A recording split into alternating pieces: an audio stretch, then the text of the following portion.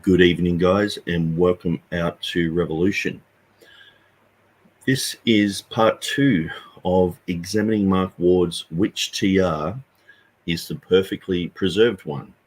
And so it's quite interesting on his YouTube. I'll actually just get this up.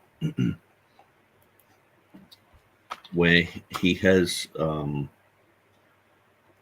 as Jeff Riddle described, quite an Orwellian heading. Mark Ward. I'll just throw it here. Which TR is the perfect one? A sincere and peacemaking question.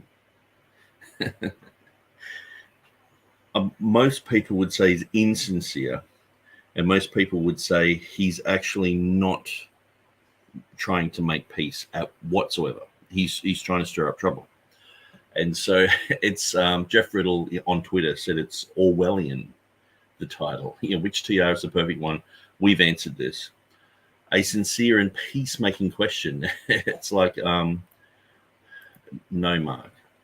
So Docky's in the house saying good evening, morning, Nick. Alan Stewart saying good morning.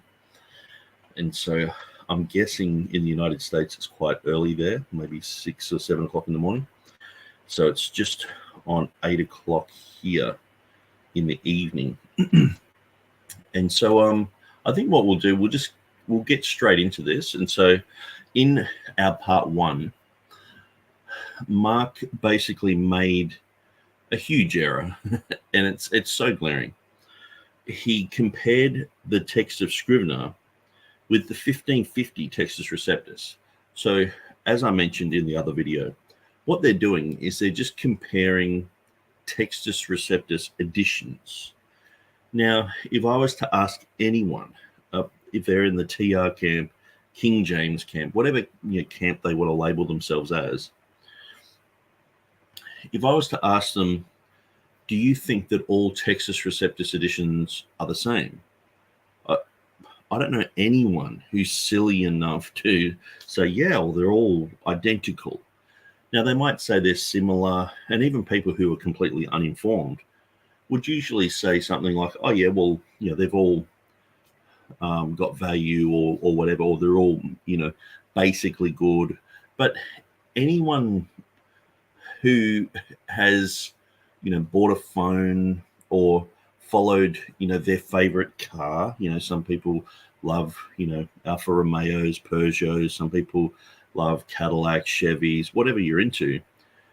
If your favorite car company has brought out another car and it's called the V2S series, blah, blah, blah, it's different to the previous one. And if I was to say to you, are Chevys all the same?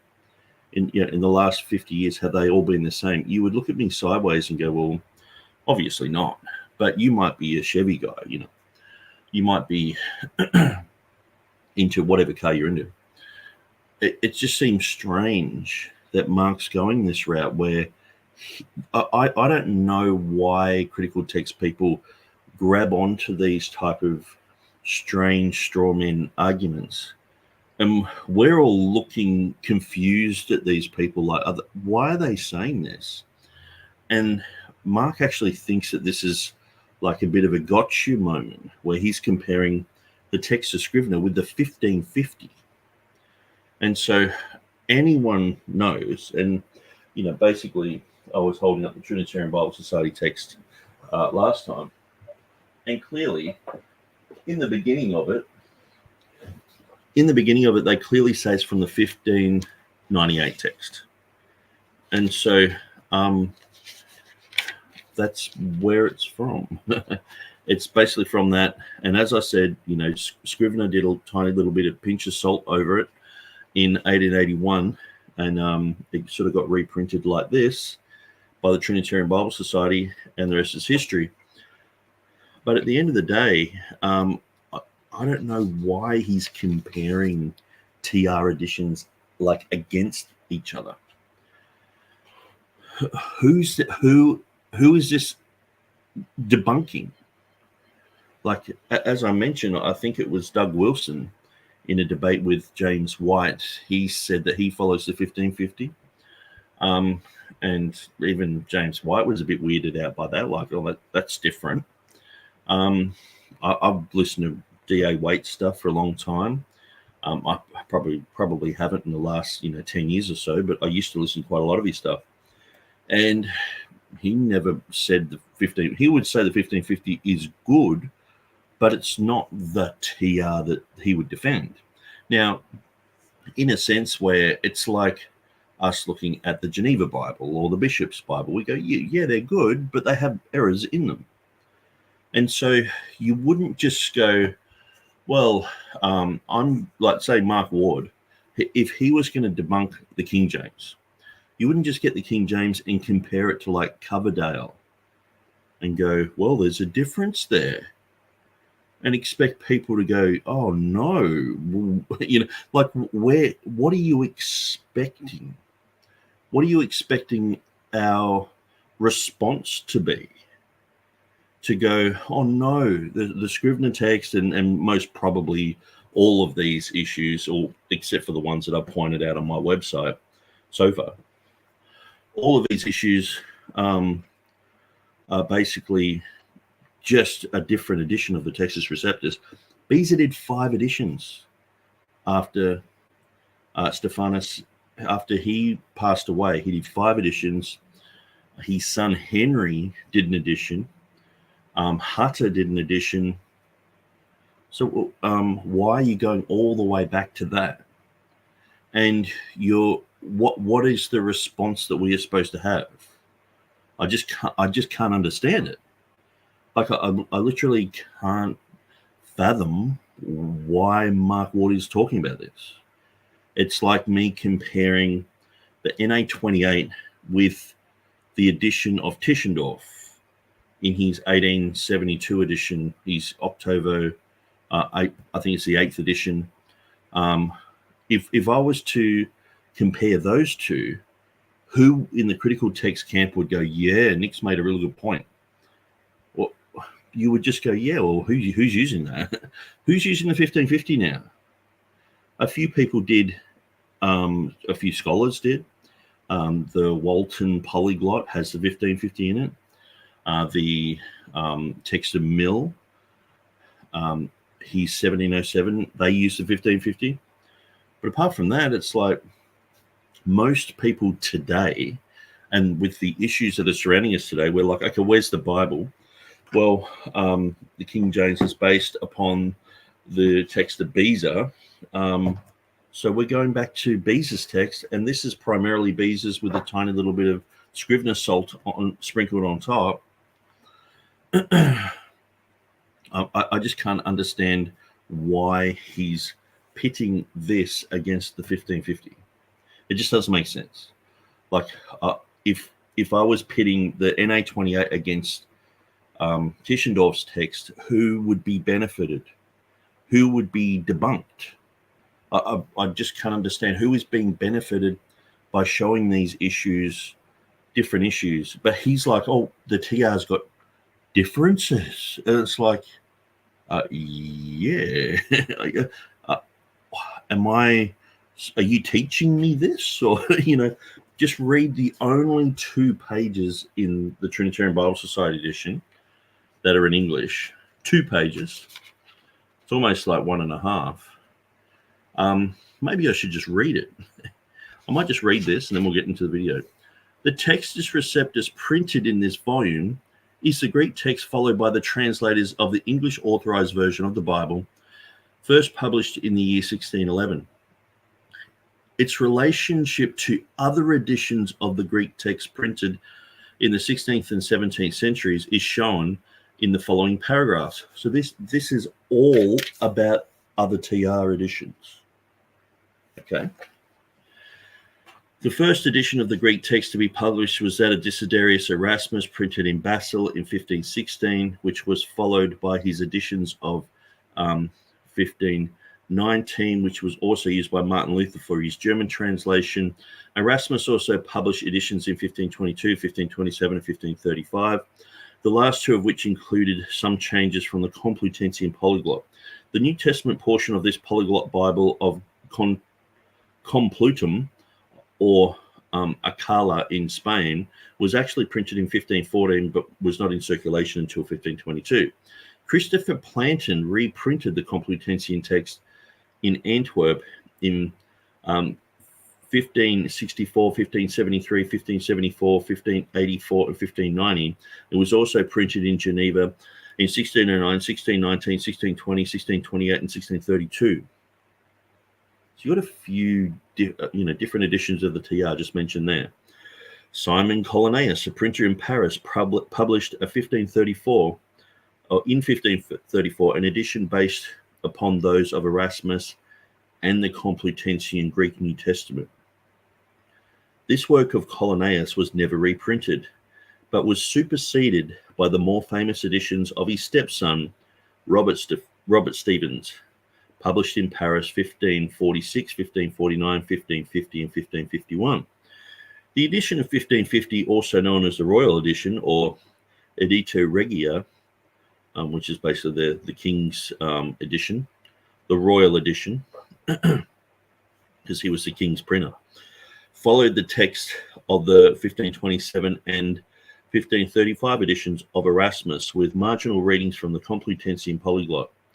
The 1551 Geneva edition was a reprint of the 1550 text in which the present numbered verse divisions first appeared. Theodore Beza published in Geneva 4 folio editions of the Stephens Greek text with some changes and a Latin translation of his own in 1565, 1582, 1588, and 1598. During this period, Beza also published several octavo editions in 1565, 1567, 1580, 1590, and 1604. The editions of Beza, particularly that of the 1598 and the 2 last editions of Stephens, were the chief sources for the English authorized version of 1611. The Elsevier, and I've noticed they got partners here, and it's almost like in a different font. I think they had brothers there, which is a common error. The Elsevier partners are actually uncle and nephew. Bonaventure and Abraham published editions of the Greek text at Leiden in 1624 and 1633 and 1641, following Beza's 1565 edition, with a few changes from his latter revisions. The preface to the 1633 Elsevier edition gave a name to this form of the text, which underlies the English authorized version, the Dutch Statenvertaling of 1637, and all of the Protestant versions of the period of the Reformation. Textum ergo habes nunc ab omnibus receptum. The Elsevier became known throughout Europe as the Textus Receptus or received text. And in the course of time, these titles came to be associated with in England and with the Stephens text of 1550. So Elsevier's was first labeled the TR, and then later on, retroactively, they started just labeling all of those editions as Textus Receptus, which is so strange because Mark Ward is pitting them all against each other just because they're labeled.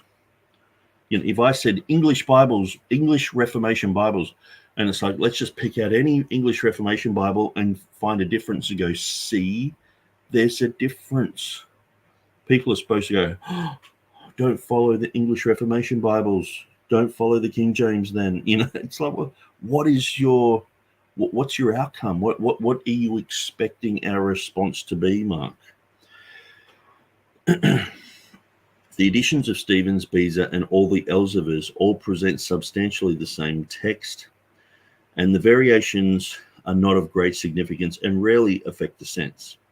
The present edition, and so Mark Ward's just gone through a whole bunch of those, and it's saying it rarely affects the sense. So it's not saying it doesn't, but it can, but it's rare. The present edition of the Textus Receptus underlying the English authorized version of 1611 follows the text of Beza's 1598 edition as the primary authority and corresponds with the New Testament in the original Greek according to the text followed in the authorized version edited by FHA Scrivener and published by Cambridge University Press in 1894 and 1902. So they're the only 2 pages in English of this entire book that everyone, like, he's holding one up there going, there's differences in the TR. Did you know? Did you know? Shock horror. This, I know it's, I'm going to have to break it to you guys. I want everyone to sit down, brace yourself. We've got some really, really bad news, guys. There are differences between this and the 1550. People are like, you can hear women gasping in the background, kids crying. It's just like, oh no. Who doesn't know this? What is he going on about? So that's why it's frustrating listening to Mark Ward. And, he's trying to make out that, this is a video that he's doing from the heart because he wants to win his King James only brothers over and all this sort of stuff. He conflates a lot of things. He calls us all King James only, which a lot of people don't like that label, and he apologized for that in one of his videos, calling people King James only. But since then he's called us all Ruckmanites and absolutists. But then he's saying King James only people follow the Textus Receptus. Now I listened to Will Kinney. Today he debated TurretinFan, and he was basically like, look, I don't follow the Greek text. Yes, I'll go there if I have to, formulate an argument or whatever, but I follow the English. He's like, I am King James only. Now, most people don't go to that extreme, where I would go there and go, I follow this, and my authority is the underlying Greek, which is akin to the originals, and this is a translation of it. That's where I'd go. So it's very similar, but there is nuance there. And so, just like some people would hold up the NA28 and say, I follow this when they're talking about all the apparatus and everything, where other people are like, no, I actually follow the text, or they might hold up a Tinder house. You can't just go, critical text, or they're all the same. There's nuance there. And so, some people call themselves critical text people, like we saw this with Matthew Everhard. And when we pressed him just a tiny bit, he was like, I think I'm a majority text guy. I did a whole video basically saying, why is this guy saying he's a critical text guy when he's a majority text guy? Because every argument that he had against the King James was, it's not, this one particular reading is not a majority. And it's like, well, when did you become a majority text guy? And so he realized he was a majority text guy, and said that all of a sudden he's doing videos saying, I follow the majority text all of a sudden. So, which is very strange. But you can see from what I've just read, and this was one of the things that I sort of laughed with Stephen Boyce. Now, Stephen Boyce, I debated him. He did a few videos with James White about this issue. And he was saying that everyone was going around carrying their blue-bound TR and all this sort of stuff. And he said it was just such a shock to him when he found out there were different editions of the TR. And that's sort of what made him start questioning King James onlyism and all this sort of stuff. And I'm just like, he was saying they're all walking around carrying these blue-bound TRs. And I just said to him, man, the only 2 pages in English mention 30 or 40 different editions of the TR. What are you talking about? It just seems like this is it's one of those things. It's like James White can say something like, do you realize that Beza did textual criticism? And you often hear this, when you listen to people like Jonathan Burris, who apparently helps edit Mark Ward's videos. You listen to these type of guys and they're like, do you realize they were doing textual criticism? And it's just so dumb. It's like, obviously what they were doing back then is nothing like what they're doing today. And so as I describe it on my website, which I'll get up now. This is the difference between what they're doing today and what they were doing back in the Reformation. And I'm just going to highlight that because that's what I'm going to be reading, and I'll just make it a bit bigger. That's nice.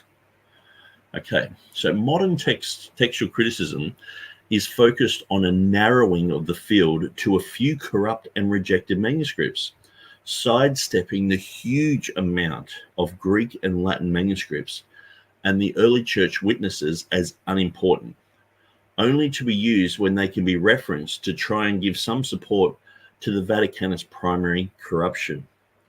It is really an anachronism fallacy, a false definition, to speak of Erasmus, Stephanus, and Beza to be doing textual criticism, since their value were in general opposite to those of Griesbach, to Hort, to Metzger, to Wallace Confusions. They based themselves mostly on the Greek and Latin manuscripts and the early church witnesses, with some faith-consistent logical grammatical type of internal evidence considerations. This is generally the opposite of textual criticism as used today, which has a biased presupposition towards Vaticanus and Sinaiticus. So it's a bit like if I said China do, I've mentioned this before, but if China do politics, when they wrote the Constitution of the United States and the Bill of Rights, and they were doing politics. So what China is doing today is identical to what the Americans were doing when they wrote the Constitution and the Bill of Rights. Now, does that just sound really lowbrow, weird, strawmanish? Like, just like, huh? Like, you're just sort of looking at me sideways going, what's he talking about? But that's the same. That's how can you compare the text criticism of today with what they were doing in the Reformation? It's completely different. Yes, it might come under the label of text criticism, but you get people like James White going, Beza did text criticism. Like, how many TR people, King James people, are going, they didn't do text criticism? Of course, they nuance it and say they're not doing the same type of text criticism. No one, even in the academy, would say they're doing the same type of textual criticism as the reformers. They pride themselves that they have a new set of rules. Yes, there might be some similarities, but the vast majority of it is influenced by modernism. You can't. The Enlightenment has influenced the academy, and they're proud of that. And they say we've developed a better way of looking at the text, and which Beza and the other guys didn't do. So they would even admit that there's this huge difference. But when it comes to apologetics guys, people like James White, people like Jonathan Burris, people like Mark Ward, these type of people who are just doing sort of YouTube videos, they have this type of strange thing. They did text criticism, like as if it's like a gotcha moment. It's like, well, China does politics. You realize China does politics too. They're going, yeah, but it's different to American politics. It's like, so anyway, there's a lot of these type of things that are very confusing, deliberately. But I'll just go through some of these comments. So we've got 5 a.m. in Georgia. Yeah. The devil went down to Georgia. That song, because was very popular here in Australia. He did a Christian version. I'm pretty sure that guy became a Christian at some stage. And I remember my friend playing it in the car. It was like this brand new sort of devil went down to Georgia sort of thing, like part 2, where it was all about Jesus. And yeah, it was quite interesting. It was by the same guy. History document says, Nick, I think they call it paradox textual fallacy syndrome. Yeah. Welcome to Paradox. Yeah, absolutely. That's a really good name for it.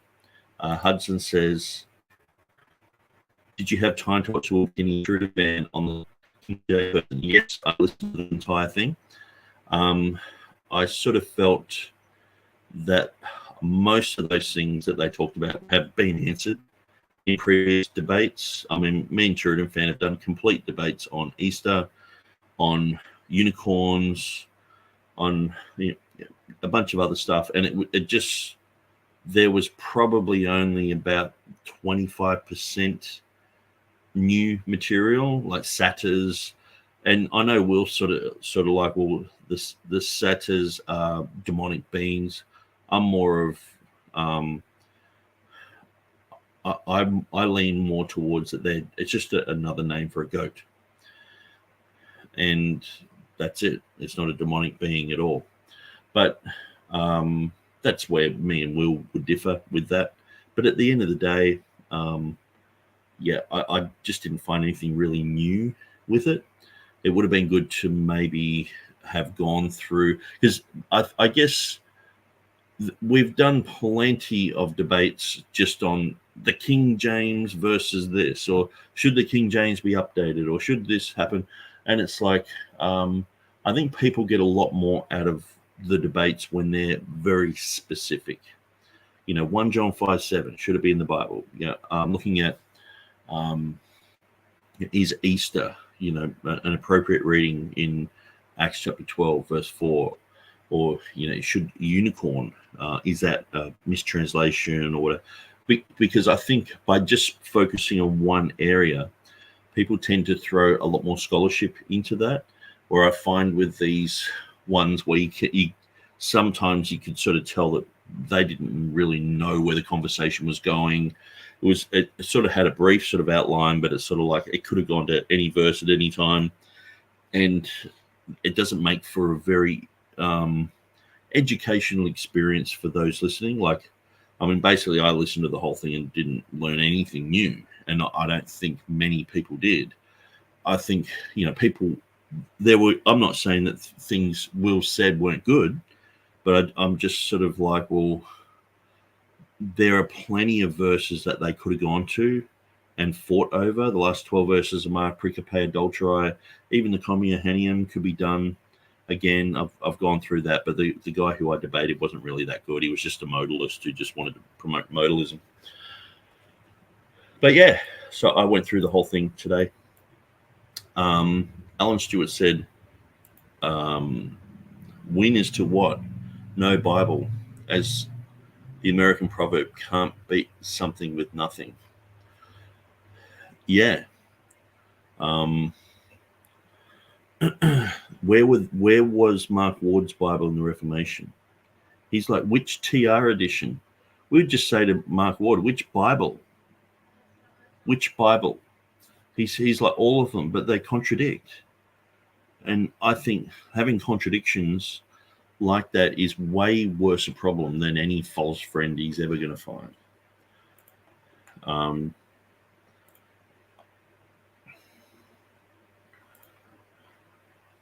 Ward wants to win us to what? No Bible, as the American proverb says. Yeah, that's weird. I think they come up like 3 times. Anyway, let's get into this. So what's happened in this video, he's chatted about the differences between the 1581 Greek Textus Receptus that Scrivener did and the 1550 of Stephanus. Why he's done that, as I mentioned, I have no idea. It's not changing my mind. Is it changing yours? Is it a wow moment, or what's really the point of all this? And so he has a bit of an interlude where he's examining something from the Trinitarian Bible Society. So let's just jump straight into it. It'll be helpful to take a brief intermission to hear from the Trinitarian Bible Society that put together this Scrivener TR edition. They're one of the most prominent institutions dedicated to defending the TR and the King James, and they're a group whose materials are used and respected by nearly all mainstream King James defenders. Yeah, used and respected, but there are some old arguments in the Trinitarian Bible Society. They've been around since 1831, and I would really like for Mark Ward to talk about the history of the Trinitarian Bible Society. They actually had to formulate because so many Unitarians had joined the Bible societies, and there were so many Unitarians that a lot of the leadership had become Unitarian. So the Bible societies were started in 1804, but by 1831 they had to formulate the Trinitarian Bible Society, distinctly Trinitarian, because they got the Trinitarians had become so tired of going to the general meetings and getting booed anytime they prayed in the name of the Father, Son, and the Holy Spirit, or mentioned that Jesus is Jehovah, or they'd get booed. And so they said, okay, we're going to start the Trinitarian Bible Society. So Mark Ward should really talk about that, because obviously if a lot of the Trinitarians had left the Bible societies for those reasons, then who's left in the Bible Society? Obviously Trinitarian. So that's why during that time, a lot of prominent Bible teachers and scholars were Unitarians. Ezra Abbott, and we've mentioned George Van Smith over and over and over. And these guys didn't really deal with that in the Textual Confidence Collective. But this is history that they don't really seem to want to talk about, where to me, that as soon as I mentioned Trinitarian Bible Society, it's like they started from that. Now, when I read through Bullinger's material, I look at that and go, I cringe, because he had a lot of strange definitions. I don't necessarily gel with a lot of what Bullinger talked about. Now, he was one of the leaders of the Trinitarian Bible Society for quite a long time. Not in the beginning, but later on, around the time of Westcott and Hort. But and even Andrew Brown, he was the leader, I guess you call. They'd probably have a special name for someone who's the chief go-to guy, the boss. And Andrew Brown basically was a majority text guy, and this is pointed out by D.A. Waite. He did, I think it was like 10 videos about Andrew, and he was just pointing out that his argumentation is for a majority text. So, and as I mentioned in my previous 2 videos that were exposing the majority text movement and Maurice Robinson, I did them just in the last week or so. I would encourage people to go through them, because there's a lot of deception with the majority text movement. And, here's D.A. Waite with his society called the Dean Burgon Society. And as I mentioned, Dean Burgon basically started the majority text movement. So there's been a lot of confusion. But hopefully, we aren't perpetuating that confusion. I don't think I am. I think I've got a pretty good balance. I think I've listened to enough people to go, no, I don't want to listen to him. He's a bit kooky. No, I don't want to get into numerology here and there. No, D.A. Waite said this, but, yes, he's got a lot of good things to say, and he's done a lot of homework, but it's like, no, I don't agree with this or that, because half the time what I find is these guys, like, say, especially someone like Jonathan Burris, he tends to just do a video based upon kooky things that I've never really believed. And he's like, well, see, these guys are stupid because they believe it's the 7th purification. And it's like, I've never said that the Cambridge is a 7th purification. Some people do. I don't. I just don't see that. I don't see any need to see that. Well, why not the 14th purification? Why not the, it just seems strange, these numbers. When you go through it, half the time it doesn't add up. And it's just, to me, it's like trying to read a Bible code into history or something. It's not really, it's something that's just not even there. Now, some people see it there and they love that stuff. They run with it and they're like, and that proves the King James is true. Where to me, I'm like, no, the proof that the King James is true is in its accuracy. You look at everything else and you go, weird, dumb reading that has massive spelling errors in the Hebrew or in the Greek. Bizarre reading that causes a contradiction. Another silly reading that's illogical. This reading fits perfectly. It backs up the Textus Receptus and the King James. And that's what I find every time I do a study into this. I come to those conclusions. And so to me, I'm like, well, God's preserved his words somewhere. And every time I look at the King James and the Textus Receptus, I'm never disappointed. I never go there and go, oh, I found a mistake. Now, I know some people claim that. Half the time, all you have to do is look at their studies. Like when you listen to people over and over and over, like say Mark Ward, I've done tons of videos where I'm listening to every single word he's saying in the video. Now, I was doing this for Stephen Boyce for a while, and he was saying that it was in the book of Acts, I think it was chapter 7, where it has Moses was, I think it was beautiful to God or something like this. It was, I might actually look up this issue on KJV today.net. Now, don't go to the .com one. That's been, well, I'd just say it's hacked, you know. Go to the .net one and make that one popular. But if we go to the book of Acts, yeah, exceeding fair or beautiful in God's sight. And so the King James Version does not say God in Acts 7:20 because theo in the context is to be understood as a Hebraism. And so Strong's and Hebrew Dictionary says concerning theos, of uncertain affinity, a deity, the supreme divinity, figuratively a magistrate, by Hebraism, very, exceeding, God, God, godly, Godward.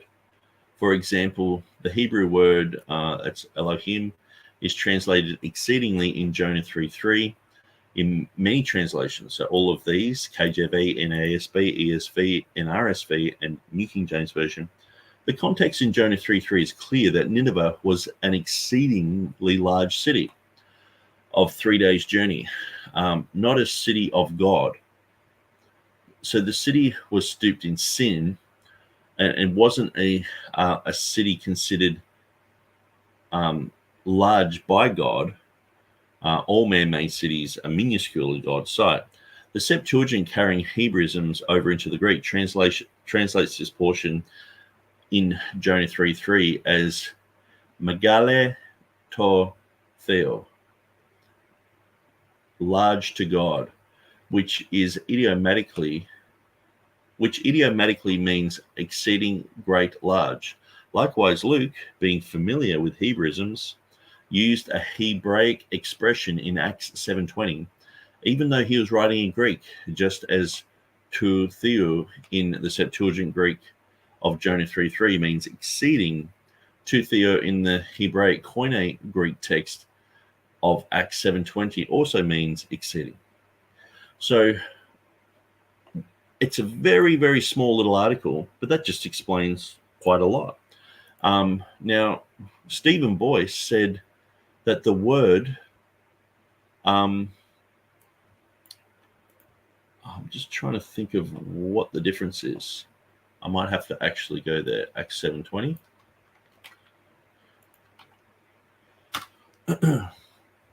Okay, we'll just go to Bible Hub. Yeah, he was exceeding fair, I think it says in the King James, yeah. In the time Moses was born, and was exceeding fair. Now, other ones have beautiful to God. Okay, so beautiful to God is the Greek literally, but as we just saw, it's a Hebraism. Now, Stephen Boyce said when he looked this up, he realized that the King James and the TR don't match, and they'd omitted the word God there. Okay, so all he would have to do is probably look at Will Kinney's article, type in KJVtoday.net and look at that. And to me, that explains his problem. But what you find is people are seeing errors because of their lack of education, their lack of understanding. They think that you're having an interlinear or that they're fluent in Greek. This is what I see with Jonathan Burris with his videos. He's constantly sort of correcting the King James and saying, well, this is a mistake, and I just read you the definition of the Greek, and it's like I don't think I'm convinced that you have the ability to translate the Hebrew, to look at the Greek Septuagint or the Latin, or even just to understand the context properly. I mean, I'm not saying he's a dimwit, but all compared to the scholars, the scholarship of the King James translators, you at least have to show yourself competent in linguistics to be able to show where they've made a mistake, not just go to a Strong's dictionary or a modern type of dictionary and say this word Elohim means this. It means gods, or it's plural, in Daniel chapter 3, verse 25. Anyway, I'm talking about a different video. Let's go back to Mark Ward. TBS is aware of the kinds of differences that I've named and does indeed dismiss them explicitly, as this video has recommended that they do. They say, the Greek received text is the name given to a group of printed texts, the first of which was published by Desiderius Erasmus in 1516. The Society uses, for the purposes of translation, the text reconstructed by F.H.A. Scrivener in 1894. As the scope of the Society's constitution does not extend to considering the minor variations between the printed editions of the Textus Receptus, this necessarily excludes the Society from engaging in alteration or emendation of the Hebrew Masoretic and Greek received text on the basis of other Hebrew or Greek texts. Editorial policy and practice will observe these parameters. TBS, the publishing ministry that supplies printed TR editions to all varieties of King James onlyism, says that all differences between TR editions are... But notice that all varieties of King James onlyism. So he did a video apologizing for labeling us all as King James only because, yes, that terminology can have baggage. A lot of people don't want to be labeled as King James only because most people straight away think Ruckman, Ripplinger, and all that, and most people have never been influenced by that, or it might be an IFB thing or a new IFB thing or whatever. But it's like some people don't want to be labeled that, and so he's gone out of his way to make a video apologizing for naming people that, but then he's saying that in all spheres of King James onlyism. So he's basically relabeling us all as King James onlyists again. And the thing is, true King James only, most of the true King James only don't go to the Greek. That's one of the distinctions, like D.A. Waite was saying. He was saying, we go to Scrivener's Greek, we go to Beza, we're interested in that. We go to like Gail Ripplinger in a lot of her material is saying, don't go to the Greek. And a lot of these people we would label hyper King James only, saying don't go to the Greek, don't waste your time learning Greek and all the rest of it, where I love Greek. I'm trying to do my best to learn it. I know a lot of people in the chat have spent a lot of time in Greek, and there's nothing wrong with that. And so there is a division, there is a separation between that, but because they label us all the same, we have to wear the guilt of anyone. That it can just be one person who's a bit kooky in the room, and you're all to blame. Remember, when you were at school and one kid would play up and the teacher would keep the whole class back, and you'd be like, in school that doesn't work, because you might bash the kid, but you can't do that anymore. Those kids get in trouble. And so in the army, they do it. You have someone who's playing up, they punish everyone corporately, and you have to run down to the tree and back or something like that.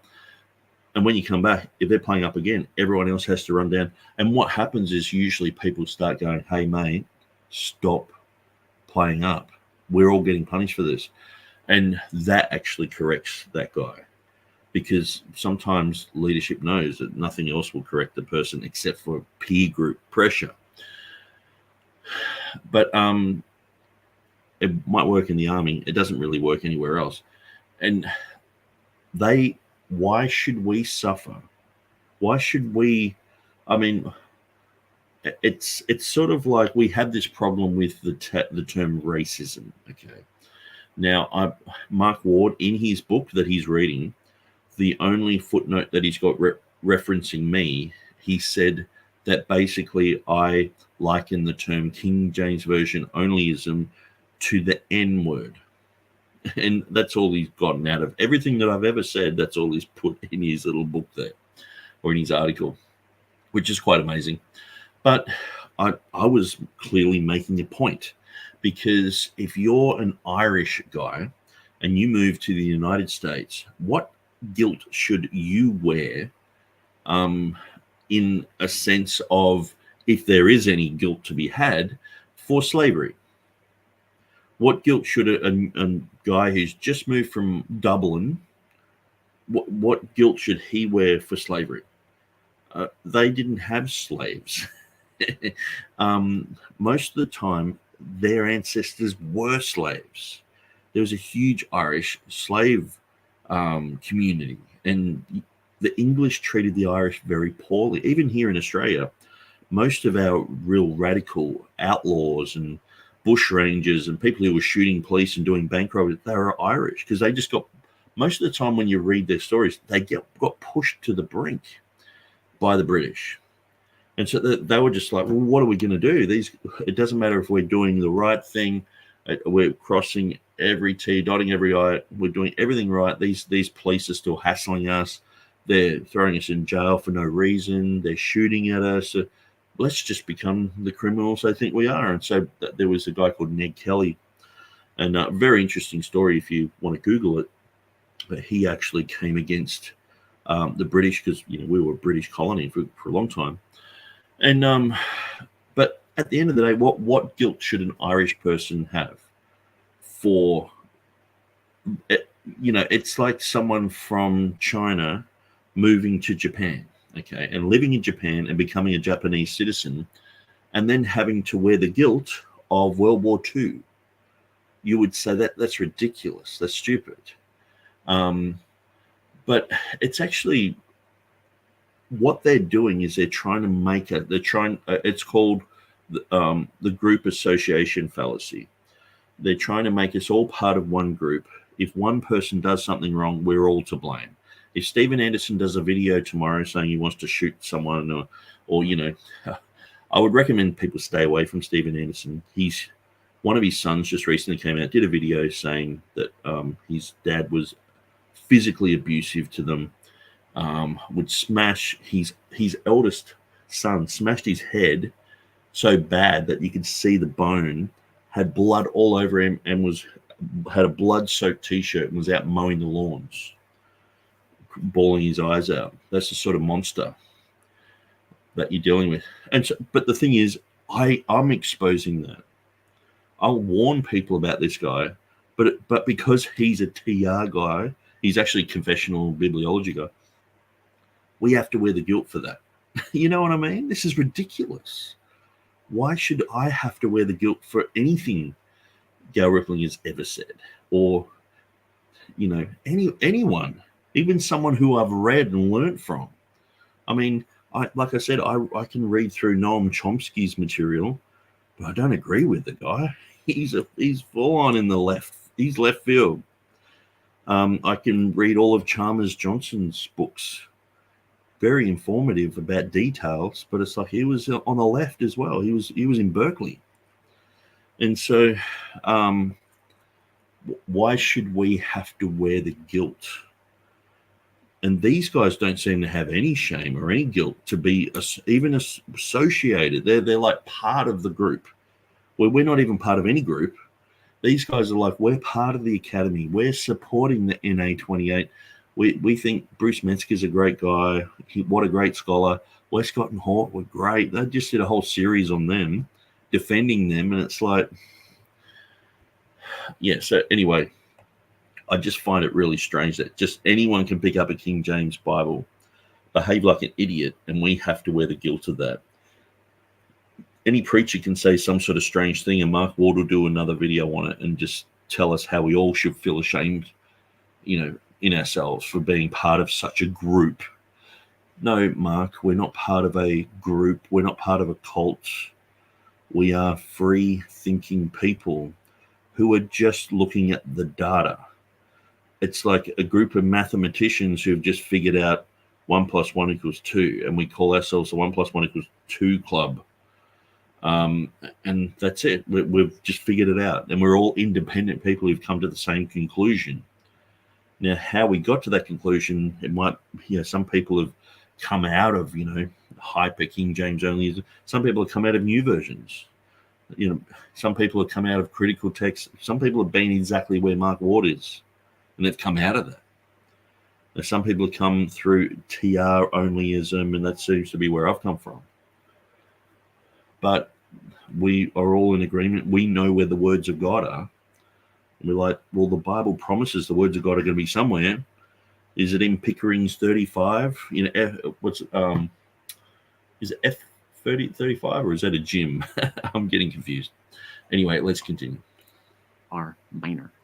And here's the key rhetorical point that I've been driving toward. By dismissing all differences among TRs as minor, they have implicitly agreed to dismiss a huge portion of the differences between the TRs and the critical texts. Indeed. So what he's saying now, it's just like, see, now that I've got you backed into a corner, you guys are doing the same thing, sort of thing. So the TBS is like, well, most of these are pretty insignificant. And Mark Ward went through and went, yeah, they're insignificant. And then he's like, well, when you look at the NA28, most of these are insignificant as well. Well, I'm sure that they are. I'm sure that most of the changes between the NIV and the King James, you read it and go, oh, that's... If you were to read like 20 verses, you might go through and go, well, okay, every 3 or 4 verses, you're like, oh, I don't agree with that. But it mightn't be a significant change. It might say the same thing, but just in a different way. But every now and then something's going to hit you that is significant. Okay. Now, I actually just don't agree with what the Trinitarian Bible Society is saying of insignificant, because I think everything is significant. I think every word is very important. But I understand what they're saying in a sense where it's not affecting doctrine. It can just be, sometimes it's a completely untranslatable issue in the Greek. So Mark Ward's like, okay, you TR guys are saying it's insignificant, but when we look at the difference between the TR and the NA28, a lot of the differences are pretty much the same. So they're insignificant as well. No, Mark. Most of the time we are looking at significant variance. How many times is Jeff Riddle getting on his program and talking about insignificant things? How many times am I doing that? How many times anyone who is defending the Textus Receptus or King James, when are we just pointing out tiny minutiae and getting on our bandwagon about it, that you could just say, well, that happens within TR editions anyway. Not that we even really care about the older TR editions that much. We have reverence for them, just like the Geneva Bible, just like the Coverdale Bible, but we know we've got a superior product now.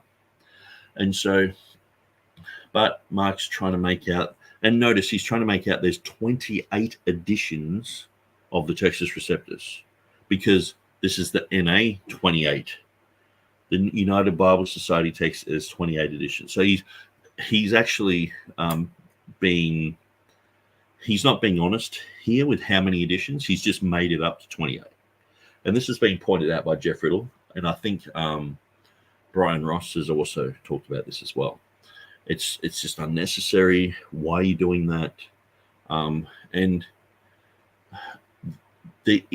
how can you say the last 12 verses of Mark being deleted and thrown into the bin is not significant? The Commuhanium being deleted, not significant.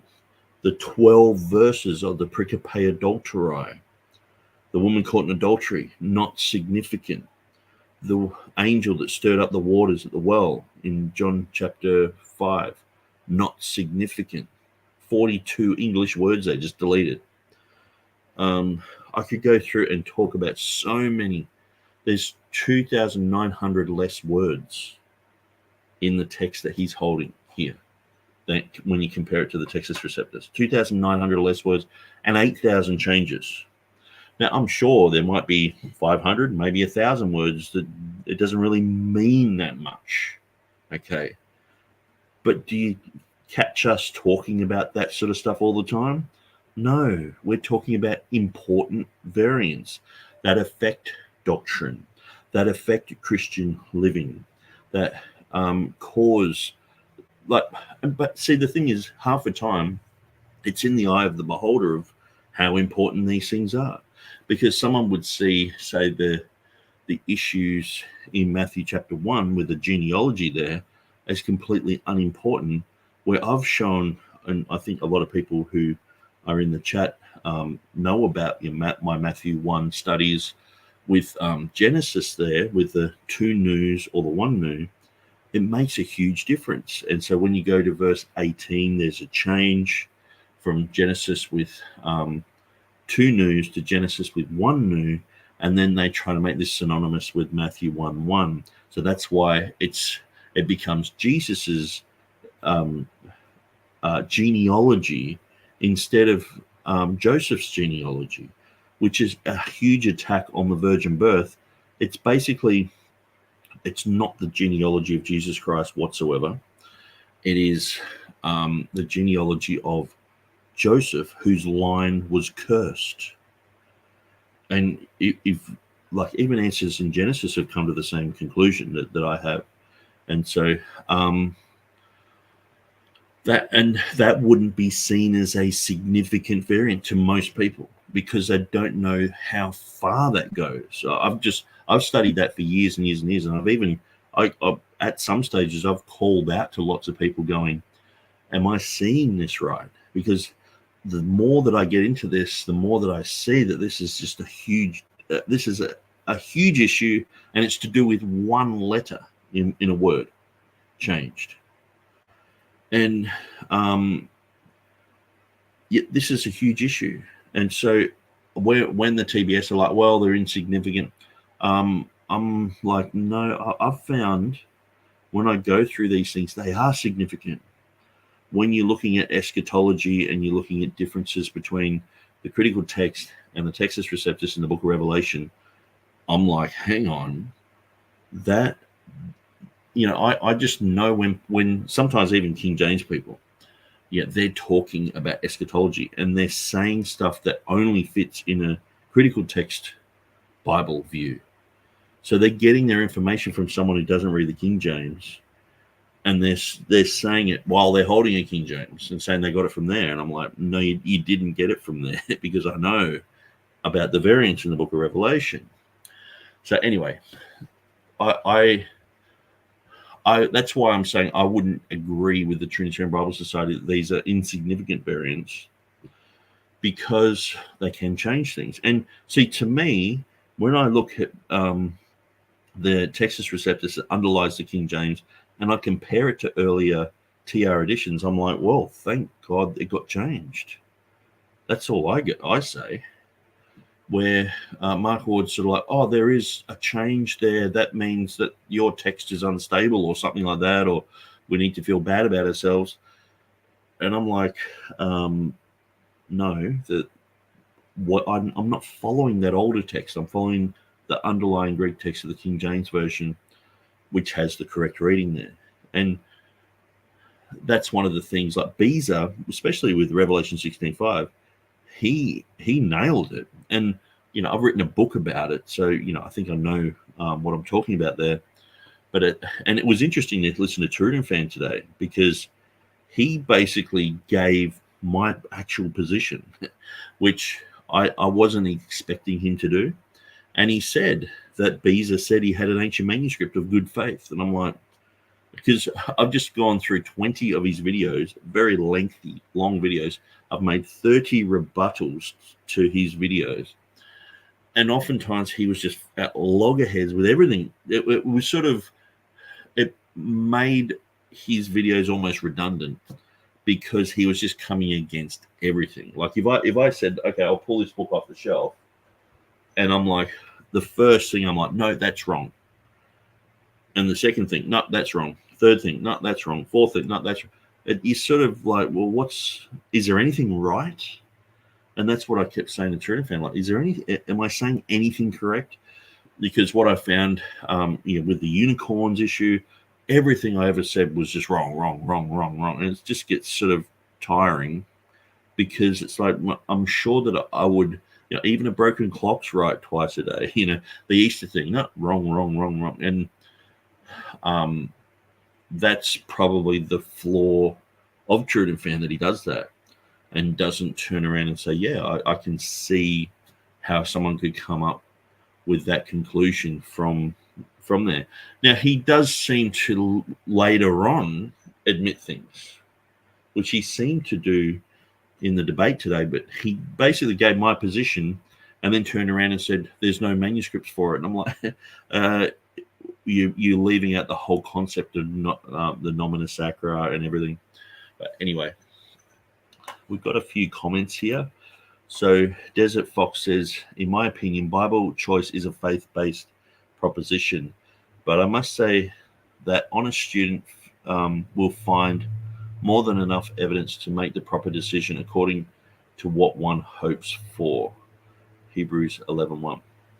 Yeah, and what I find is people who have a Textus Receptus position, they prefer the King James, or they follow the King James, they have usually studied these things out for themselves and come to their own conclusion. Now, I know that there are groups who go, you have to be King James to be part of our group, the IFB, the old IFB, new IFB, I should say, and old IFB. And so these groups are like, you have to be King James to be a pastor with us or to be accepted in our group.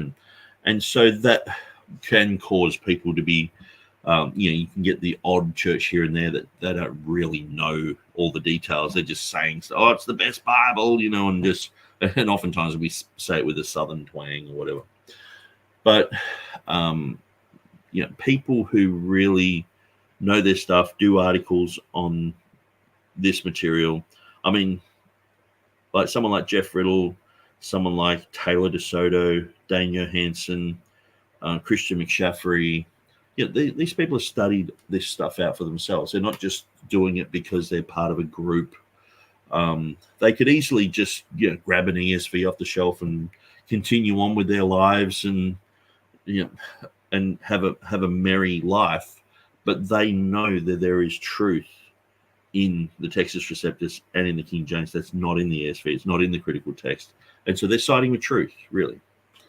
And so, history document says Mark Ward relies on people not being fully educated on textual matters, so he thinks he can get away with twisting the truth to hide behind a smokescreen of his own lies. Yeah, Mark, I think he actually doesn't know much about textual issues. When it comes to, like say in his book Authorized, he was like, I don't want to deal with textual issues. And I think it was mostly because he was so far behind the eight ball that when he was talking to King James TR people, they were just running rings around him. And he just didn't know what these things are. So he's, I think, behind the scenes, he's watching the Credo course, he's reading Dan Wallace, he's reading James White, he's trying to get up to speed with all this stuff, because I can tell there's been a progression, because he used to say really silly things, and you can just tell even by the way that some people try and pronounce a manuscript that's important, or a scribal habit that's occurring, and they say it wrong, and you're just like, oh, I think he's only just learning this, and then later on they're trying to impress you with what they've learned, and that's what Mark's doing. And kudos to him. Hopefully he can learn till the point where he realizes how silly his position is, and how that the Bible does say that there will be a text somewhere that heaven and earth will pass away, but these words will not pass away. And that you shouldn't add or subtract to add to or subtract from these words either. So it means that those words are going to be available to us to find. And so hopefully he comes full circle. You can only hope with these guys. I mean, I have seen people turn from, being junkies to born again Christians and live a great life and be full on for God and preaching and become missionaries. And so I believe that anyone can change. Anyone can have that miraculous born again experience. And I think with someone like Mark, he's like the evangelist to us. So he's, it's so strange that he's the apostle to the King James onlyist, apparently, which basically, usually when someone is an evangelist, they're trying to win the lost. So I think he deep down thinks that we are completely lost and we're off the wall, and we really have to have a conversion experience. But the thing is, what the Bible says about him is that if you add or subtract your part is taken from the book of life and from the holy city. So while people are saying, well, it's just a secondary issue, well, the Bible clearly says it's a salvation issue, because it says your part is taken from the book of life and from the holy city. So regardless how you interpret that, it is still to do with soteriology, isn't it? And so I think that's something that needs to be looked at, because that verse is just, most people don't even want to look at that verse or think about the ramifications of that verse. If people are going around chopping and changing the word of God and their part is taken from the book of life, like it literally says, that's something that we need to think of as important. Just because people are like, they explain things away, doesn't mean that it's not important. I mean, 50 years ago, there were toxic substances in everyone's house that people were touching, and, lead and things, asbestos. And now we're like, oh, that's toxic. That'll hurt you. Lead paint. Just because everyone's doing it, or everyone's fine with it, doesn't make it good. Just because hardly anyone's really talking about Revelation chapter 22, verses 18 and 19, doesn't mean that it doesn't exist. And that's got one of the most full-on warnings in the whole entire Bible. It's like right at the end of the book, it's like a slap in the face. It's like, whew, that's heavy. That is so heavy. And I just hope that Mark can turn from his position. And, he's said a lot of untrue things about people. He's misrepresented people. He's passive-aggressive. He labels us all as Ruckmanites. It's disgusting. And he should really repent of his behavior. So history document says James White also uses the same tactics, relying on people being misinformed about textual issues and try to create a false narrative when it comes to the real history regarding biblical texts. Yes, absolutely. And so you'll find that people who know their stuff can just see straight through what James White's saying. But unfortunately, a lot of people who know their stuff are critical text people, in a sense where they know about manuscripts, they know about certain things, and how many manuscripts there are, and how, which manuscripts they reject or accept. And so, but usually a TR person is very well educated in these things. But I was thinking today, I was listening to the debate between Will Kinney and TurretinFan, and I thought to myself, a lot of people have no idea about the majority text, about the Textus Receptus, about anything really with this issue. They're just like, hold up the King James and say, this is it, and you listen to some of the debates and things. People are like, do you read the King James, brother? Are you reading from that King James? And it's like half the time it's what text they read from the ESV or whatever. It doesn't even make any difference if they read that from the ESV or NIV or King James. It's sort of basically saying the same thing. Half the time they're looking at one word or something. And you'll just get people like, are you reading from the King James, brother? It's just like this, they don't really know the arguments, but they just know you just got to hold this, and so you have to be using this sort of thing, and pressure people into reading it. Where, and so what I found was when Donny was speaking, he was talking about a few things, and I was like, man, he actually doesn't know that much about the issues, which I guess is why he's getting people onto his show to talk about it, and why he was getting me on the show to talk about it, because yeah, at the end of the day, these issues, you can spend a lot of time going through material, going through what the CBGM is, and what's a Western reading, and what's this other manuscript, Alexandrinus? Is that the Alexandrian text? Or, there's lots of things that sound similar. What about the Latin? Is that evil? Is that Catholic, or is it good? Or, and there's so much misinformation as well that it seems like when people go, okay, well, I'm going to study this, and they grab, Gail Ripplinger's book or Sam Gipp's book, and they read through it, and then they've got all this argumentation in their head that's not quite right, and they can be sort of laughed at by all sides, and so I was thinking, like, Dan Wallace did a credo course. Maybe we should actually start doing some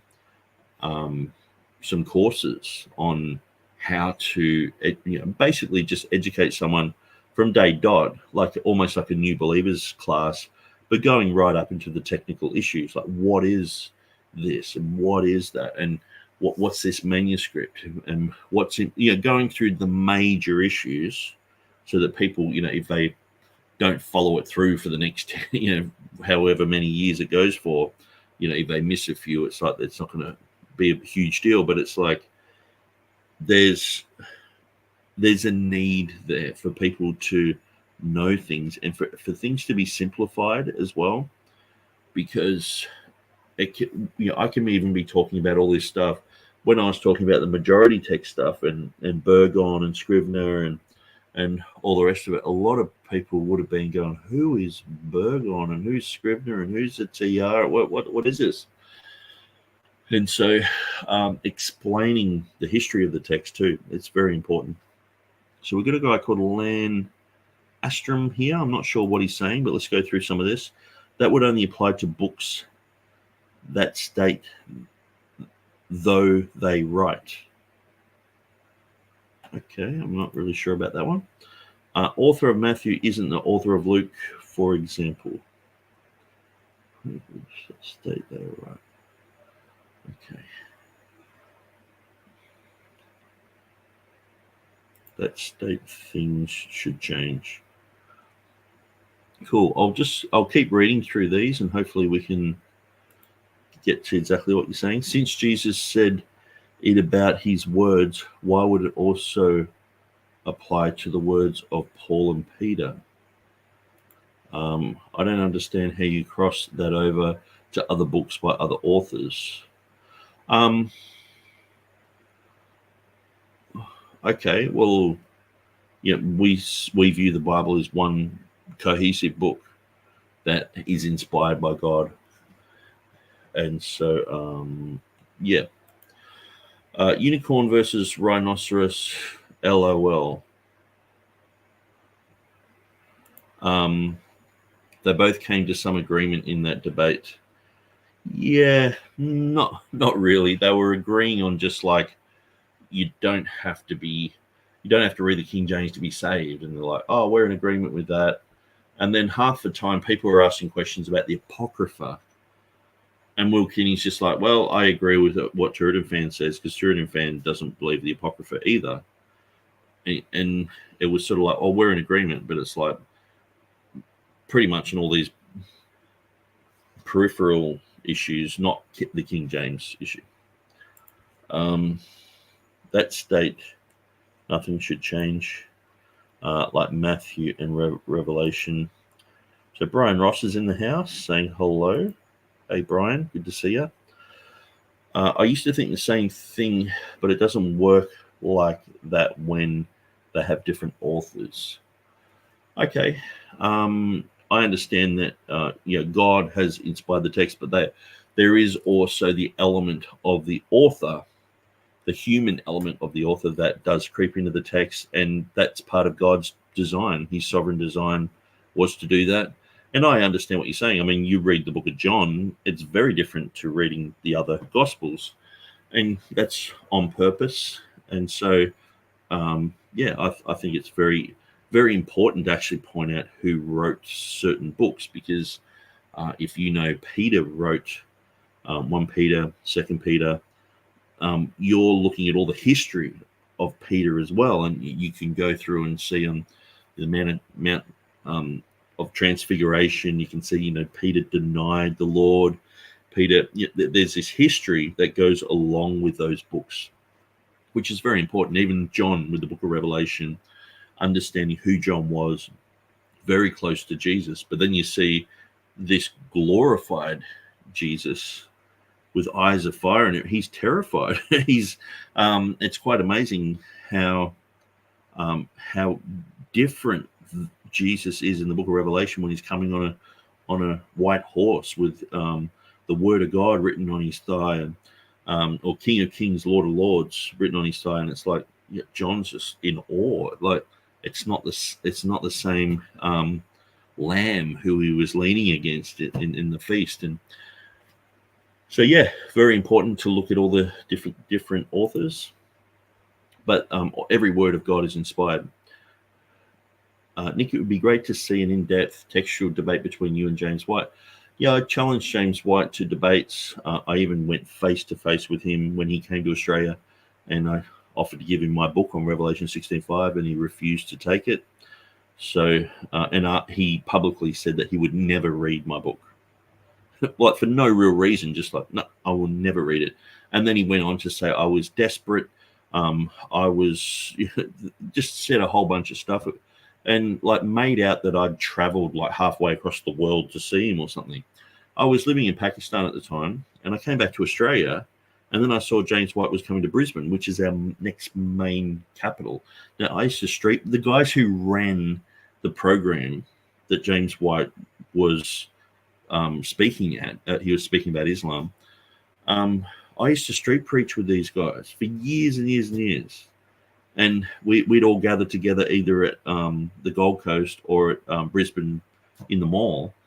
So I knew these guys. When I turned up there, half of them were like, Nick, how you going? Haven't seen you for a long time. And we're just chatting and everything. And he was basically... So this is the thing. This is why I don't like slanderers. And this is one of the reasons why I've separated myself from standing for truth. Donny, he is a slanderer. He is actually probably way worse than James White towards me. I thought James White was bad, but Donny is like next level. And so I'm not only just not going to have anything to do with him, I'm going to make sure that people are warned about him. And so, talked to James White, and I offered to debate him about Revelation 16:5 or anything, and he wouldn't do it. So I guess, I would love to do that. Anyway, let's continue with Mark Ward. How many places of textual variation are left if the above 7 kinds of differences are dismissed?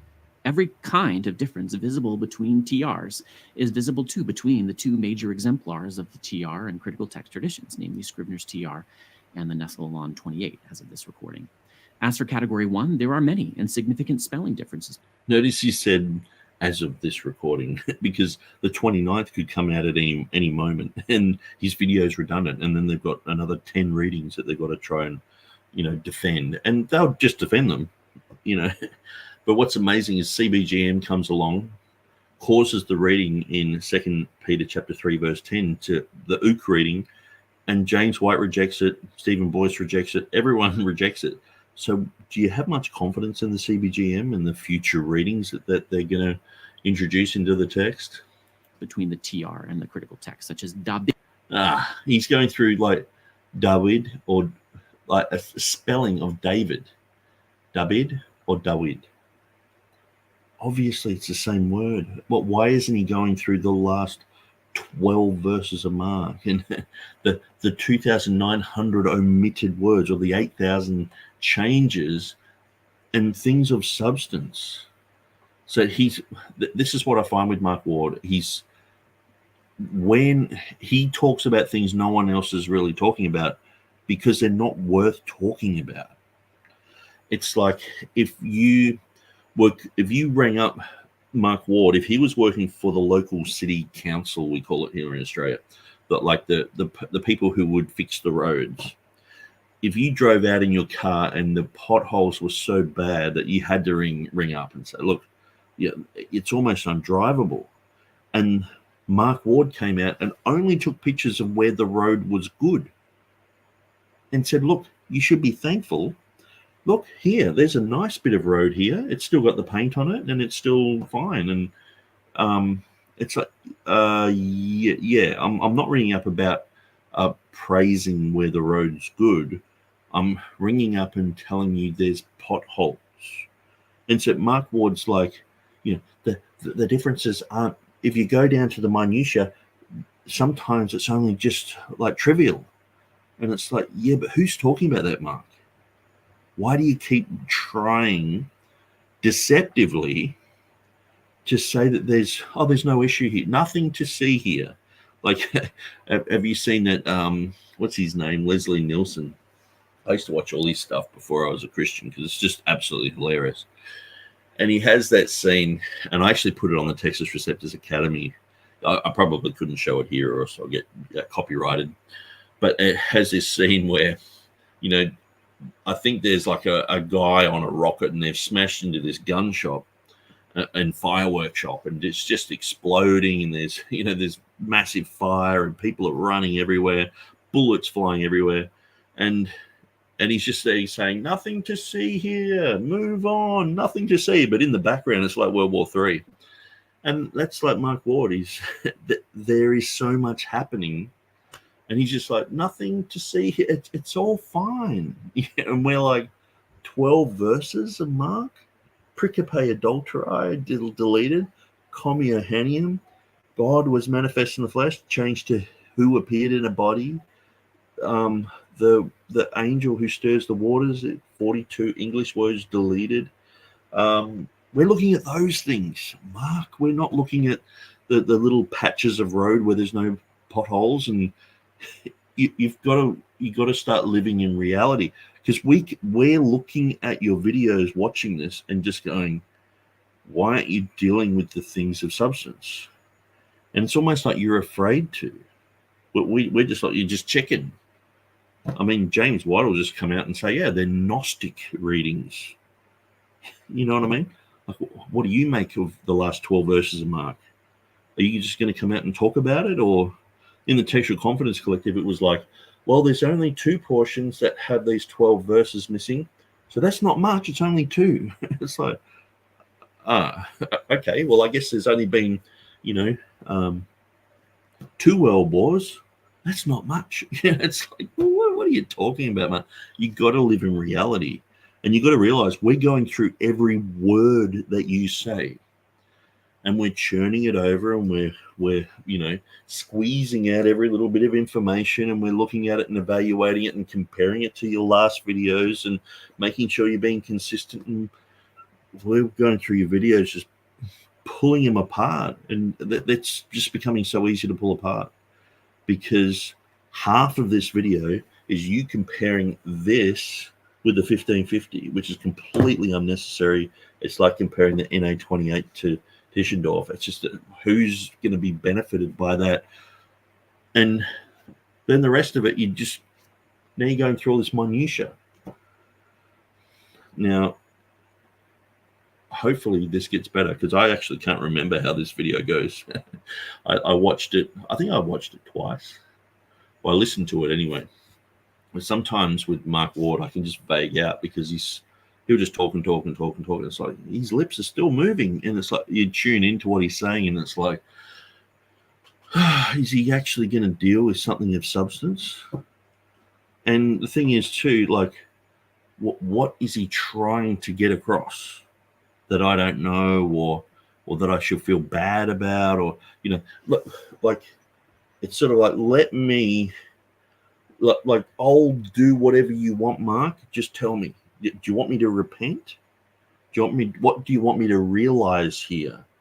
Where do you want me to go with the information you're giving me? I'll go there. Where do I go? What do I do? And it's like, there's nowhere to go. There's nothing to do, because he's not saying anything. It's just feel bad about yourself because you're in a cult, apparently, because you have a Bible. You think you know where every word of God is. And I was thinking about it. Think about this. Most people recognize that the Masoretic text is very well documented, very accurately copied, and the vast majority of people, even a lot of people on the critical text side, follow the Masoretic text. And even Maurice Robinson, when they were talking about copying issues, he said, well, probably the Hebrew would have texts that agree with each other and that don't differ from each other because of the way that they copied the text. So he's admitting that they have an absolutist position when it comes to the Masoretic text. Now, I know in practice, these guys, whenever they want, they can go to the Septuagint, they can go to a Targum. That, you know, you've seen this happen. I remember, was it Chuck Missler? And he was doing a whole series on the King James version. And then he got to Genesis, I think it's chapter 5 or 6 or something like that. And it says, men began to call on the name of the Lord. And he was like, no, the Septuagint says men begin to blaspheme the name of the Lord or something like that. And I was like, so are you following the Masoretic text or are you following the Septuagint? So we know that people just, they can create whatever doctrine they want half the time just by having 50 alternatives that you can go to, the Dead Sea Scrolls or the Targums or the Sumerian Pentateuch, and just find some alternative reading and twist it to your favorite doctrine. But Maurice Robinson did say there are manuscripts that would be identical to each other in the Old Testament. So think about it. If Mark Ward was in agreement with that statement because he was interviewing him, just say Mark Ward went, yeah, I think there probably could be a whole bunch of manuscripts that are identical. And that would be pretty much the basis of, you know, the Hebrew text. If Mark Ward would agree with that, then he's an absolutist when it comes to the Old Testament. He's only not an absolutist when it's to do with the New Testament. It's just strange. So I was thinking about it today, going, that's really weird. So the Power of One says, could you flip it back on him and ask if it's Jesus or Joshua?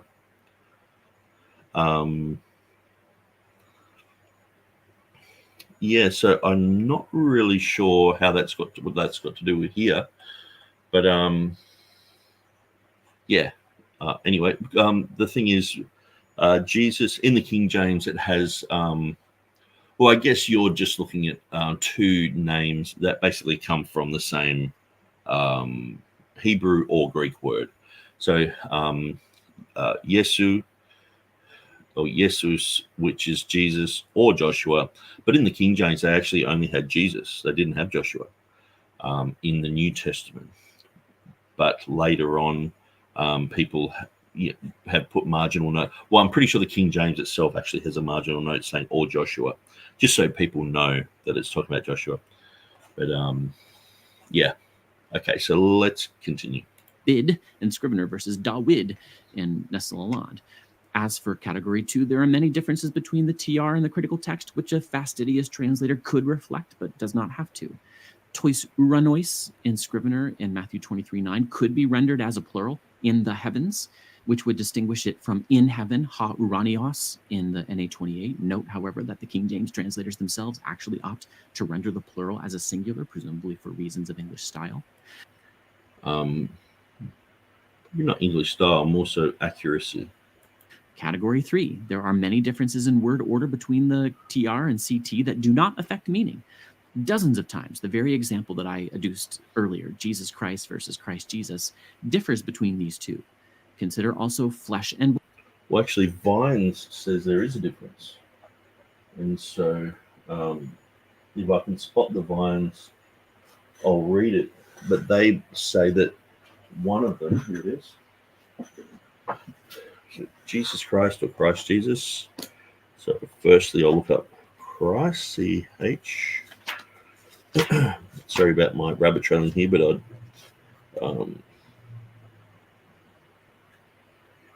the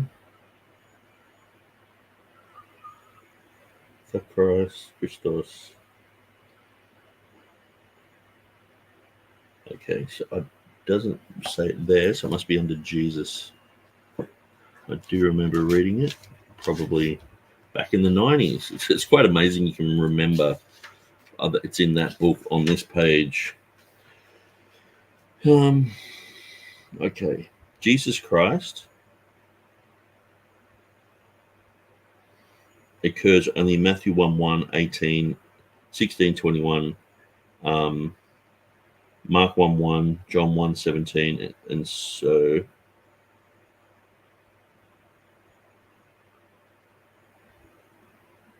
yeah, it says here Jesus Christ is the invariable order in the Revised Version of the name and title, for this was the order of their experience. As Jesus, they knew him first, that he was Messiah, they learnt finally in his resurrection. So that Jesus was the Messiah they learnt later on.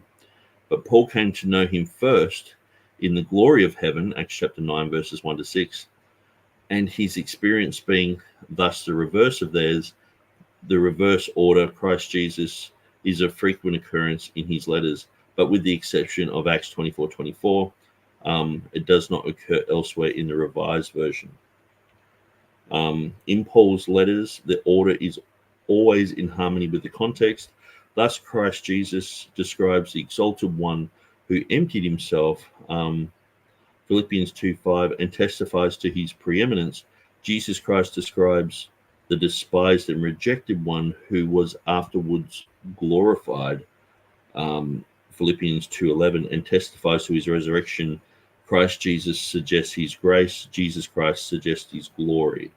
So they're saying there is a difference there, and it's a Vines. You'd think that Mark Ward would go with that type of reading, but I guess he actually speaks against Vines and Strong's because Logos have updated stuff now. So it's like, well, I guess he probably would see that as just old trash now.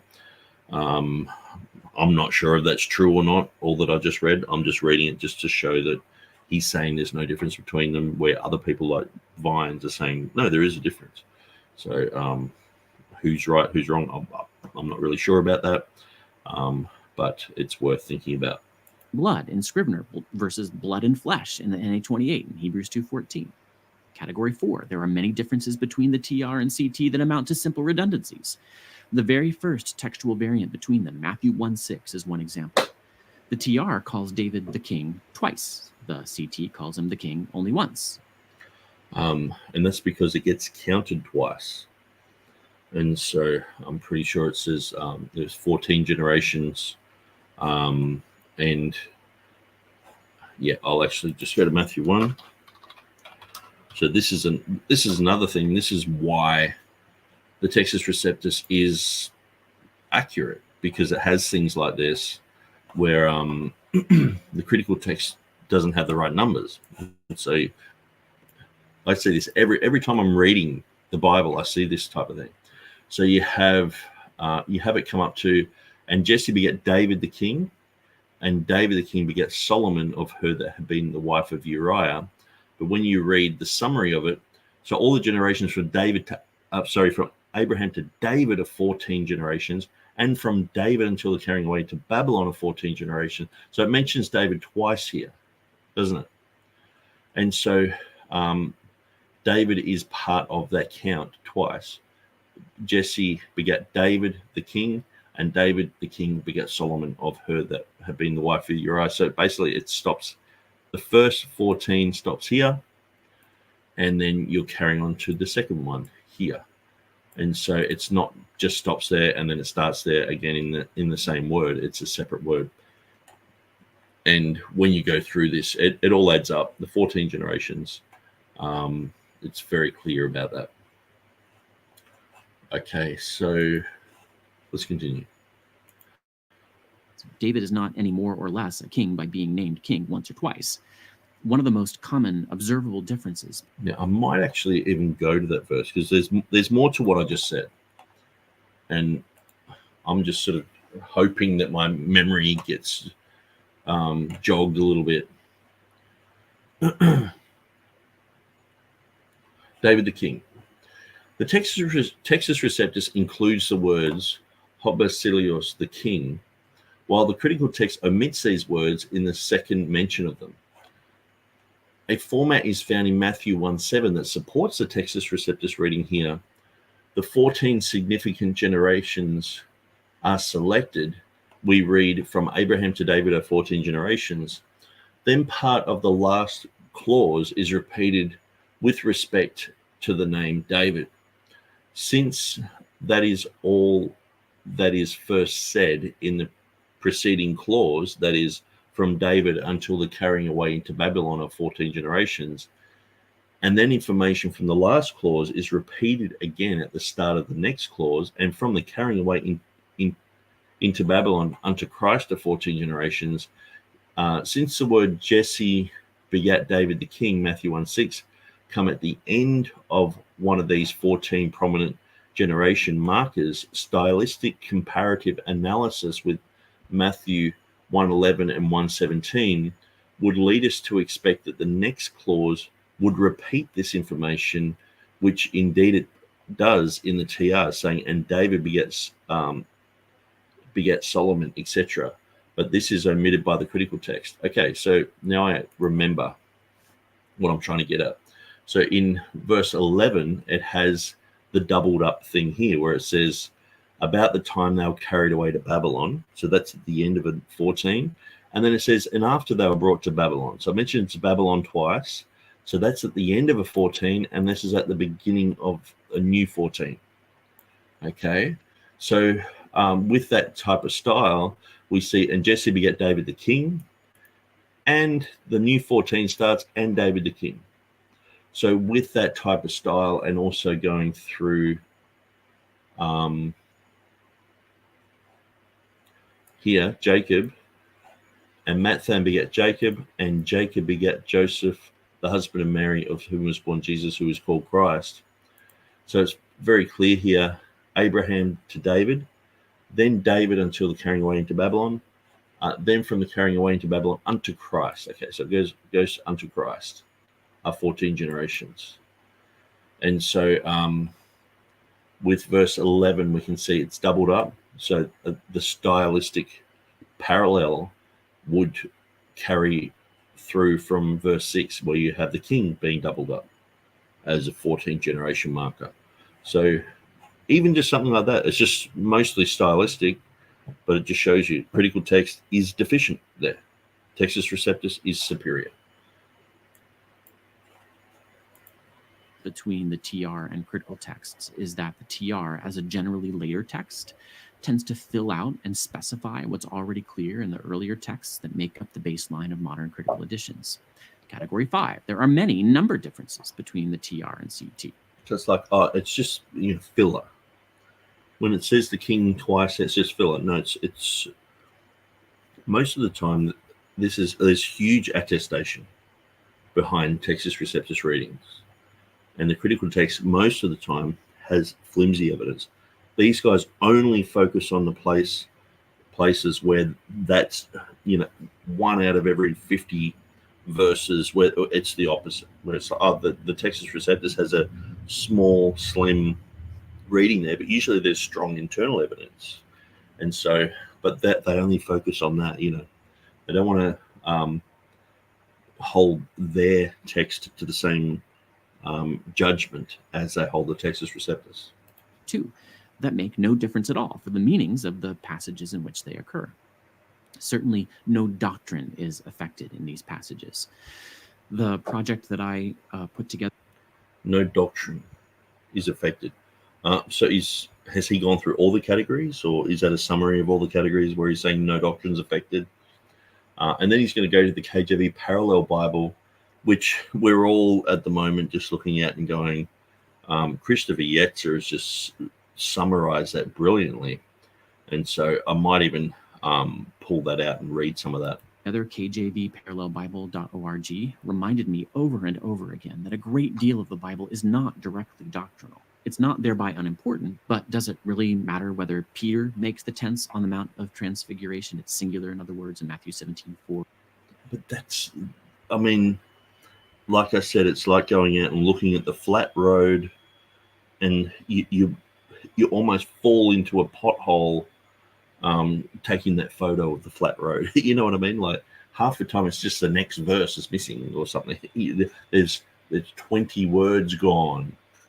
And why aren't you focusing on that? Like I've pointed out in the previous video with the Scion of Zion page, when we looked at John chapter 5, verses 3 and 4, it was very clear that the halt issue that Mark Ward keeps harping about is it should be secondary, in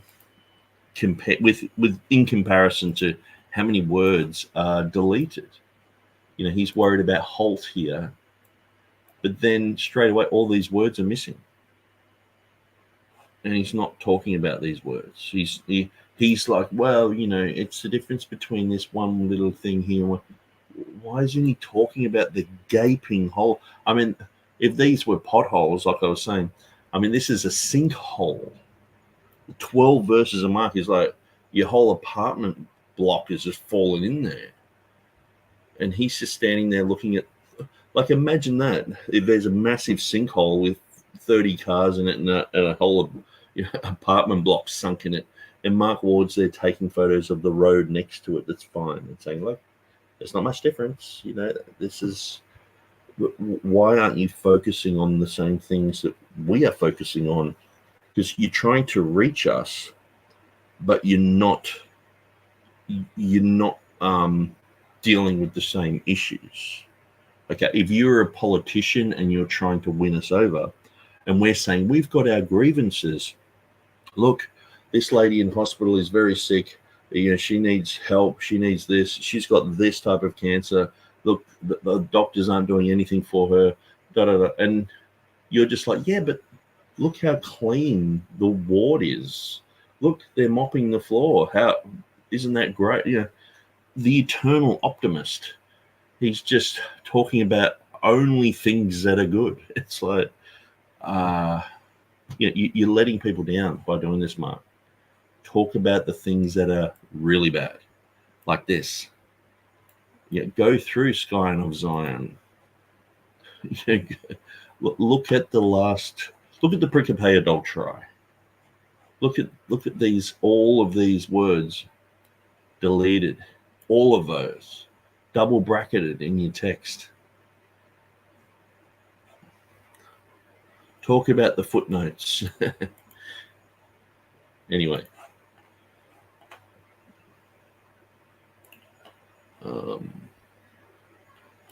Or whether he volunteers James and John to help. In other words, it's plural. If minor differences of number between TRs are acceptable, they ought in principle to be acceptable between the TR and the CT. Category 6, one of the most frequent differences between the TR and the CT is a switch between first and second person among pronouns. TR reads, we, brethren, are the children of promise. The CT reads, you, brethren, are the children of promise. That's in Galatians 4:28. Differences in pronunciation in various regions and eras of the ancient world may have led to a common confusion between Hamon and Humon. I think there were times when they were pronounced the same way. But naturally, New Testament writers such as Paul counted themselves among the saints, and so you and we often refer to the same set of people. Now, category 7. There are regular tense and or mood differences between the two texts. One difference that occurs several times is the so-called historical present.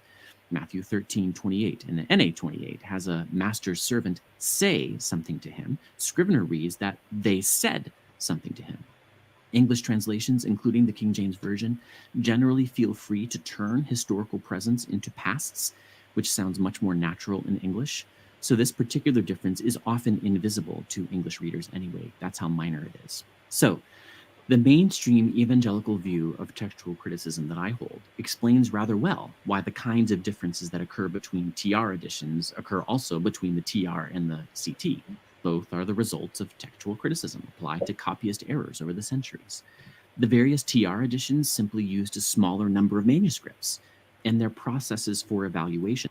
Look, the various TR editions simply used a smaller number of manuscripts. That's not necessarily true, because at the end of the day, like James White, when he's queried about how many manuscripts Erasmus used, he'll say, well, Dan Wallace will say he used 5 manuscripts. James White will say between 5 and 12. Someone like Stephen Boyce, I'm pretty sure his number was like between 7 and 10 or something like that. But then when you press James White, he'll say, oh, maybe he had access to 20 manuscripts. So where are they getting this information from? Is it 5? Is it 6? Is it 12? Is it 20? Or do they simply just not have a clue? And this is the thing. Mark Ward doesn't know how many manuscripts Erasmus used. He doesn't know how many manuscripts Beza used. No one knew that Erasmus was using a manuscript for Revelation 16:5, especially on the critical text side. Jeffrey Koo knew this. I knew this. I actually changed my mind. I got convinced by James White that it wasn't true, and then later on came back to that position, and lo and behold, Theodore Beza says he had an ancient manuscript with that reading there. So it's definitely not a conjectural emendation. But where is that manuscript? I don't know. You don't know. Mark Ward doesn't know. No one knows. We don't know what these guys had access to. And like I said in my last video, 1 million biblical manuscripts were destroyed in World War II alone. That's what Dan Wallace said in his Credo course. So what were those readings? Where are all those manuscripts today? They're just destroyed. Where are all the words? Where's the history of that? There were things like I was noticing that there's a video on Netflix now. I was going to watch it, but it looks more like a sort of comedy sort of thing. But they're trying to protect fine art from being destroyed by the Nazis. So, Goebbels, he just had a real appetite for stealing art, and he was just shipping it all back to Germany and putting it in caves. And so there was a task force set up by the Americans to go through Europe to basically restore art to where it should be, because even the Allies were dropping bombs on Italy and just destroying places that were filled with fine art, biblical art, like stuff that you would see as familiar, were just luckily not destroyed. The rest of the whole roof is caved in, and there's just this painting there. It didn't get burnt, and so at the end of the day, we don't know what Erasmus had access to, or Stephanus, or Beza. So we don't know what the King James translators had access to. So Mark Ward is just sort of like, well, and so this is the disingenuousness of the critical text position.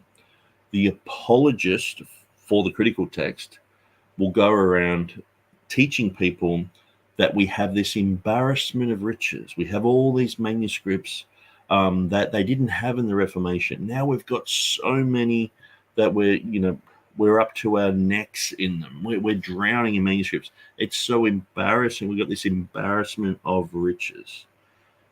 And so if you're, a Muslim, if you're a Jehovah's Witness, if you're probably not Joe, but if you're someone from another faith, you go, wow, you're an atheist. Embarrassment of riches, that sounds really impressive. I might jump over to your Christian side. And so they jump over into Christianity. They go to the church and they're like, okay, so can you show me where this embarrassment of riches is, Mark Ward or James White or Dan Wallace? And they turn around and say, oh, the embarrassment of riches. No, we throw that straight under the bus. We don't even look at all that. That's just rubbish. that's the Byzantine text. That's just whatever with that. We follow Vaticanus and Sinaiticus. And they're like, oh, okay. I thought you followed like everything, because you're saying you're following all these manuscripts, all of these. It's like, no. We're just cataloging them, but we don't follow all of them. We follow Vaticanus and Sinaiticus. It's like, well, they must be like almost identical, these manuscripts. It's like, well, no, they were made around the same time. This is what their story is. But we found 3,000 differences just in the Gospels alone. So the atheist or the Muslim would be like, oh, that doesn't sound like an embarrassment of riches. And then it's like, then we had to amalgamate these two documents together to formulate the never seen before Greek text, which is the text of Westcott and Hort. They've got these two together, they've joined them, and they've created this Frankenstein monster. And that's the text that's basically underlying all the modern versions today and all the modern editions of the Greek text. And so this whole concept, we have this huge mountain of manuscripts. The huge mountain of manuscripts is mostly Byzantine manuscripts, which is the basis for the Textus Receptus.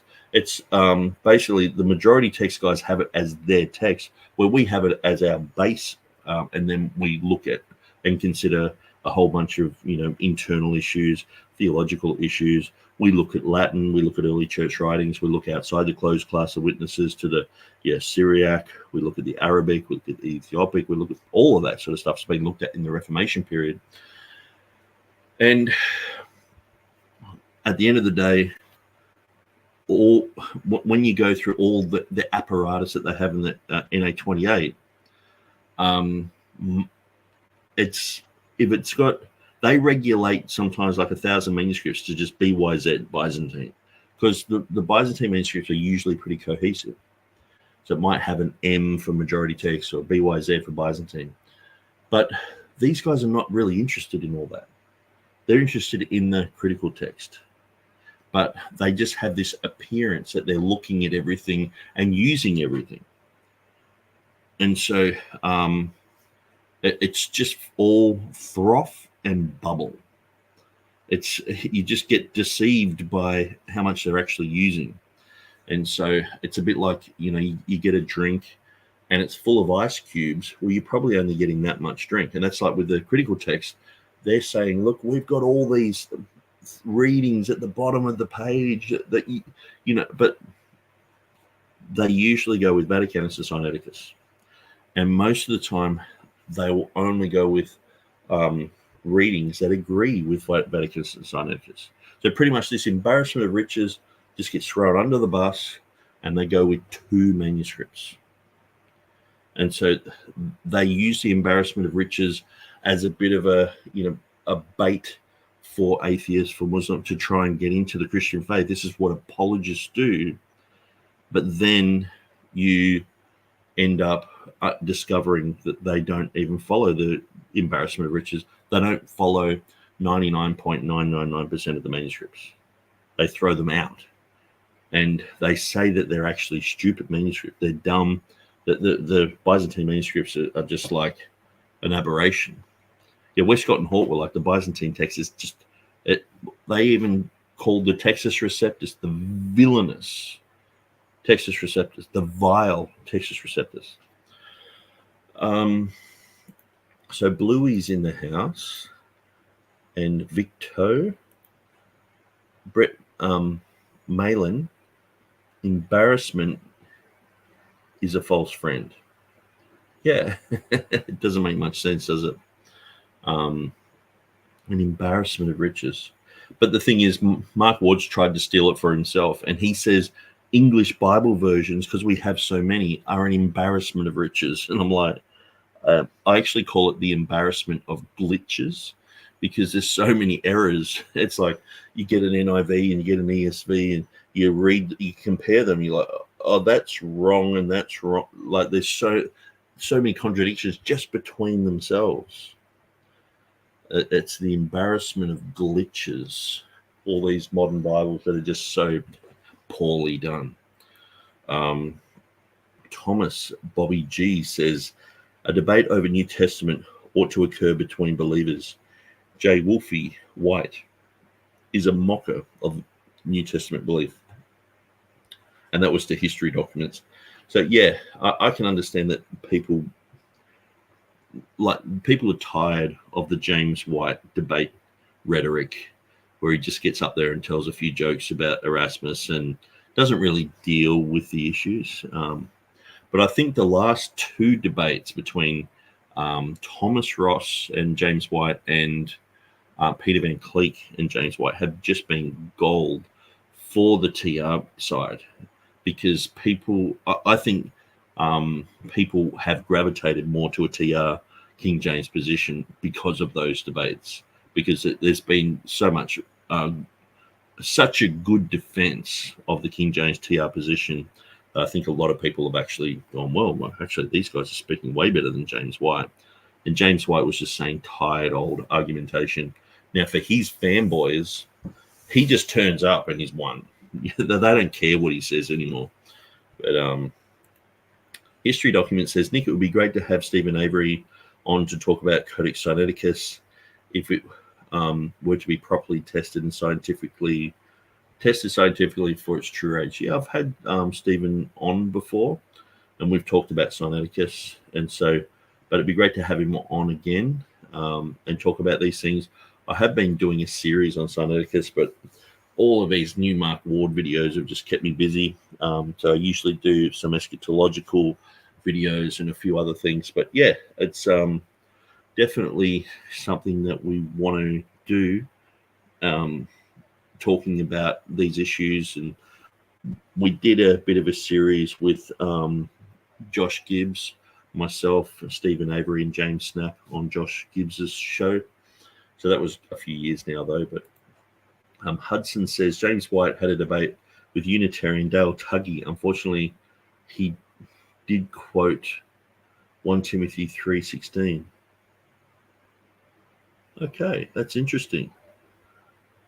So, did he quote it from a TR position? Because I know that James White believes that the TR reading is better than the critical text reading there. That would be interesting. History document says, if Codex Sinaiticus were to be proven to be a modern work like Codex 2427, so that's archaic Mark, how would that affect the standing of those who support the critical text? Yeah, well, I think the thing is, like Westcott and Hort, they had their theory that there was a Lucianic recension. Lucian had basically destroyed manuscripts, the true Bible, and basically the Byzantine text had become prominent due to this. So this was totally debunked. And even, I don't know any critical text person who believes that today.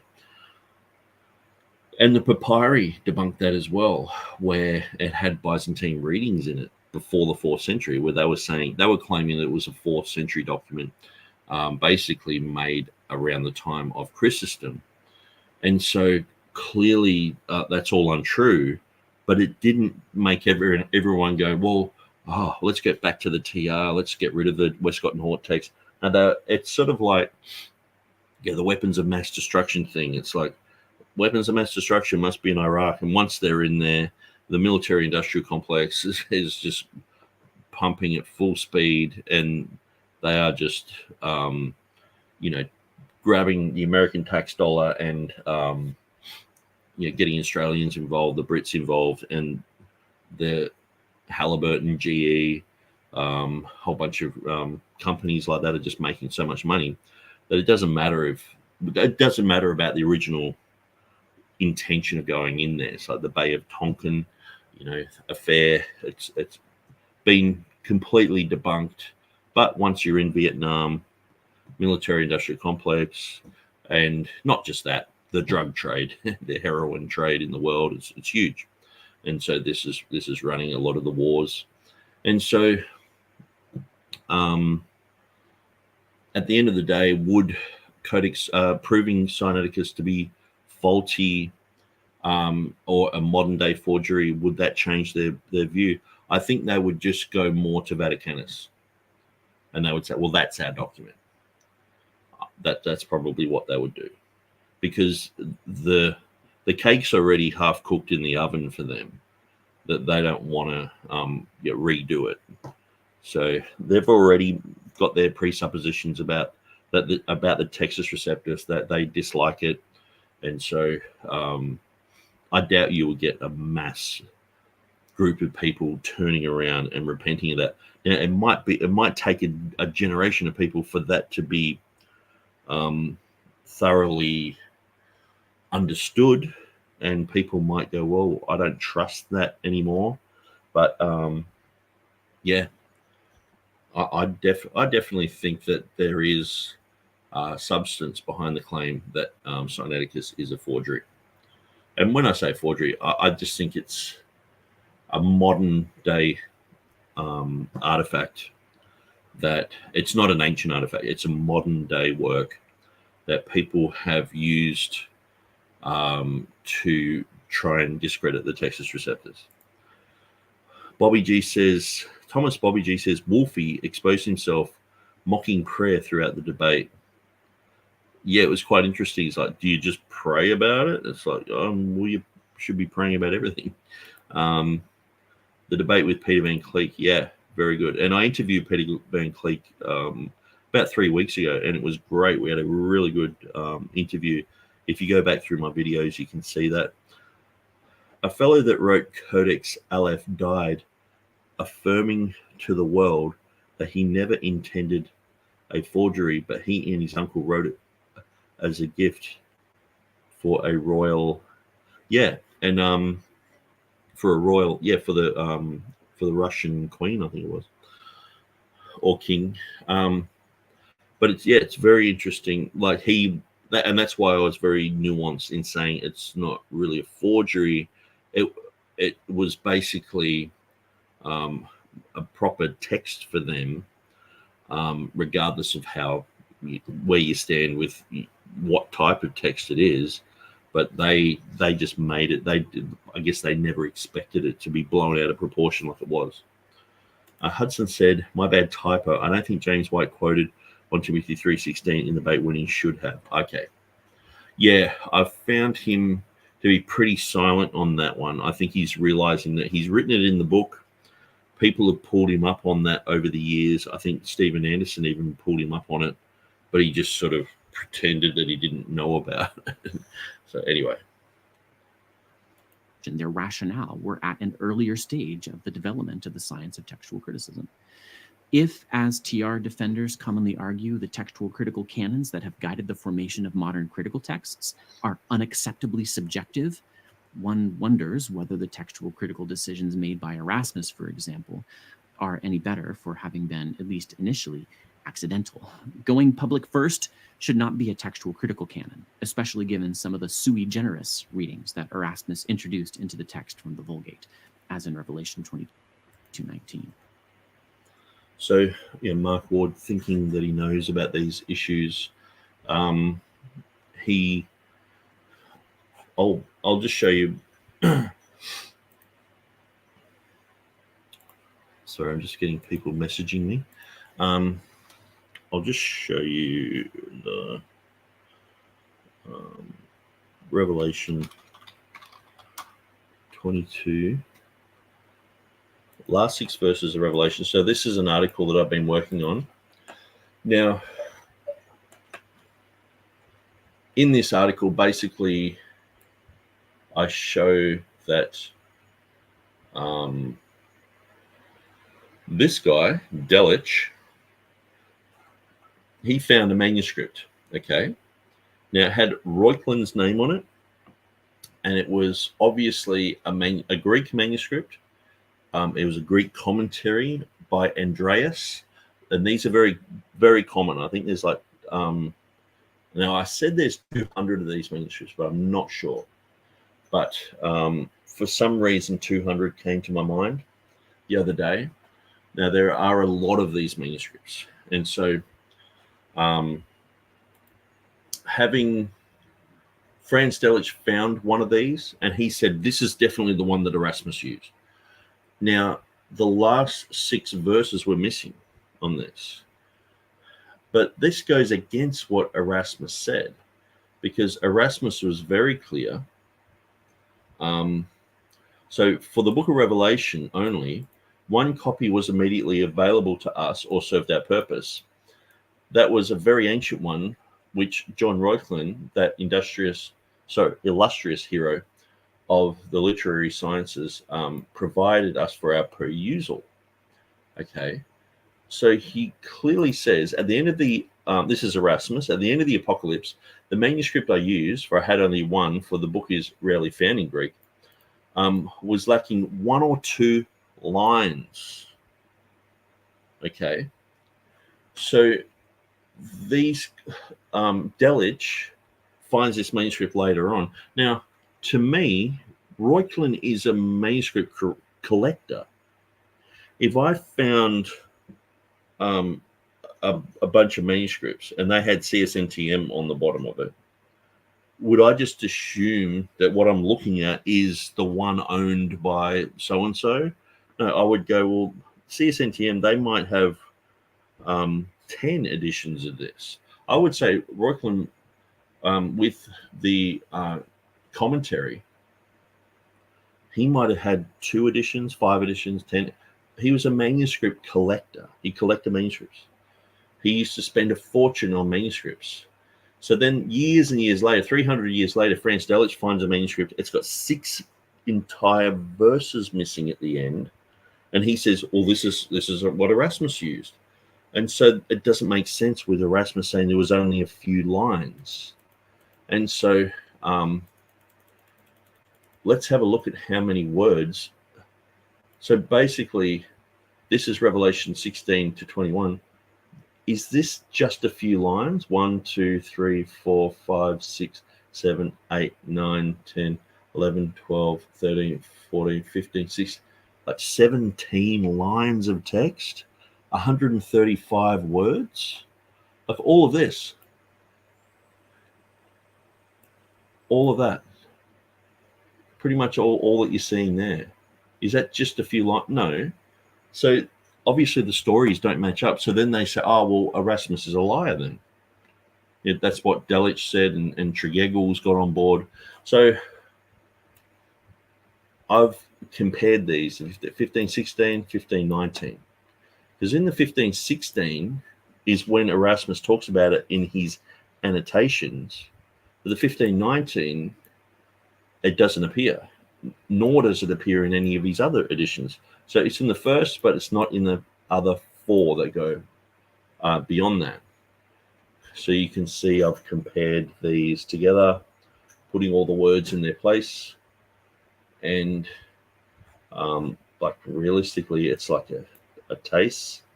So, okay, that's different. Apart from that, it's all matching up, isn't it? And a bit of capitalization there. But there, and so let's have a look at Erasmus's annotations. So in the first annotations, it has, however, at the end of the book, I found some words in our versions that were lacking in the Greek copies, but we added them from the Latin. Okay. And so he says that, and then he was talking about how he wanted the Aldine guys to provide the reading from the Greek. So that appears in the 1516 here. It's well, actually that's not it there. It's this one here, where I've put the arrows. So 1516, you can see it here.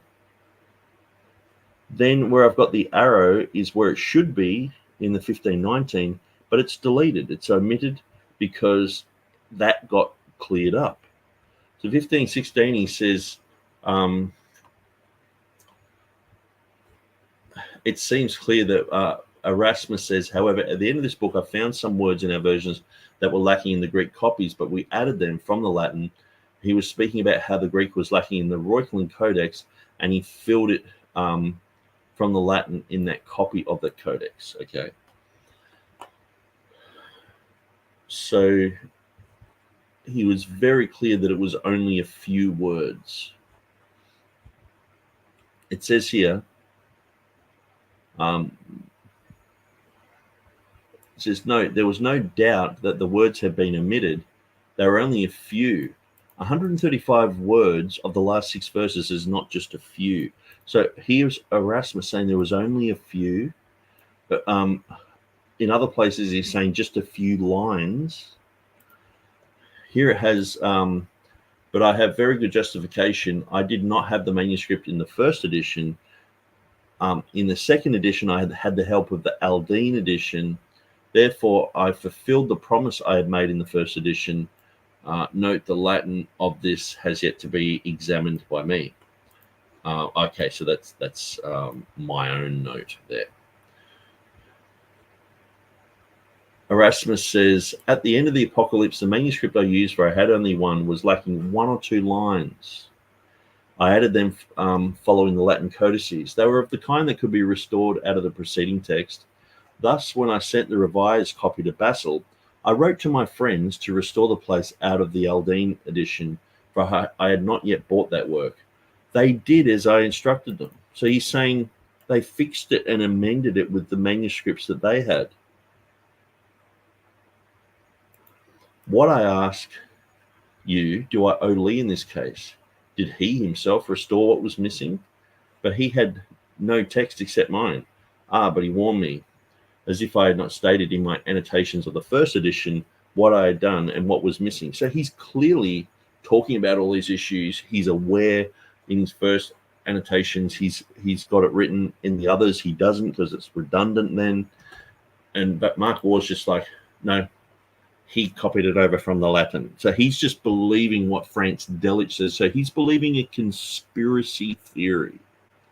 So Mark Ward, James White, Dan Wallace, these guys have a nutty, like, Area 51 type of conspiracy theory where Erasmus, instead of just changing a few words, a few lines where he's spotted this error, and he said it was clearly homoioteuton.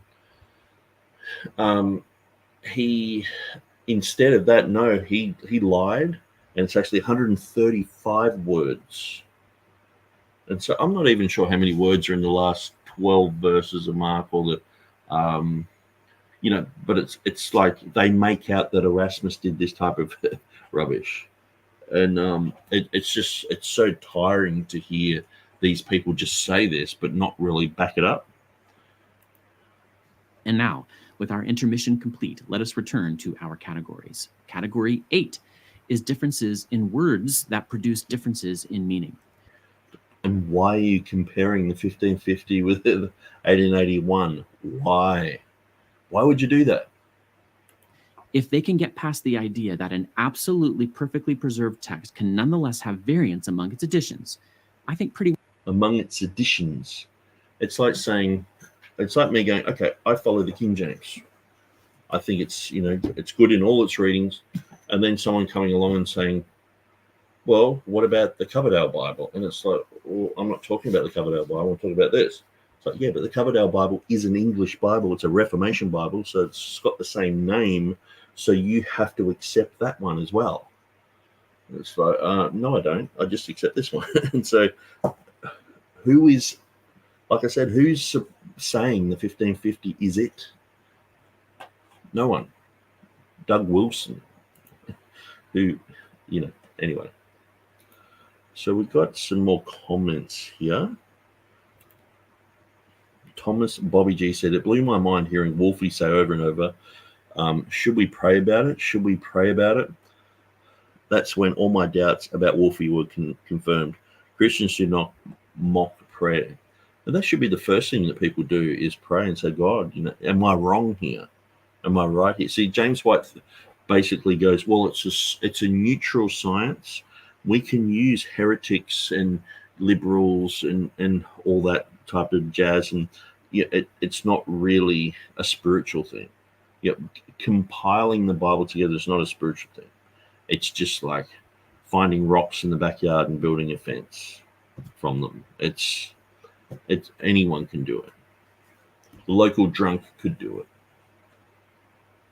Well, all TR defenders will likely feel comfortable dismissing as insignificant the kinds of variants in the 7 categories that preceded this interlude, this intermission. Most differences.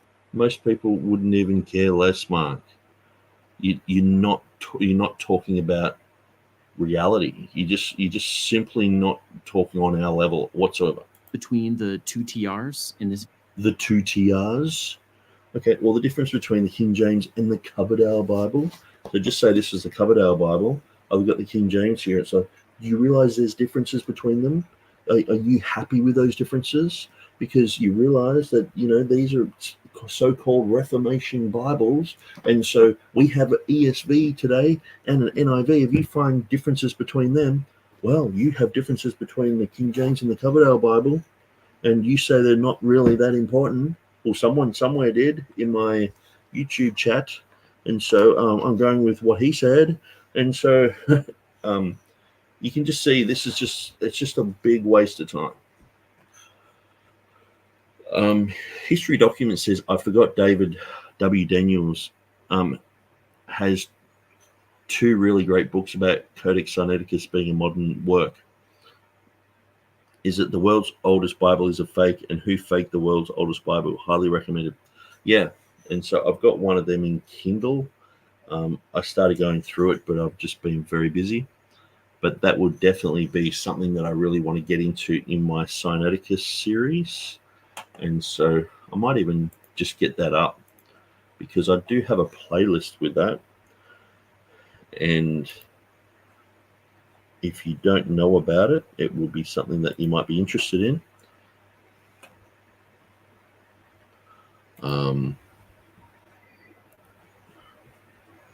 So yeah, I've only got 3 videos in that one, but I'll pop that into the chat. And so basically, yeah, Sinaiticus Part 1, Part 2, and Part 3, where I just sort of go through, actually go through Wikipedia, just as a bit of a beginning, like let's just look at everything sort of thing, and then I start going through some other stuff. But yeah, so that's of interest. Land says, using ChatGPT, total number of words in chapter 12, King James Version 1611 is 502 words. Okay. Yeah, I guess using ChatGPT you can find out those issues. Yes, it's actually in chapter 16 of Mark, from 9 till 20, I think it is. But anyway, let's continue on with this. This video are simply and obviously not significant, but there are a few which are more difficult to label minor, though the Trinitarian Bible Society does so. There are places where Stephanus and Scrivener use wholly different words, requiring noticeably different translations. Some principle of evaluative judgment must be brought in for each case to decide which text will be translated and which will be ignored or go into a footnote. One example is Matthew 2:11. This is the Mark Ward thinks that he knows about this verse. It's like, I did an article on this.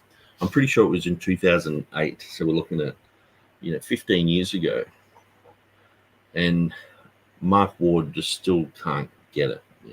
The difference between the wise men coming and finding baby Jesus, that's Huron and Stephanus, and coming and seeing baby Jesus, that's Adon. And okay, so I'll jump to my website again, tr.org.au,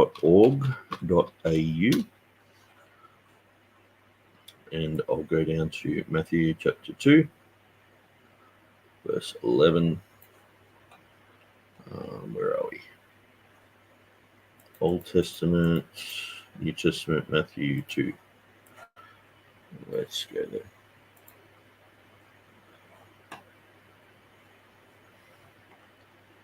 Verse 11. Now, I'm pretty sure I went through this just recently with the Maurice Robinson video, but I'll go through it again here because it's very basic.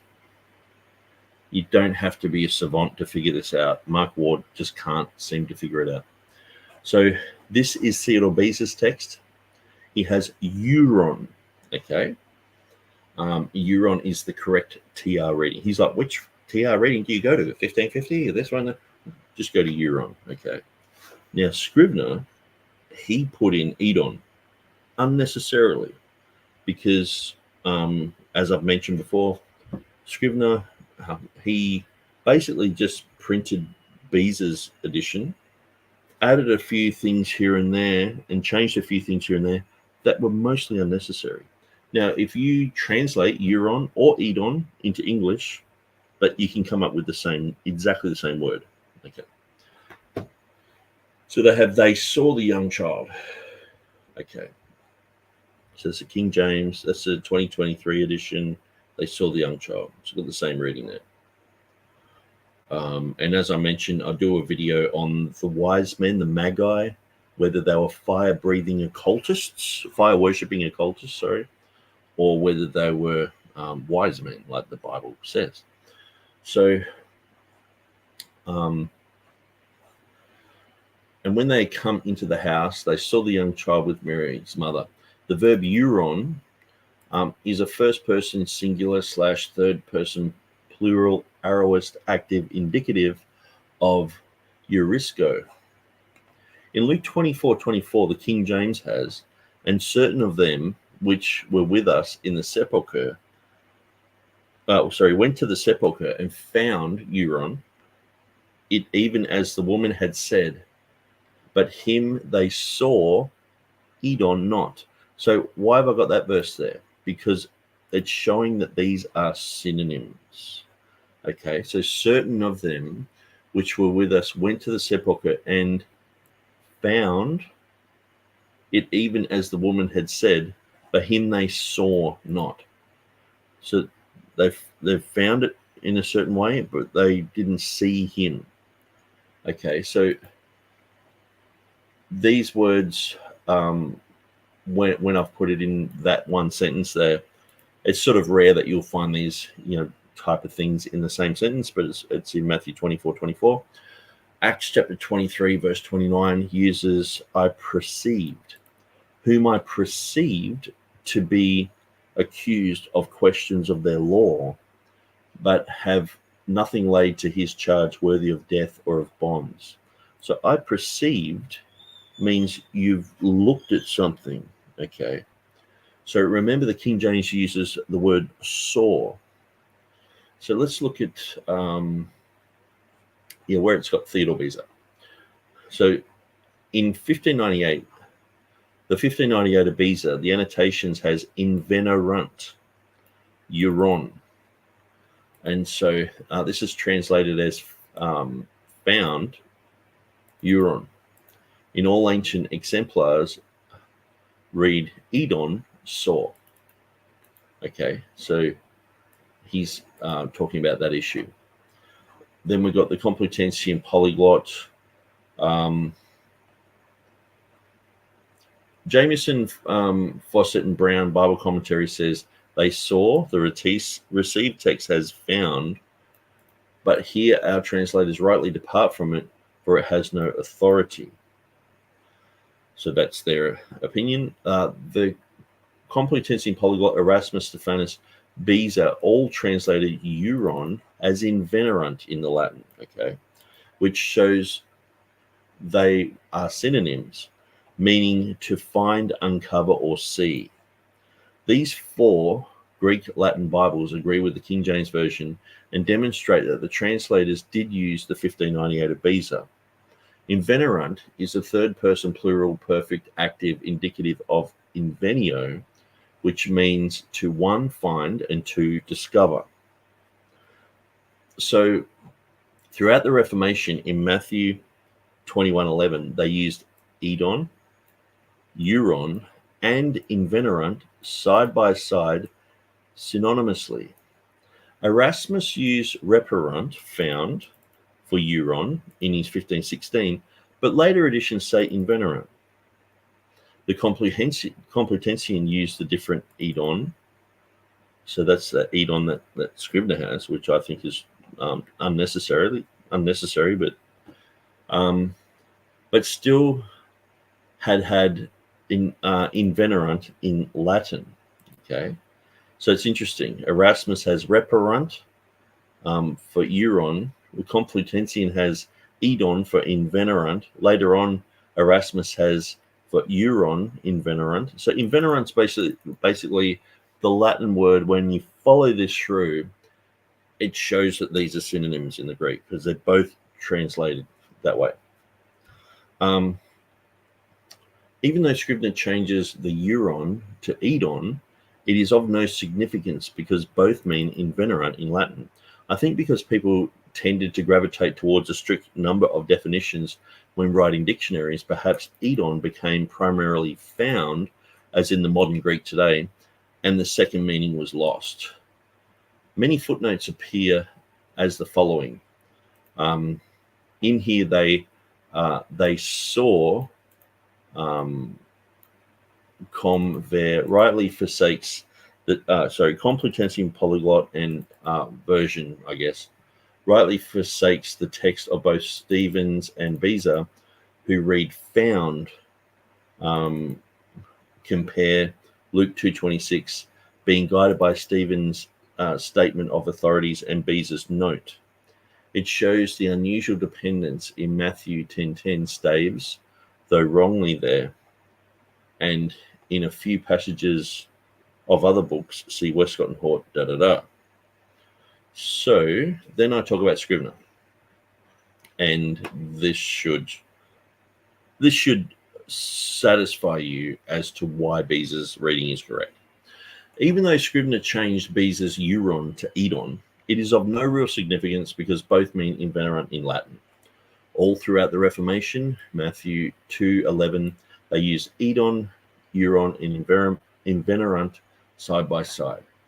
In his Latin, Erasmus used reparunt, found, for euron in his 1516, but in later editions, they say invenerant. So I'm sort of covering the same material, but you'll get it in a sec.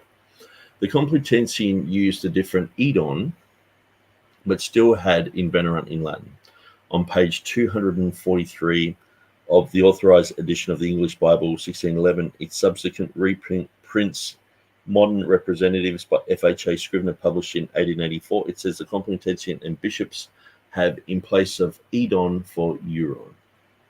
The King James Version translates euron as I perceived, in whom I perceived to be accused of in Acts 23:29. I saw and I perceived are very similar. So remember, I saw is the King James Version in Matthew 2:11.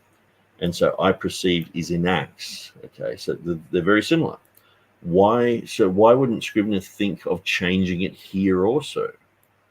Perhaps he's simply trying to incorporate Westcott and Hort readings into the TR, because the Westcott and Hort text has edon and not euron. So that's got to be taken into consideration as well. And that's what I found. Sometimes he's actually going with a Westcott and Hort reading. And you're like, why are you doing this, Scrivener? And so the concept of finding or discovering something is the act of seeing it. Many explorers found / discovered lands from their ship, but merely saw it and never set foot on it. People can look into a telescope and have a new find when they simply saw something. I think the Complutensian polyglot sided with the Latin, which is, after all, a translation. Even the concept in Matthew 7:7 and 8, euron, is the result of seeking. Seek and ye shall find. Knock. In verse 8, he that seeketh findeth. Also in John 7, and ye shall seek me, and ye shall not find me, and where I am, thither ye cannot come. Then said the Jews among themselves, whither will he go, that we shall not find him? Will he go to the dispersed among the Gentiles and teach the Gentiles? What manner of saying is this, that he said, ye shall seek me, and shall not find me, and where I am, thither ye cannot come? Revelation 16:20, it says, and every island fled away, and the mountains were not found. which is another example of found and seen being synonymous in certain contexts. The mountains were not found, meaning they were no longer discoverable, visible, or able to be seen. Luke 23:4, it says, Then Pilate said to the chief priests and to the people, I find no fault in this man. To find means to discover, that is, to obtain the first knowledge or sight of what has been not known. But to find, discover something people already know about is not to find it, but rather to see it. Thus, the King James translators use the correct word see here. So it's not like they discovered Jesus. Oh, we found Jesus. No, they saw him. Because, let me just read that again. To find means to discover. So if they were to say, oh, we found Jesus in English, it means you obtain the first knowledge or sight of what was before not known. It's like, I discovered America. Christopher Columbus, he discovered, but it's like, if the next person, they just saw America, didn't they? Did these guys discover Jesus? Well, the shepherds were there. A lot of people knew about it. But to discover something people already know about is not to find it, but rather to see it. Thus, the King James translators use the correct word here. The Latin invenerant is related to the English word invention. Middle English inventen, borrowed by the Old French inventor, the Latin inventus, etc. Okay, so I think you get the point. So Mark Ward's making a big deal about nothing because, let me just go back to my article. I'm pretty sure this is not even an issue between Stephanus and Beza. Okay, so Euron is a reading in Stephanus, and Euron is a reading in Beza. So all he's talking about is this guy, Scrivener, who basically got Beza's work and said, well, I'm gonna make my TR edition, I'm gonna use Beza's. And in this place, he just went, I'm gonna change that. It was an unnecessary change. And so,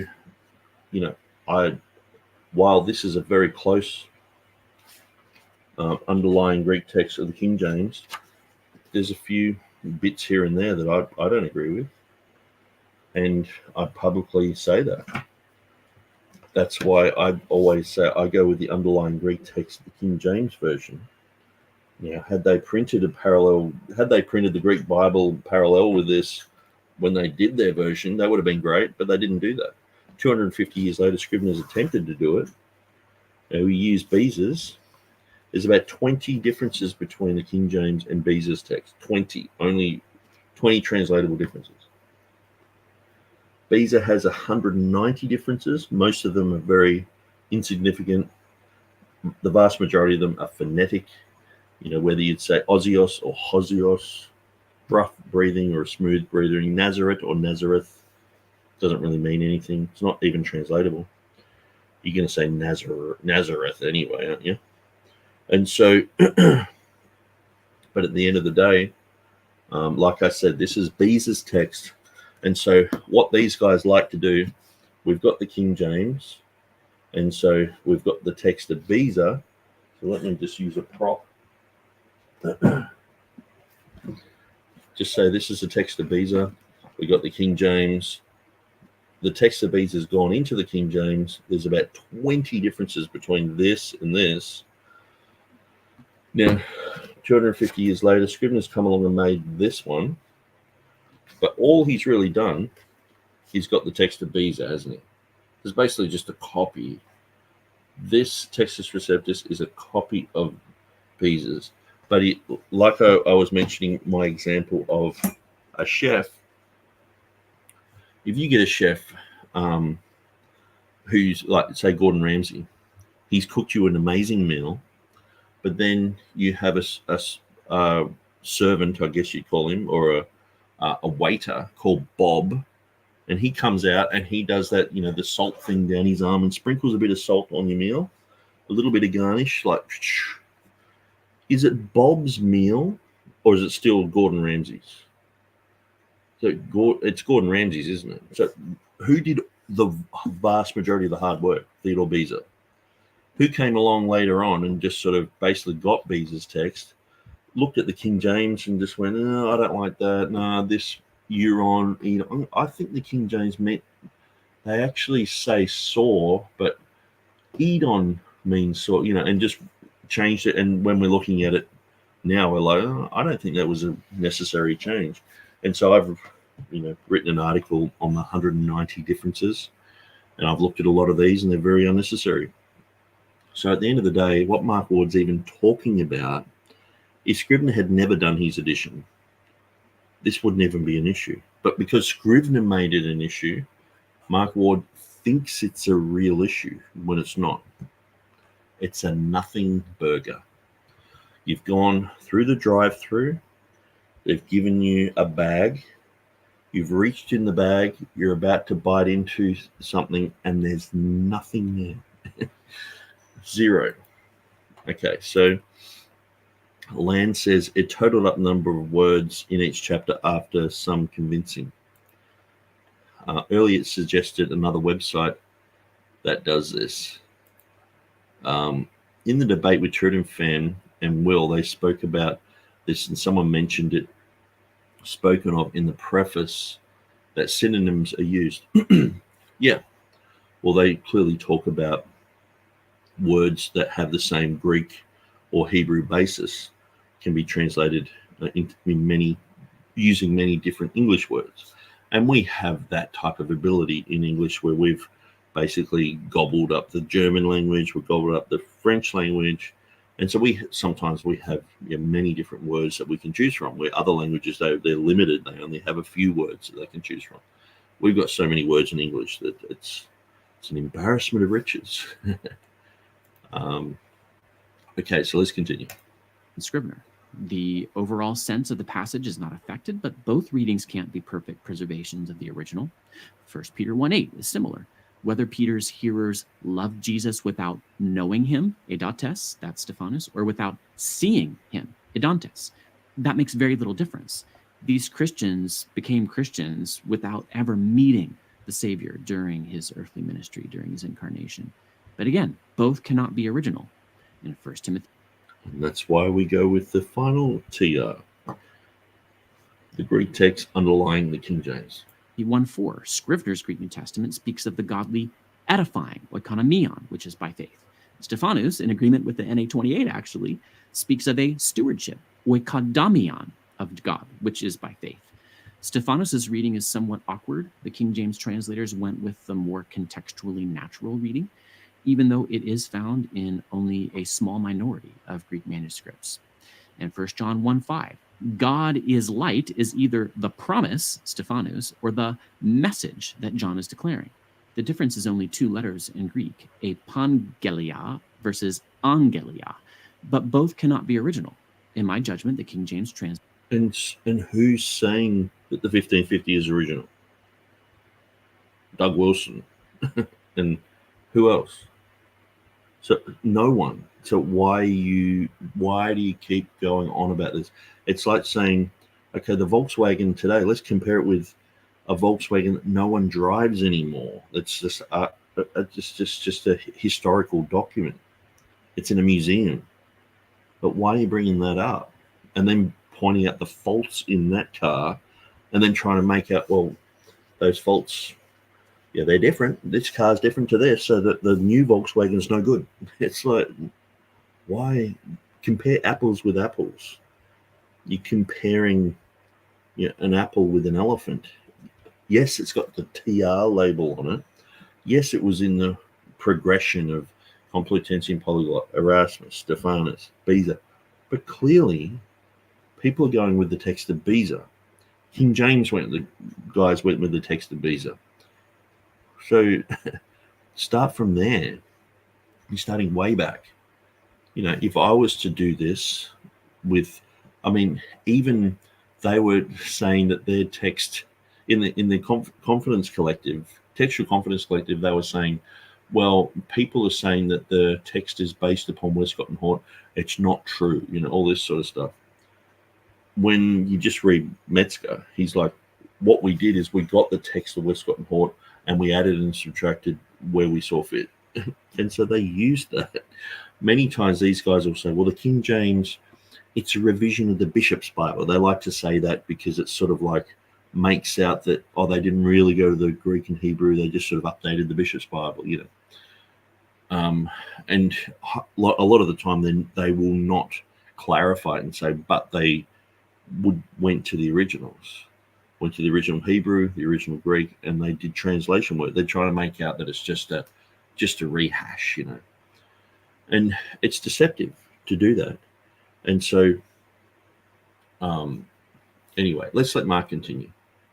Sometimes I feel like I'm going over and over and over the same type of arguments, but I am aware that sometimes there's newer people who come into the feed, and so I've got to I can leave out important chunks of information. But let's let Mark continue, because we've still got a fair way to go in this video.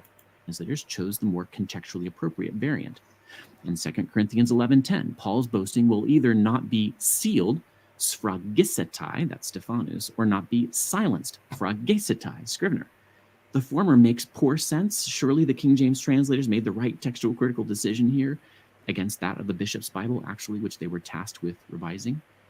In 2 Thessalonians 2:4, the man of lawlessness sets himself up against either all the things that are called God, that's panta in Stephanus, or all that is called God, that's panta in Scrivener. Meaning does not seem to be affected, but translation is, and each cannot be original. In Philemon 1:7, did Paul feel gratitude, charin, or joy, charan, in Scrivener? Surely he felt both, but which did he write? Which TR is correct? Context, that is... We've shown you time and time again which TR is correct, but you're going back to other things that are labeled TR and digging them up and saying, what about this one? It's like, no, we go with the... If you were to say, which phone's the best? I'm like, I've got an iPhone here. It's pretty good. And you're like, so you're talking about the first ever Apple phone that came out. So, no, I'm not talking about that one. Well, let's compare them then. You realize that they didn't have this feature and they didn't have that. And it's like, I'm not comparing it with that. And so this is the problem with every example. I'm just having to stop it and go, who is he? Why is he comparing it with this one? And what's he trying to prove? Internal evidence is insufficient to determine the answer here. Each works. The King James translators chose joy. Hebrews 9:1 records another difference between our two TRs. And you can tell he's getting faster and faster and more annoyed and, getting quite aggressive about this. He's just saying nothing. His lips are moving, but there's just nothing of substance is being said here whatsoever. There is nothing here that a TR person wouldn't know. Like he's not teaching us anything new. He's actually just sort of saying stuff that's like drivel. I struggle to even find examples that I can compare this with. Like probably the best example is comparing the NA28 to the Tischendorf text that no one ever uses anymore. It's like, why are you going way back to there? And so anyway. A number of manuscripts beginning in the 11th century, along with at least one manuscript of the Latin Vulgate, says the first tabernacle, that's skene, had ordinances of divine service, and Stephanus adopts this reading. Scrivener, reflecting the choice of the King James translators, has nothing, where Stephanus had tabernacle. The sentence is elliptical, and natural English tends to require translators to insert a word. The King James translators obliged putting covenant in Roman type, the equivalent of italics in some modern-day Bible translations. In my judgment, tabernacle is a metonymy for the Mosaic covenant, so the two verses mean the same thing, but the King James translators elected in the early 1600s to insert italics, essentially, when they could have used Stephanus's reading. Like, So it's like with the found and saw thing. Like I've studied that years and years ago because it's an issue where he's digging up issues that like no one's even talking about, but yeah, he's trying to throw dust in the air and but at the end of the day, I can almost guarantee you that if I was to study into this, I would find Mark Ward is wrong. And this is the tiring thing where and these guys would never acknowledge the findings that I have. And so say with the found saw thing that I just went through, like I went through that because when I first become a Christian, first become an advocate for the Textus Receptus, or when I first publicly was talking about this and running Facebook groups, people would ask this all the time, and so I had an answer for it. And so I felt like this had been settled for a long time, and then Mark Ward's coming along saying the same thing, almost completely illiterately. If he just read my website, he would go, "Oh, these are synonymous. Okay. So Scrivener's has it. It's an unnecessary change.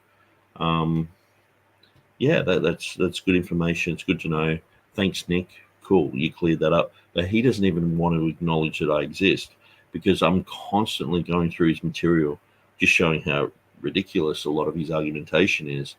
And he doesn't want that to become popular. He would rather point out people who he feels that he can deal with at arm's length. And I think that was the thing with Bryan Ross.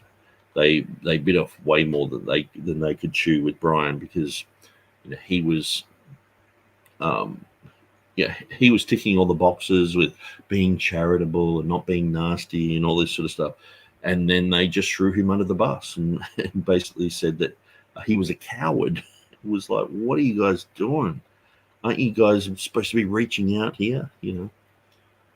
Nice outreach tactic, guys. James 5:12 is very interesting. It provides a perfect example of another example of just historical minutiae, like comparing the King James to the Coverdale Bible or something. The kind of differences that regularly occur between the TRs and the critical texts. Stephanus's TR warns readers not to swear lest you fall into hypocrisy. Scrivener's TR warns them not to swear lest you fall under condemnation. In Revelation 7:10, the redeemed cry out salvation either to our God who sits on the throne, or, and that's Scrivener, or to the one who sits on the throne. That is Stephanus. It is possible there is a difference in meaning here. Perhaps Stephanus's reading could be saying that the Son sits on God's throne, but that would seem like, what are you getting at, Mark? We know there's differences between TR editions. Like, why do you just keep going through and showing these? It's like there's differences with different phones. This is not the same as the iPhone 6. I would never compare this to the iPhone 6 or the iPhone 3. I remember getting that one. It's a completely different thing. But they're both called iPhone.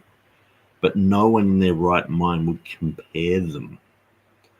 And no one would judge this one according to that older one. It's what you're doing is silly. Odd given that the redeemed add additional praise to the Lamb. I do not relish as an inerrantist telling lay people, that the biblical manuscript tradition contains variants. So I'm eager to point out that the two TRs that I've been comparing are almost as similar as it's possible for two books printed without the aid of a computer to be. The overall sense of most passages that contain discrepancies is very similar, no matter which reading is chosen. But the differences are not random or meaningless, not the equivalent of typos. They do yield different translations. Whoever says they're the equivalent of typos? No one. Like, even in the beginning of this, I read through the whole thing. It says, the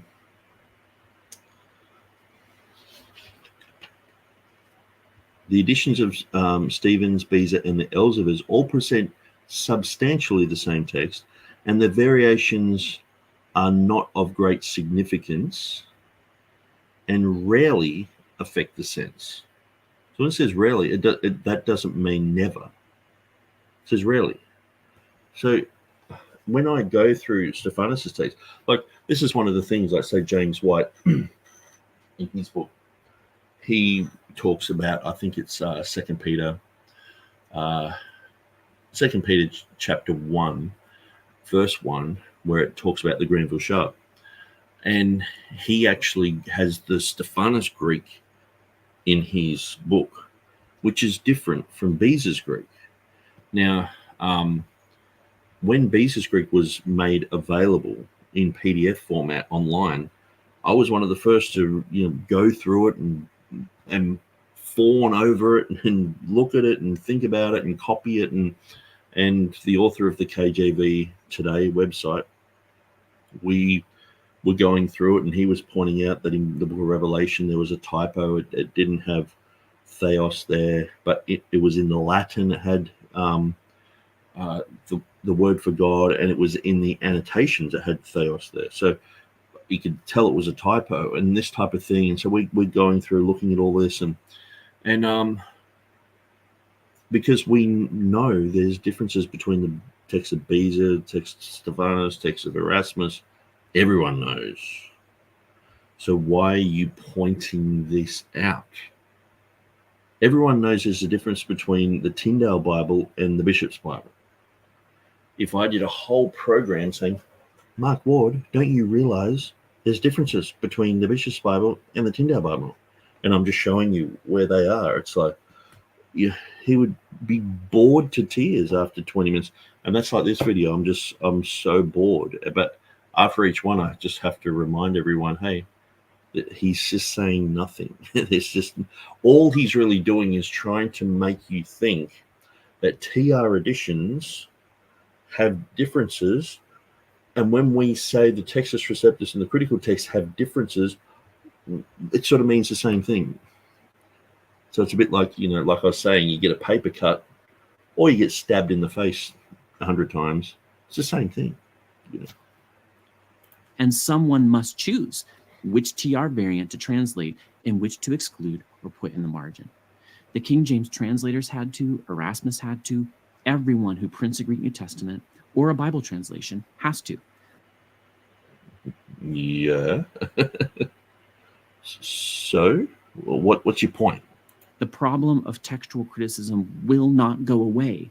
Being TR only does not solve that problem when the question is, which TR? Which TR? He's getting really aggro about this. Which TR? We've explained it over and over and over again. The underlying Textus Receptus of the King James Version. The King James Version, and as he even read through what I've got on my website in my last video, he went through what Edward Hill said, that the King James Version is its own unique type of Textus Receptus because it differs in those 20 places. Now, when Hill said that, he was probably thinking there's 190 differences. But when you check all them, there's only about 20 that are translatable. So it's very small amount of differences. And at the end of the day, those differences are in the footnotes of Beza.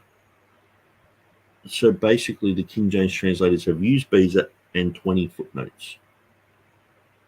So what's the big deal? Why are you making it a different Textus Receptus? It's like I can point to either that, but if that doesn't make you happy, well, it's just the underlying Greek text of the King James Version. Now, Scrivener's attempted to make that. A lot of people are happy with it. I'm like, there's a few things I'm not happy with. It would probably take me, 20 minutes to amend that. Just, write the final amen on Ephesians there. Change Edon to Euron, back to what Beza's reading was. Because, like I said, all Scrivener's done is gotten Beza's the head chef. He's done all the hard work. Scrivener's just serving it up and just put a bit of salt on it. And you sort of like almost, I'm just dusting that salt off and just going, most of that salt's unnecessary. I want to taste the real food, which is Beza. Some of the salt is like, okay, well, there's 20 places, 20 differences that needed to be pointed out, but the rest of it didn't.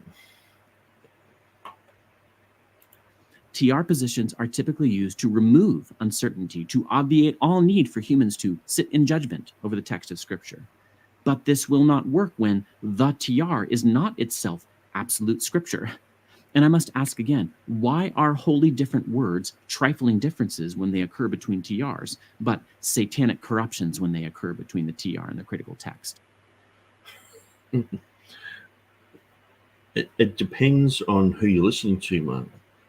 If someone was to say, okay, Nick, use the 1550 Textus Receptus, to me, it's like, if I'm witnessing to a Jehovah's Witness and someone gives me an NIV, like I've been out in the streets, people are handing out free Bibles, and I'm like, oh, have you got a Bible?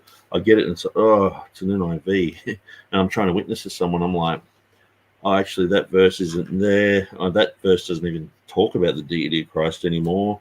And I'm trying to, talk to someone about specific things. It's like, ugh.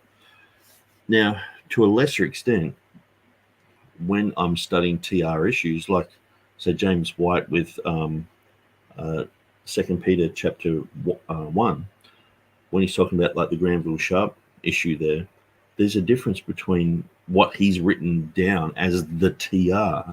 He's showing Stephanus's text, where when you look at Beza's text, it's got an extra word in there, which causes it to be translated in a different way. So even James White is like, oh, they have this word there, and it's like, yeah, because they were following Beza and not Stephanus. See, half the time these critical text guys are confused about what the King James guys did. They weren't really going back to Stephanus. They were using Beza's text. Beza's text engulfed Stephanus's work. It's like saying, oh, they went back to the Coverdale Bible. It's like, most of the time, if that reading is in the Bishops or in the Geneva, they went to those, Maybe they went back that far, but it's like that most of the time they didn't have to. And so all you had to do is look at Beza, and most of the time he's talking about these issues in his margins, in his footnotes and things like that. One wonders where the line is between trivial and corrupt. Well, at the end of the day, I don't like using the 1550. To me, it's just not full enough. And it causes people like James White to go, oh, this doesn't match up with the King James. And it's like, it's not supposed to. The Beza text backs up the King James. Which brings us to category 9, missing clauses. This category of difference contains one example, 1 John 2:23. In this verse, Scrivener includes an entire sentence that is not present in Stephanus. It's so hilarious because he's going, it's like going right back to the old Nokia phone and saying, see, it's not, you can't take a photo with this. And it's like you're comparing, apples with pineapples. They sound similar, but it might be considered a TR edition, or it might be under the label of fruit, but there is distinction. And so let's go back to my website. And we'll go to 1 John.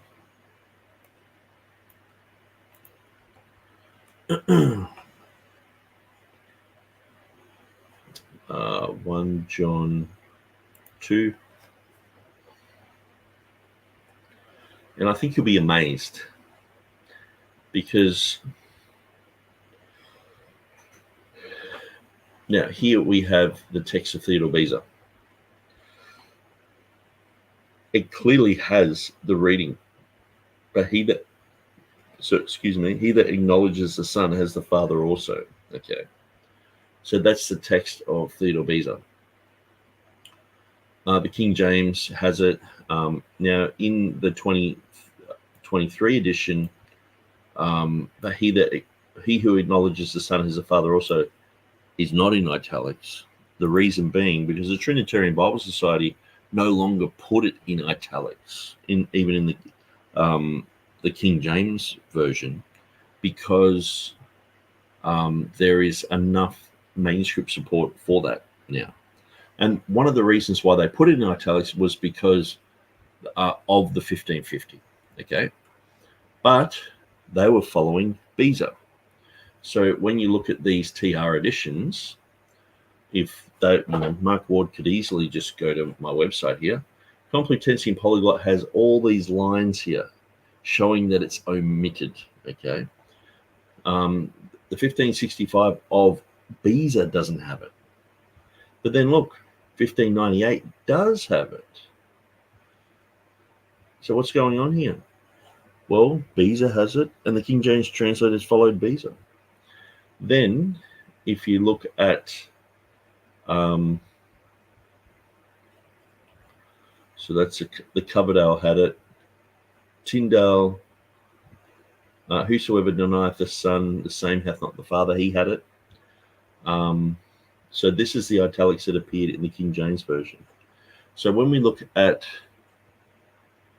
the edition of Stephanus, yes, it only has that. Now, Beza's first Greek edition only had the same. But then the 1598 that the King James follows has the reading. So it's in the Textus Receptus. So all it is, that, and this is one of the reasons why we would say the Stephanus is deficient, because it doesn't have that reading. Where I wouldn't, if I was reading an English Bible that didn't have that reading, I'd just go, oh, okay, well. Or if I was reading, in, like, say, the Luther Bible that doesn't have the Comma Johanneum in it, I'd just go, no. Erasmus put that back in because of internal evidence, because of Jerome's evidence, because of a whole lot of factors. And so, basically, at the end of the day, look, Scrivener has it, and Beza has it. So, it's in here, and it's in Beza's. So you've got it in Beza's 1598, translated to 1611. You know, Scrivener's gotten the text of Beza, put his sprinkle of salt on it, but he's got the same text there. So it's in the TR. So Mark Ward going right back in his time machine to, he could also go back to an earlier edition of Beza and it's not there. But later on, Beza was like, nah, this should be in there. And he puts it in there. And so that's all we really have to show. We don't have to go with Stephanus's reading. Now, Stephanus, good text, but in places like this is where it's deficient. Just like, the King James translators said, the text of the bishops in Geneva, they were good, but obviously if they're doing a new one, they don't think it's perfect. They're trying to perfect the text. And so the bishops and the Geneva were good, but say like in Matthew chapter 1, verse 11, the bishops and the Geneva have a guy called Joachim there. The King James doesn't have that. It has a footnote saying that some editions have that, but it's in no way saying that it's entertaining that thought. It just simply gets rid of that guy, because I don't want an extra guy in the genealogy there. Do you? So if you were to give me a Geneva Bible, you go, there you go, Nick. You got all the words of God. It's like, no, actually, I think there's mistakes in this. And so the King James is what we go with. These guys are just like, Reformation Bibles. You have to support the Geneva. You have to support the bishops. You have to support the Coverdale. You have to support every read. It's like, no, we don't. It was a progression to this. We don't have to support every TR, what's labeled, retroactively labeled as TR. We don't have to support every Erasmus's choice, every choice of stuff. We support what is the underlying Greek text of the King James. That's where we say that TR is. So how hard is it for for Mark Ward to understand this? Because he keeps going, which TR then? It's like, how many times do we have to answer this? But anyway, let's keep going. Ahomologon tan huion kai tan patera eke. The King James renders this phrase in the 1611 first edition as, but he that acknowledgeth the Son hath the Father also. Uniquely, in the entire King James Version, the translators placed this whole clause in Roman and not Gothic type. the equivalent of the later convention of italics. They did this apparently to indicate textual doubtfulness. Not textual doubtfulness. They put this in there to show that in the earlier edition of Stephanus, that, and in the earlier editions of Beza, that this was lacking, because critical text people have the wrong idea of why they have marginal notes and why they have italics and things like that. Marginal notes and italics were there to help people, to encourage faith, where most of the marginal notes today are doubt-producing marginal notes. Say that, like the Revised Version of Westcott and Horde, they had in the English Revised Version, they had where it says 666, they had a footnote, or 616. And at the time, there was only like one manuscript that had that reading. So why would they put it in there? It's just trivia, and they're not interested that people will read that and go, is it 616 or is it 6? What's going on? You know, why not just leave that out of it? But you don't see the King James guys doing that, just having trivia and having doubt-producing footnotes. The footnotes that they put in there were specific because there had been a whole bunch of English Bibles that went before them. So people were reading the bishops, people were reading the Geneva. They were looking at these and they would look at, say, the Geneva. I'm pretty sure the Geneva actually omits this. Let's have a look. So whosoever denieth the Son, the same hath not the Father. That's the Tyndale. So you would be like, well, it's not in the Tyndale. Why is it added there? So they put it in italics to show that they are aware that earlier English Bibles did not have that. And also the earlier editions of the TR did not have that. So when you go to the Coverdale Bible, whosoever denieth the Son, the same hath not the Father. Then we go to Geneva, which I think I haven't got that represented, but so the Bishop's Bible has that in a bracket. But then in 1611, they put it in that type of font to let people know. So I'm pretty sure this one here, the 1587, is just the 1560 Geneva Bible, but printed later on. So whosoever denieth the Son, the same hath not the Father. So what you see is a clash between the Geneva reading and the Bishop's reading. It's like, well, which one is it? So they've put it in that type of font. So, and what they're basically saying is to the reader, we know that you could think, oh, should it be in there? Should it? You know, if people have been reading the Geneva Bible, they're like, what are all these extra words? It's not in our edition. And so it's to acknowledge to them, we know about this. And so a lot of the footnotes are like that.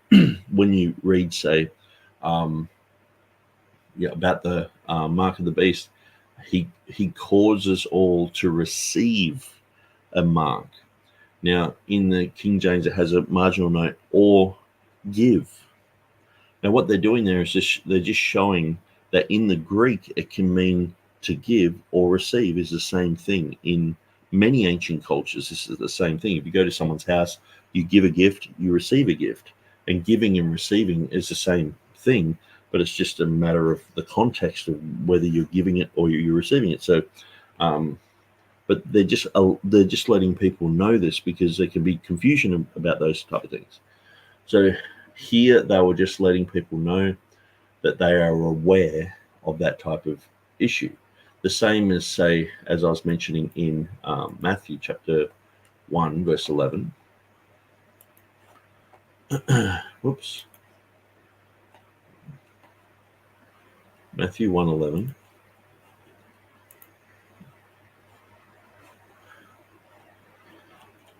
Where it has the footnote, the helpful footnote, because the Geneva Bible says begat Jacob, and Jacob begat Jeconias. Bishop's Bible has begat Jacob, Jacob begat Jeconias, where the other ones don't have it.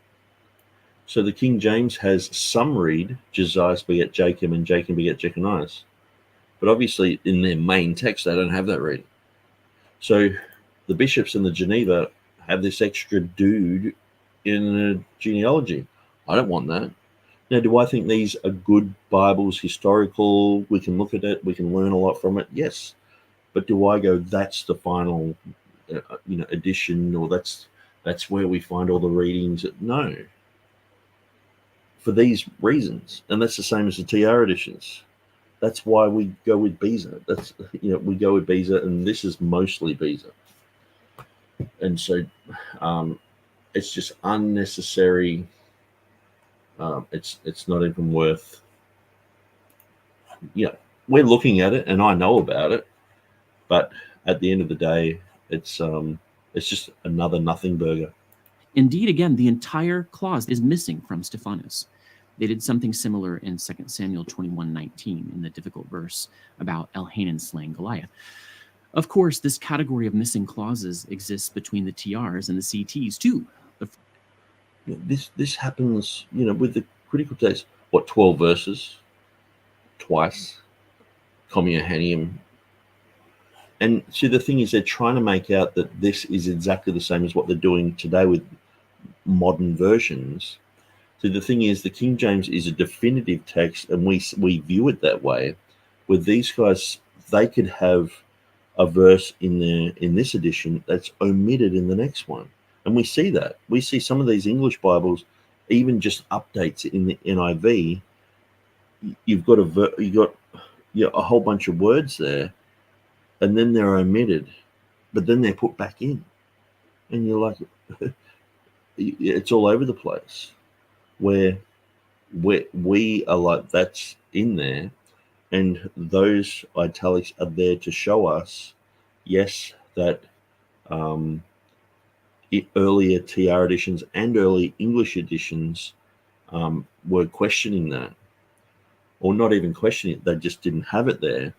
And so for the benefit of the English speaking people, when they got the King James and they're reading it, to have that in the italic is basically saying, we understand that you might have been confused because you've got the bishops saying one thing, Geneva saying the other, and we've put it in this font so that we can show you that we know about this issue.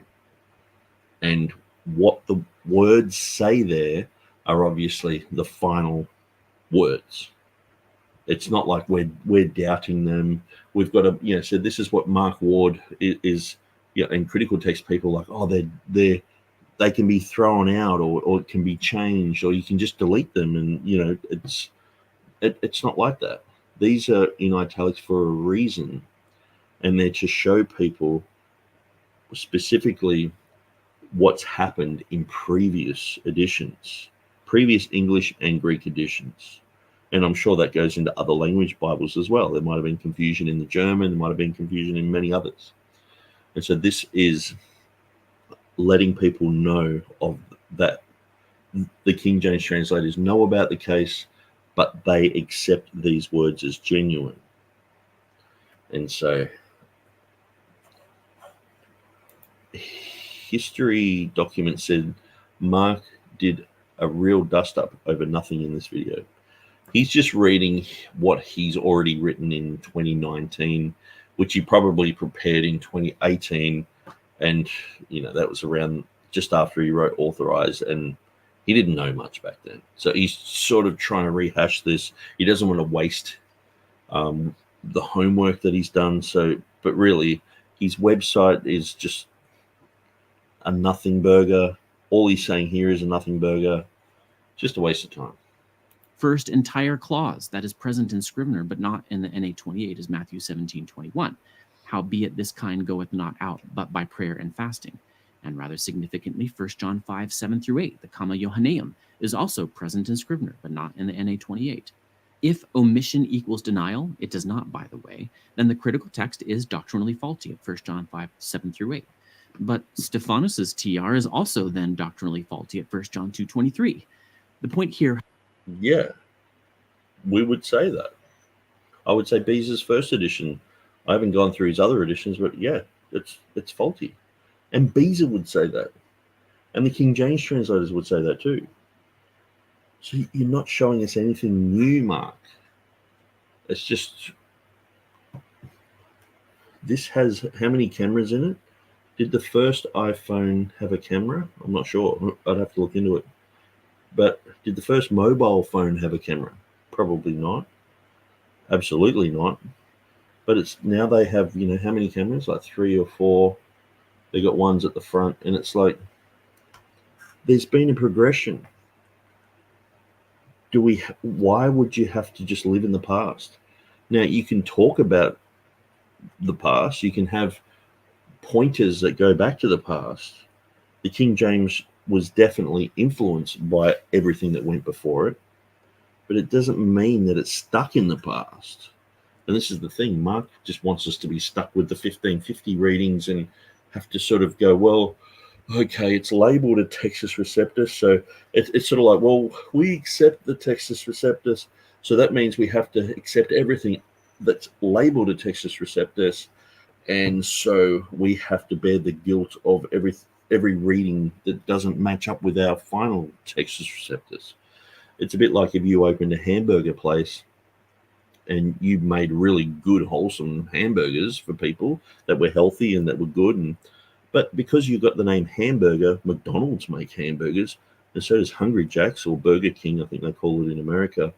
And so they're bad for you. So you have to bear the guilt of their bad burgers when you don't. We don't have those issues. The 1550 has those issues. This doesn't. It's like, Beezus doesn't. So what are you talking about? However, is that missing clauses is a kind of difference that occurs between the TRs, not just between the TRs and the critical texts. No one said that they only appear between the TR and the critical text. There are differences between the Tyndale and the Coverdale, between the Coverdale and the Great Bible, between the Great Bible and the Matthew Bible and the Tavernier's Bible, the Tavernier's Bible and the Geneva Bible, the Geneva Bible and the Bishop's Bible. There's differences between all of them. And we know that and acknowledge that and talk about these things all the time. So by you going, there's differences between them, we're like, okay, yeah, and what's your point? So what he's doing is trying to go, there's differences between them. And so when you get the TR and the critical text, you should really just overlook the differences because you have had differences in the past. It's like, this is a really bad example. He's trying to create a parallel. We have the same problem with TR editions. Now, I know some people, they go to these TR editions. They're like, it's very important for them, to have all that lined up. I never tie myself to anything that's not good. If they brought out an iPhone that wasn't it one that they actually had software that made your battery go flat really quickly, so you would get the update at the next one, and they got caught doing it. That's bad. But I would still hold this up and say this is good. This is great. I'm staring at this thing a lot. Because it's superior, it's good, it's great. And I'm holding up this. It doesn't mean I have to accept everything that ever happened before it just because it's labeled to you. And the thing is too, where was Mark Ward's critical text all this time? Between Erasmus and the King James, or between Erasmus and like 1800. Where's the critical text? It's just not in existence. It didn't really exist until Westcott and Hort. There's a few little spatterings of things around, but even when you look at those, Ruckman's, it's based on like a tiny, 3 or 4 texts. It's not even worth talking about. But it's like, these guys, they're trying to make out there's this huge problem. There's just not. Because there's a huge problem when you compare the Textus Receptus and the critical text. 2,900 less Greek words and 8,000 changes. That's big. Okay. So he's trying to find anything to compare that with. Oh, let's get the Scrivener text and compare it with the 1550. And it's like, well, why would you do that?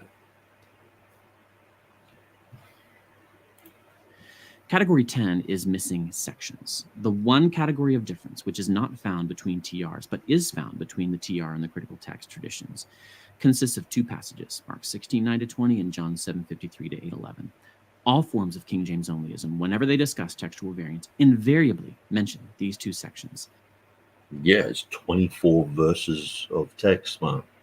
These two passages constitute the most serious threat to the critical text view from the King James TR perspective. Why indeed? It's not about what's a big threat or anything. We just want the words of God as they are. We don't want to have to invent stories like, Mark just stopped it there, so then an evangelist could come and do an altar call at the end and fill in the gaps. Or indeed would God allow uninspired text to be received by his church for so long? So are you accepting them or are you rejecting them? He just sat with Maurice Robinson. Can you debunk his critiques of the critical text deletion of the pericope adulterae and the last 12 verses of Mark? Because they're pretty much the same as what we would say. So why don't you debunk him first? Evidence suggests, however, that God may have left them out for an equally long period in the ancient past, at least in many places, and even during the Okay, so he's got his own little story. Period of transmission history in which the story of the woman caught in adultery appeared. There are, Maurice Robinson says, 3 primary lines of transmission for the story, 3 different versions of it. Maurice Robinson. Yeah, he says there's 3 versions because there were the 7 versions of von Soden, and he just condensed it to 3 because the other ones didn't really even exist, or they weren't really even worth talking about. But you're not taking on board the whole entire concept Maurice Robinson's talking about. Prominent majority text advocate. He prefers Byzantine text, but anyway. So this is the M4, 5, and 6, or is it M5, 6, and 7? I think. He says that each of these 3 lines, termed by von Soden, Mu 5, Mu 6, and Mu 7, retains a near equal level of support. An argument from what God's people in fact possessed through time does not indicate which version of the pericope adulterae ought to be accepted. For the purposes of this video and this argument, however, it must be acknowledged that John 7:53-8:11 and Mark 16:9-20 make up the lone, serious, substantive kind of difference that exists between the 2 textual traditions, if they can really even be called that, when, in my opinion, they're so similar. So you got these massive sinkholes that are swallowing half a suburb, and he's just like that. They're the only 2. We've only got 2 sinkholes that have destroyed your town. The rest of them are just little potholes that you can drive through. Yes, you might ruin the undercarriage of your car, or get stuck there, or pop a tire here and there, but it's not really a big deal. And then he's gone and taken photos of this nice smooth road somewhere, saying, see, it's all nice smooth sailing. And we're there with photographic evidence of these sinkholes. He's like, is that all you ever talk about? And it's like, oh, okay, well, 1 John 5:7, or the angel that stirs up the water, 42 English words missing there. We're just showing all these photos of potholes everywhere, and he's just there taking photos of the road that's nice and smooth, the only little bit that's left. Finally, category 11, contradictions. Most seriously, there are places in the New Testament in which the 2 TRs that we've been examining actually contradict one another. This does not mean that one teaches a false doctrine and another the true, only that both cannot preserve the correct reading. James 2:18 is the first. So I'm pretty sure Bryan Ross talked about this, and he said when you go through it, it's basically explaining the same type of thing. So it's not actually the complete opposite like Mark Ward is bringing up. Now, I haven't really studied this one because it's like the Stephanus text. It's just like, oh, the Stephanus is wrong, and our one is correct. that we've always said our one's correct. He hasn't proved our one wrong. He's proving some other one wrong that we don't follow.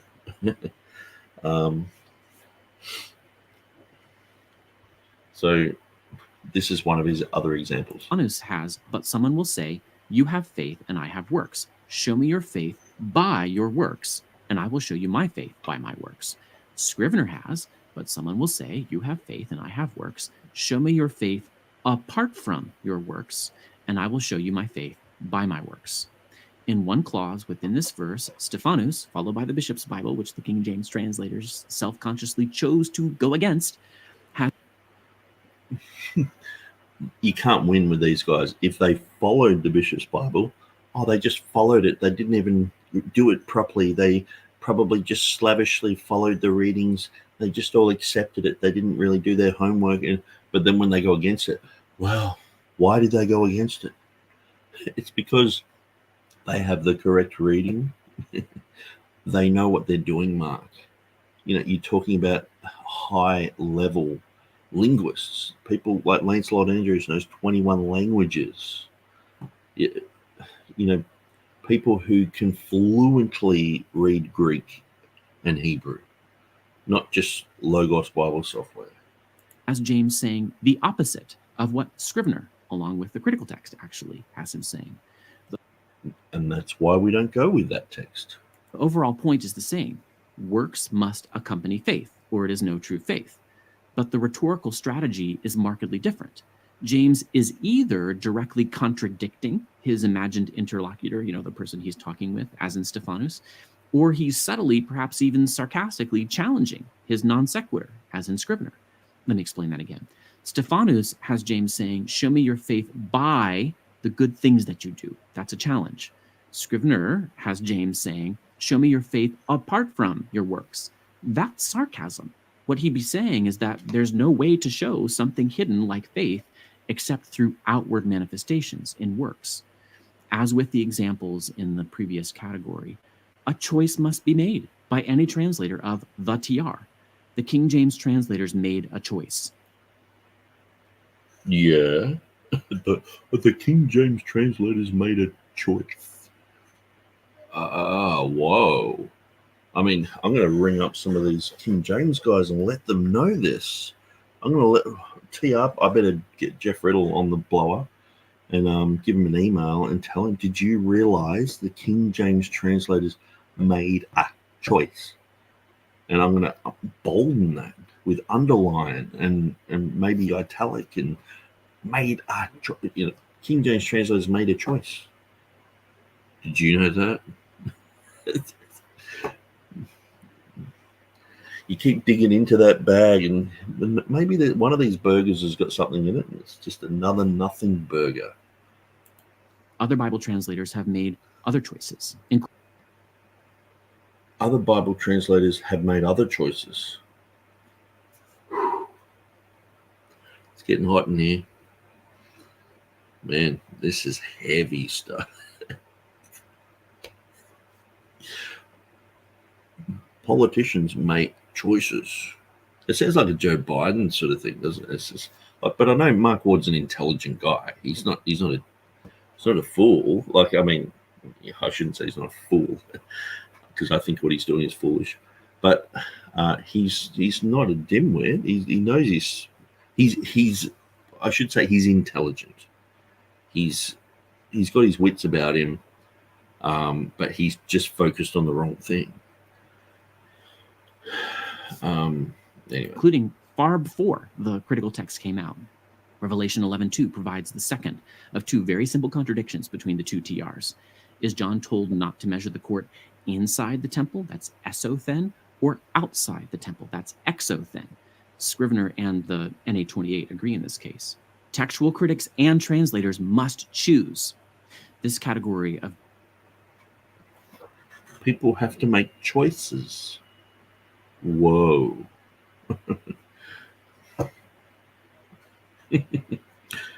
What can I say to that? This is like his conclusion. The King James translators had to make choices. Like as if we're going around saying the King James translators didn't make any choices. Of course they did. Like, who's saying they didn't? Like, I know some people are like, oh, King James is God just made it and that's it. I don't care about all the details. But the vast majority of people are like, yeah, they were good translators. I mean, this is a main part of like D.A. Waite's book, The Fourfold Superiority of the King James. Superior translators with superior doctrine and superior linguistic abilities, and why would you have all that? So they didn't make any choices.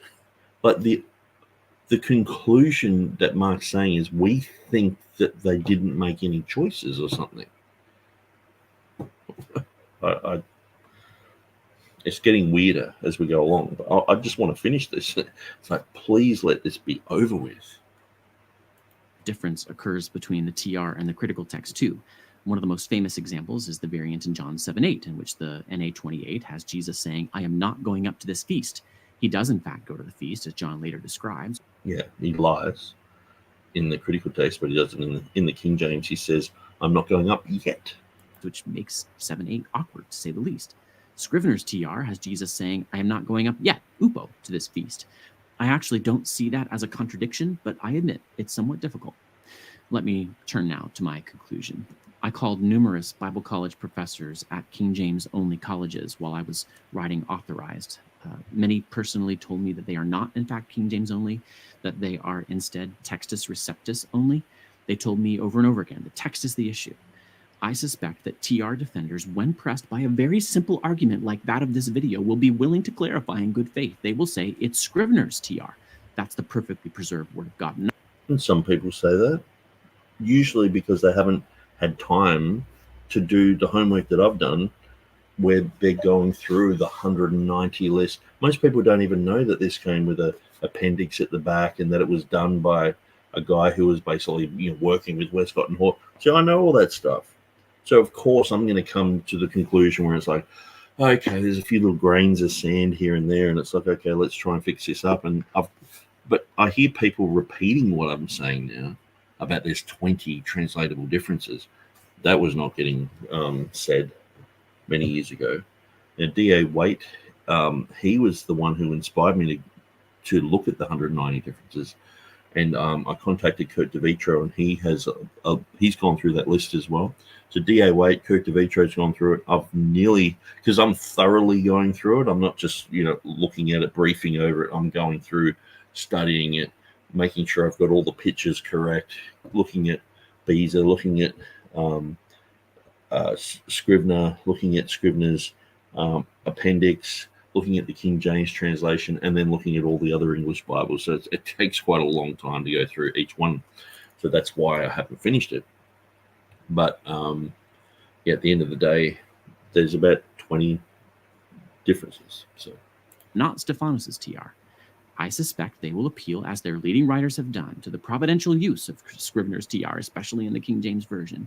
They may, as a result of arguments like those in this video, start adding to their doctrinal statements instead of saying, as countless King James only churches and institutions now do, instead of saying that they believe in the Textus Receptus, they will clarify that they believe Texti Recepti in FHA Scrivener's 1881/1894 edition of the Textus Receptus.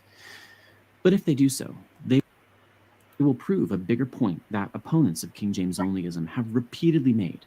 King James onlyism, in all its forms, even when it confesses primary allegiance to the Textus Receptus, is still just that, King James onlyism. I've got to find the video where he apologizes for calling everyone King James only and says it's unfair and all that. And look at him now. I just can't understand what his point is. What's he going to gain by just saying we're all Ruckmanites, we're all King James only? We're already just like not liking the guy. I don't know. He's just fighting a losing battle. I wouldn't be surprised if he actually drops this whole thing and moves on to something else, because he's actually making critical text people look really bad. Because, I mean, if they actually got someone who knew Greek fluently, Hebrew fluently. So this is the thing where James White sort of pretends to be all that. And so you sort of can get sucked into his persona. But with Mark Ward, you can just see through it. All of his arguments are just so flimsy. It's like, huh? And then he's relying on Tim Berg for in-depth argumentation. I'm just there going, what did the Westcott and Hort thing prove? To me, it proved that they were way worse than I thought. I mean, yeah, some people are out there like, yeah, they're vampires who suck your blood, and yeah, but it's like, okay, let's get rid of all that nonsense. Let's look at the reality of it. Unitarianism, universalism, defending these guys. You know, there's a whole bunch of issues.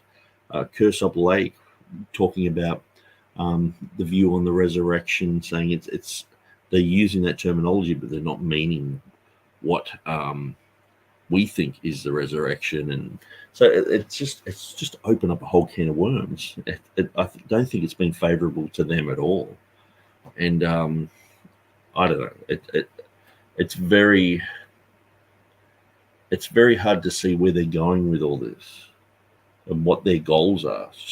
They're just hoping that people just, I guess, have an argument with their pastor or whatever, or leave a church and it's like, I'm no longer going to be King James only. Or they're like Jonathan Burris is sort of like, you know, I'm a Ripplinger guy, and then he's left his church or done a bunch of sermons against the King James and they didn't like it, so they booted him.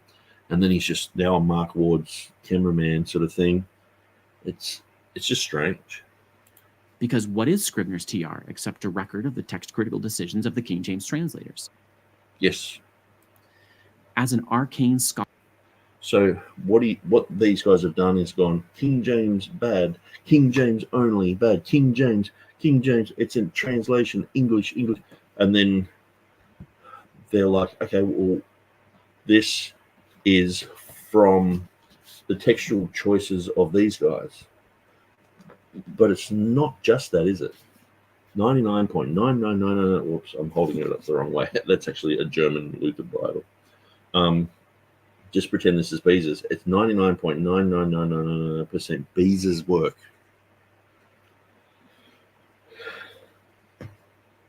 Scholarly tool, Scrivener's text is very useful, but professing faith in its perfect preservation still makes the King James, and not the apostles and prophets, the ultimate standard for Christian faith. Now, not just in the realm of English renderings, but in that of textual critical decisions also. Until all King James only... Hang on, what's he saying there? Because it's like, now not just in the realm of English renderings, but in that of textual critical... Oops. English renderings, but in that of textual critical decisions also. Yeah. And so that's exactly what Westcott and Hort thought. They were like, okay, so how do we get the TR?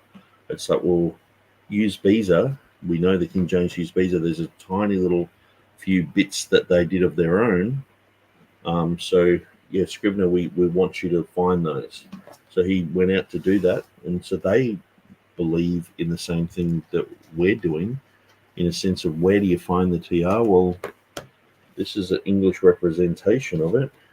You can go back to Beza. You can find it in his main text. 99.999% of all those readings of the TR, probably about 20 are in his footnotes. But ultimately, at the end of the day, we do respect the scholarship of the King James translators. Why wouldn't we? They were probably, like, collectively, but better than Erasmus, Stephanus, and Beza altogether. But even individually, a lot of these guys were brilliant. Henry Saville, John Boyce, Lancelot Andrews, amazing people. I trust their work. They've done a very good job. I can't fault it. Why wouldn't we be glad with their textual choices? Just because you've made King James only a scarecrow, or translation a scarecrow. King James translation is a scarecrow to try and we go up to the truth and it's a scarecrow there. It's like, stay away from that. It's, I better not. It's King James onlyism. Let's run. So no, we can understand that the King James translate. Is Theodore Beza like anointed or something because he worked on the Greek? He did Greek and Latin. So is he anointed? Well, what's the difference between him and the King James translation? How come he can make textual decisions and Mark Ward will go, okay, but the King James guys can't make 20 differences? Why? Oh, well, that's King James onlyism. It's like, I trust those guys over Mark Ward. Until all King James only Christians stop professing allegiance to the TR and instead choose one TR, they are in principle accepting precisely the same kinds of textual variation that occur between the TR and the critical text, with the exception of the two big chunks, the woman caught in adultery and the longer. The same kind of thing. So, a paper cut is the same as getting stabbed in the face 100 times. It's the same kind of thing. You can mark. Would the King James translators be happy with this situation? Did they intend for their work to be the one ring to rule, not just all translations, but all editions of the Greek New Testament? Clearly not. Clearly, what do you mean? This is exactly what they said. Like, let's have a look.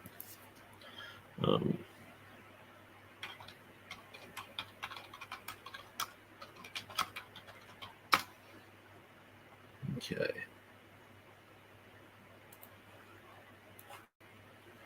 Let's have a look at this. So the dedication to King James, it has, for when your highness had once out of deep judgment apprehended how convenient it was that out of the original sacred tongues, the Hebrew and the Greek, together with comparing the labors both of our own, the English, and other foreign languages,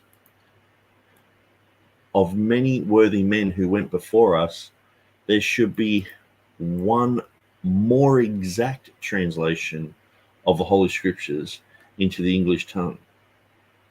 So they've used the originals, they've used the English to get the English terminology, and they've looked at foreign languages as, how certain things could be, done. Certainly if they've got synonyms, how are they used in foreign languages and things like that. And it says they were looking at one more exact, and that word exact means perfect, but not in the sense of the originals are perfect sort of thing. It's as exact as a translation could be, a perfect translation. So if you've got an exact translation or a perfect translation, this is the King James guys admitting this, that they did all this hard work. For what reason? That there should be one more exact translation of the Holy Scriptures into the English tongue.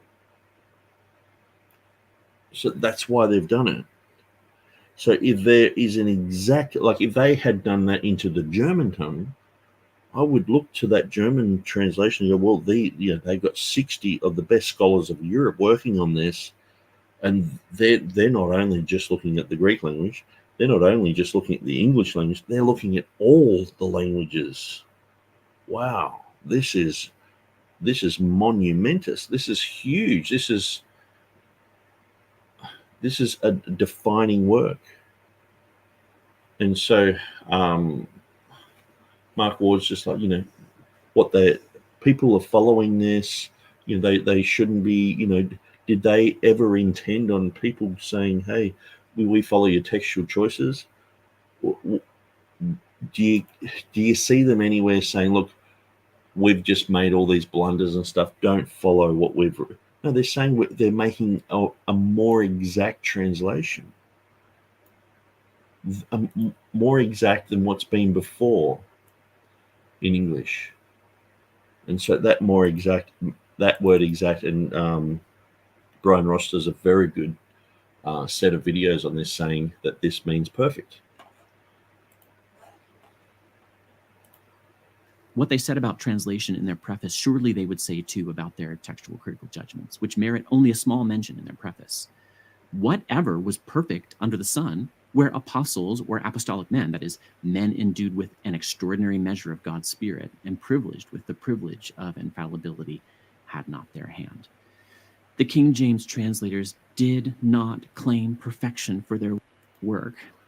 No, you're conflating two different things. When they're talking about perfect, as in a sense of the originals, that's the sense that's used there. When you're talking about a perfect or exact translation, that's a different type of perfection. And so when they're talking about original, like the words being inspired, they're inspired and they're perfect.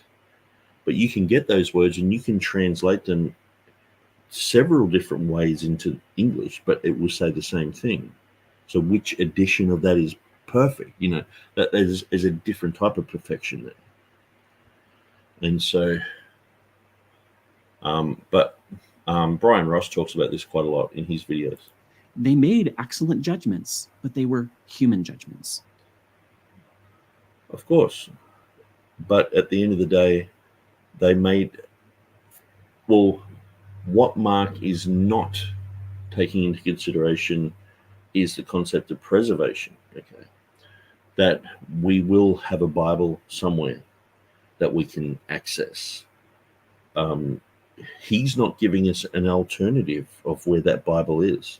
He's just saying none of the Bibles match up. None of the Bibles are good enough. And so when God preserved it, he just preserves like most of it.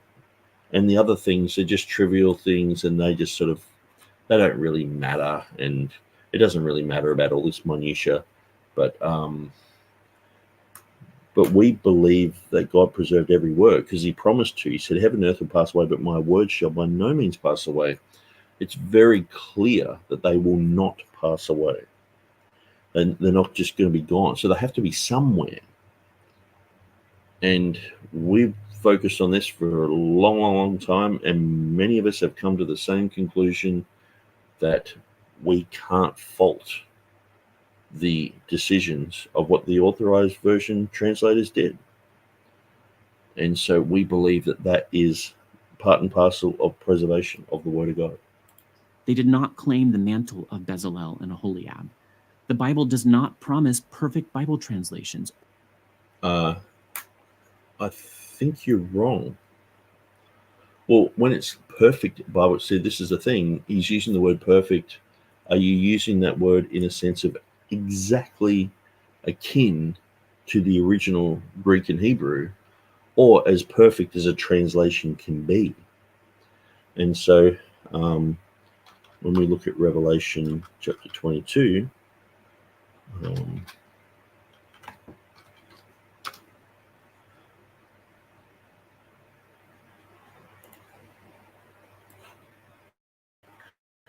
let's read this together. For I testify unto every man that heareth the words of the prophecy of this book, if any man shall add unto these things, God shall add unto him the plagues that are written in this book. And if any man should take away from the words of the book of this prophecy, God shall take away his part out of the book of life and out of the holy city and from the things that are written in this book. So doesn't this inadvertently say that we shall know where the words of God are? Because it's saying, if you add to these things, how do you know if you've added to these things if you don't know that they're God's word? Now, I know where God's words are, okay? I'm claiming I know where every word of God is. So I know if I've added or subtracted from that. The thing is, Mark Ward's just like, I don't know whether that word's in or out, or what's the decision, and we've got to call down Wallace and ring James White, and we've got to get Maurice Robinson involved, and blah, blah. And it's like, he's not sure where the words of God are. So how can he commit this sin of adding and subtracting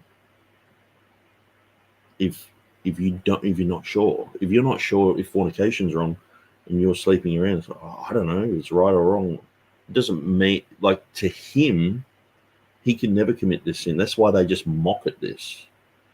But I can, because I know where the words of God are. And this says that if you add to the words, so this is saying that there will be one Bible. And if you add to that, and if you take away from the words of the book, if you add or take away from that one thing, then these things happen. We see Mark Ward has 20 different editions and versions and paraphrases and all the rest of it, and Greek editions and Tyndale House editions and all. And so how can they? That's why they mock at this. But clearly, if you take this at face value, you go, yes, you shouldn't add or take away from the words. So that means that the words are set in concrete. That means there is a final standard. Where is that on earth right now? Who's making the claim that they have the final standard? Textus Receptus people, King James people, they are. These other people don't have a final standard. Or perfect textual criticism. The wealth of widely available information about textual criticism of the Greek New Testament, from the New Testament virtual manuscript room, for example, to now multiple textual commentaries and different textual apparatuses. This has all had a paradoxical effect among some Christian believers. It has actually decreased their trust in the reliability of the critical text tradition. Many have sought the apparently greater stability, simplicity, and objectivity of a majority text view, or the apparently full certainty and purity of a Textus Receptus only view. And now that certain embarrassing failures and rhetorical excesses of the King James only movement have discredited King James onlyism in the last half century, think of Ruckman and Ripplinger and Gitt, for example, contemporary King James defenders have tried to stake out a more reasonable view in which the text is the issue. Why do we have to wear the Ruckman Ripplinger? Why aren't you wearing your Bart Ehrman hat, your Metzger t-shirt, your Kurt Aland scarf, and your Carlo Martini tie, and your Westcott and Hort glasses? Do you bear the guilt for all these people? Why do we have to bear the guilt for anything Ruckman's ever said? Or Ripplinger, or anyone? Why do we have to, like, there's been this huge thing in the last half century with these people. It's like, why can't you just take us on face value? Why do you have to have a genetic fallacy? Why can't you just answer Jeff Riddle on face value without calling? You're obsessed with calling people names and pigeonholing them. It's a genetic fallacy. I'm not related to Ripplinger. I'm not related to Ruckman. I'm not related to these people. Stop doing this, Mark. It's insanity. Stop calling us all Ruckmanites. If you're trying to win an audience, you just lost everyone. Let's just walk into the people who we're trying to win. Like, imagine David Wilkinson, the Cross and the Switchblade movie. He gets up at the end and he's going to preach and he says, "You bunch of gangster losers." And they'd all just go, "Oh, who's this guy?" And that's pretty much what you do to us in all these videos. You bunch of Ruckmanite losers. You bunch of Ripplinger following loser. Sam Gippard. I don't follow those guys. Now, sometimes they say things that are true. Sometimes they're just pointing out data and facts. And it's like, okay, well, when there's something kooky said, I'm like, oh, okay, that's kooky. Why do I have to be part of them? Why aren't you part of your crew? You distance yourself from whoever you want, but apparently you join with Westcott and Hort. It's very strange. To me, Westcott and Hort are 100 times weirder than Gal Rippling or Ruckman will ever be. But the certainty they seek is simply not to be had without some kind of special revelation or we read the Bible and it says that the word of God will endure forever. The grass withers, the flower fades, but the word of God shall endure forever. Where is that? Where is it enduring forever? Just in space? You know what I mean? Like, practically, where is it? Special pleading. After years of attention given to King James onlyism, it's my opinion that all of its major camps are accepting one presupposition that is driving all of their work. Inspiration demands perfect preservation. Here is E.F. Hills. If the doctrine of the divine inspiration of the Old and New Testament scriptures is a true doctrine, the doctrine of the providential preservation of the scriptures must also be true doctrine. That's from his book, The King James Version Defended, originally called Text and Time, a Reformed Approach to Textual Criticism. In my opinion, this presupposition is not illogical. It's a plausible read of the every jot and tittle promise of Matthew 5:18. But when you look into those jots and tittles, perfect preservation is simply demonstrably not what God has given us. Only because you don't want to see it, Mark. It is there. And so we have this, and this shows what the underlying text has. And so then we have scholars who have attempted to create that Greek text, the underlying Greek text.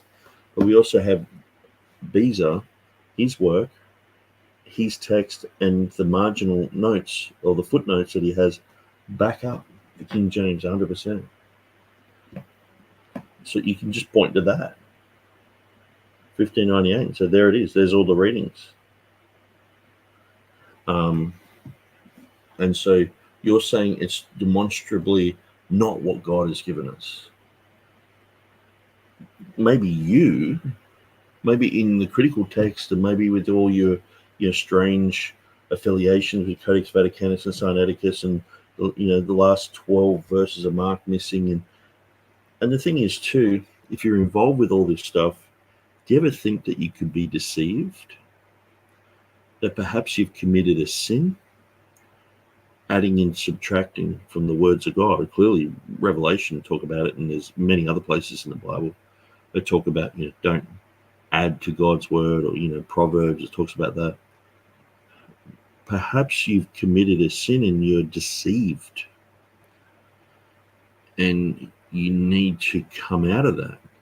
And I would just say to Mark Ward, and if I met Mark Ward on the street and didn't know him and all that, and just became friends with him, I'm sure that, if we got together, we could be great friends. I don't hate the guy. And, people saying, oh, he's femmy and all that. I don't really care if blokes are like this. A lot of Australians are like this. They're just highly educated. They're from university and all the rest of it. And it's like they just talk like that. And it's, the farmer, would go, yeah, they sound like they're homosexual. It's like, okay. But at the end of the day, I don't hate Mark Ward. And if I was to give him advice, I would just say, Mark, perhaps you've actually committed sin. Perhaps you've actually done what Revelation warns not to do. Have you ever thought of that? And there's a strong delusion that's over you. That maybe you need to submit to the word of God and say, God, I think I've actually committed this sin. I need help. You help me. Forgive me for doing this. So he must not have meant to promise it. Matthew 5:18 must be. So he's like, I don't see it anywhere, so God never promised it. About the efficacy of God's words instead. Indeed, the contrast that Jesus draws in that. We're not saying that the main point here is to talk about the preservation of God's word. It's just inadvertently talking about that. Like it says, heaven and earth will pass away, but my words will by no means pass away. Well, it's talking about heaven and earth passing away. That's a pretty big deal. But he's saying even they will pass away, but my word will continue on forever. So there's quite a few different themes in that. There's eschatology in that. There's bibliology in that. There's the promises of God in that. So here, we're not just talking about, things being fulfilled in Christ, but we're talking about the one jot or one tittle shall by no wise pass from the law.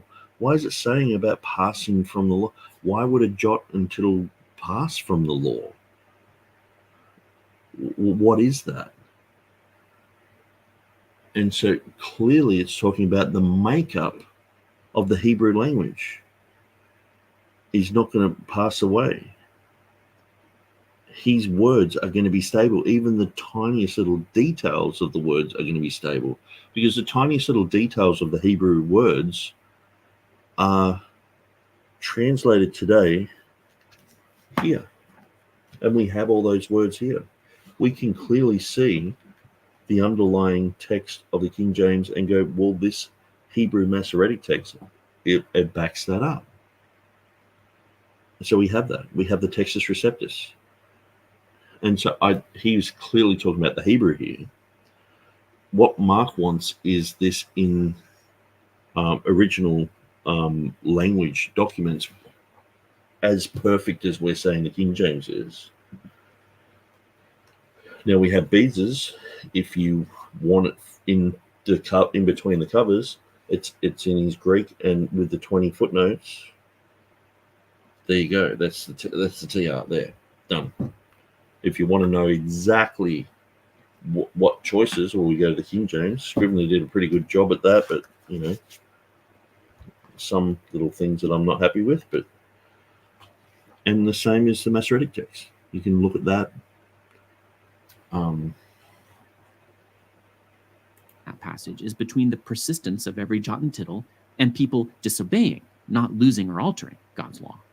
That every King James and TR defender, and empirically speaking, the two defenses invariably go together. Every one of them who cites the promise of every jot and tittle preservation is setting up an absolute standard. If one jot or tittle is either not preserved or not identifiable with certainty in its proper location, the position falls. In order for TR defenses to work and for the rhetoric of certainty and purity that they use to be true rather than false, we can't only possess all the jots and tittles, we must also know precisely and with certainty what and where each one of them is. And we do. And precisely and with certainty which ones do not count among the 144,000. I'm not sure why he said 144,000 there. But when I heard it, I was like, I thought he was joking because I was listening to it. I thought he might have done a bit of a joke, but it was like, anyway. An appeal to perfect preservation of the TR fails by this standard. Which TR is perfect and how do we know? We've already answered that. The TR that underlies the King James Version is perfect. And if a TR defender who wishes to avoid special pleading says all the jots and tittles are preserved in the totality of the good manuscripts or in the totality of the good editions, the TR editions, that's precisely the position of the majority of evangelical biblical scholars. The basic argument of this video, then, is meant to build a bridge between TR defenders and that majority evangelical position. It's meant to use another image to reveal that we are in the same boat. But we're not. Because, like, some people might say that I follow the TR editions and all that sort of stuff. But the vast majority of the time, these people follow the underlying text of the King James Version. The Lord, in his good providence, has not given any Christian warrant to claim exhaustive and perfect certainty in our textual criticism of the New Testament. Yes, Jesus said you will know where his words are. All you have to do is just a basic study on that, Mark. Just go through your D.A. Waite, just go through and just look at the verses. Don't even think about D.A. Waite or anything like that, or David Cloud. Just go through and look at these verses that talk about the preservation of God's word enduring forever, heaven and earth passing away, but God's words being with us. Clearly, they've got to be somewhere. Are they in a cave, or are they with God's people? The church. The church has these. TR defenders must stop claiming to have a pure and absolute text. That claim is quite simply causing brothers and sisters to divide from one another unnecessarily. No, we do have a pure text, and if that causes division, it's good division, because if I have the truth, if I say, look, I believe the Father, the Word, and the Holy Spirit, that I believe in a Trinity, yes, that divides people, and Jehovah's Witnesses are upset, and modalists are upset, and many other groups are crying about that. But it's like, well, that's what I see in Scripture. That's what I see as the truth. And it's not about trying to keep everyone happy. Jesus upset lots of people. Read Matthew chapter 23 when he calls them a bunch of snakes, calls them wolves in sheep's clothing, and a whole bunch of other things. This is the reality, that you're going to cause division with truth. Truth divides. The Bible clearly says that the Pharisees, the scribes and Pharisees, there was a division among them because of him, because of Jesus. There's going to be division among Christians because of truth. There are divisions among people because of the correct readings. And we're saying we have the correct readings, and other people are saying, no, you don't. We're saying, yes, we do. Now, you think it's unnecessary. You think it's just a division. You are the new kids on the block with this stuff. The King James has been around for 400 years. Textus Receptus editions, we follow the underlying text of the King James, but they've been around for printed editions for 500 years. Very close, very much like Mark's gone through a whole bunch of stuff, and he's sort of had to pull, a bit of a Swifty with going to the 1550. But at the end of the day, we don't even have to go back to Erasmus or the Complutensia. Most of the time, it's just out of general scholarly curiosity. It's like, I wonder what the Complutensian says here, and wonder what this says, and we go through and we collect all that data. Where the King James translators have gone through all that, they've made their decisions, and their decisions are brilliant. And at the end of the day, Theodore Beza's text is the one that we take our hat off and say, yep, Beza, you nailed it. And there's about 20 little footnotes that the King James guys went, I think that we need to go with that reading over the main text. And so they formulated their own TR edition. It never got printed at the time, but and had it been printed, we wouldn't even be having this discussion. We would follow that Greek text, but it never got printed. 250 years later, Scrivener's gone, oh, I'll do it, according to Westcott and Hort, to try and show where they're changing it, to try and show where they're mutilating the text. But we know where the words of God are, Mark. There's nowhere where you can turn around and say, Nick Sayers doesn't know what the Bible says there. If I can successfully show a TR and King James Defender that TR editions feature exactly the same kinds of variants as those that occur between the... It's not about the kinds of variants. A paper cut is not the same as being stabbed in the face 100 times. Critical text in the TR. If I can show that our views differ in degree and not in kind, I can perhaps make a small dent in the amount of divisive internet grandstanding in the world, and save a layperson the difficulty of being told by well-meaning brothers that they must call other Christians' Bibles corrupt or satanic. What could be more divisive than telling people who cannot read Greek or Hebrew, and therefore lack most of the capacity necessary to check out the issue for themselves? What could be more divisive than telling them to disdain each other's Bibles? Well, it just depends. If it's truth, then you need to say it. If it's truth. If there's a reading in the Bible, in the critical text, that basically is a blasphemy or a contradiction with the wrong genealogy or the wrong history or the wrong geographic location Jesus turns up at, or the swine marathon where the pigs run for another 30 miles, or this, a lie. Even Mark Ward was like, oh, I don't see it like this, but it is pretty full on, where it says Jesus said, I'm not going up to the feast, but then he went up. But the text said he's not going up yet in the TR. So he's not lying to people. It's very clear what he did. And these things matter. If you have, or Jesus said, if you get angry at your brother, you're in danger of judgment. But then later on, he's getting angry at the Pharisees. So is he in danger of judgment? But it says, he that gets angry with his brother without a cause, means without a good reason. It's not just he gets angry, because Jesus got angry. So he's damning himself.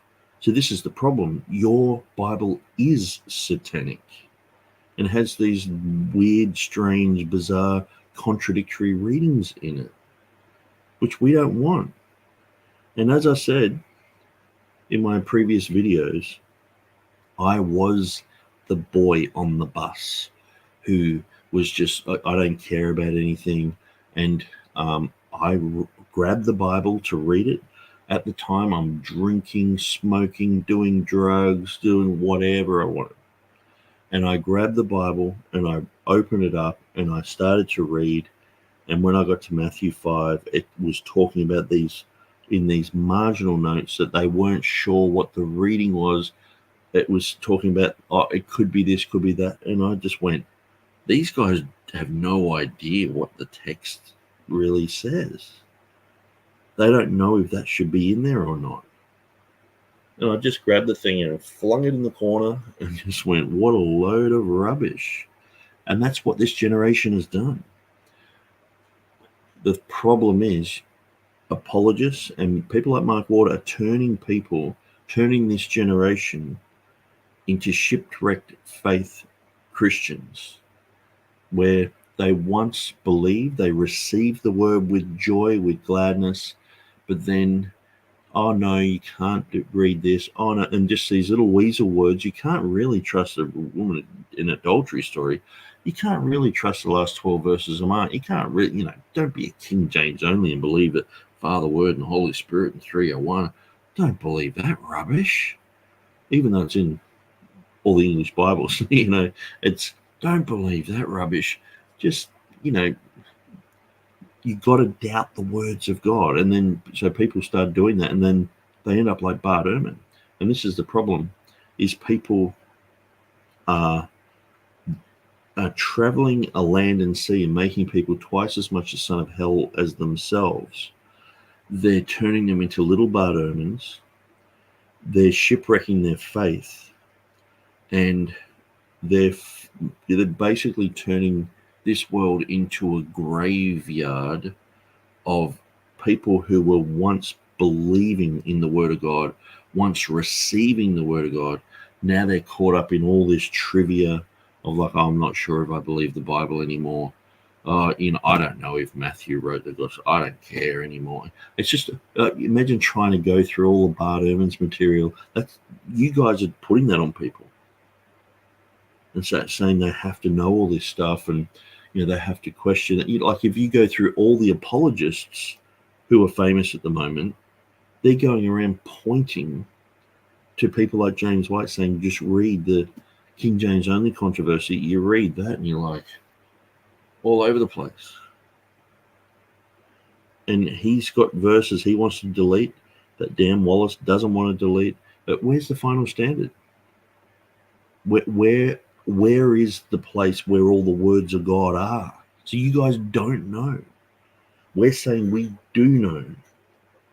And so that's going to be an issue, because we say we have confidence in our Bible. You guys don't have any confidence in yours. And you want to call yourself the Textual Confidence Collective, but you don't have confidence that what you've got is accurate. And like I've said many times, if God did a book on mathematics, you would expect that 1 + 1 would equal 2. But unfortunately, your text has 1 + 1 = 3. And so where they're going, it's wrong. And it's not just a book on mathematics, is it, Mark? This is a spiritual book. There is a real heaven. There is a real hell. And God is not willing that any would perish, but all would come to repentance. He's long-suffering. God is a God who wants us to know him. He has done everything he can. He sent his son, Jesus, to die on the cross for our sins.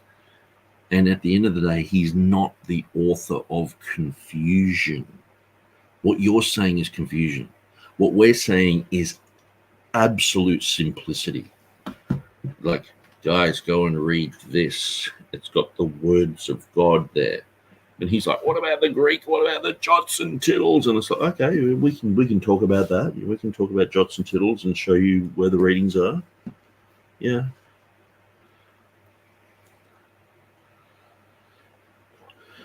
But at the end of the day, you don't have a standard. You don't have a definitive Bible, but we do.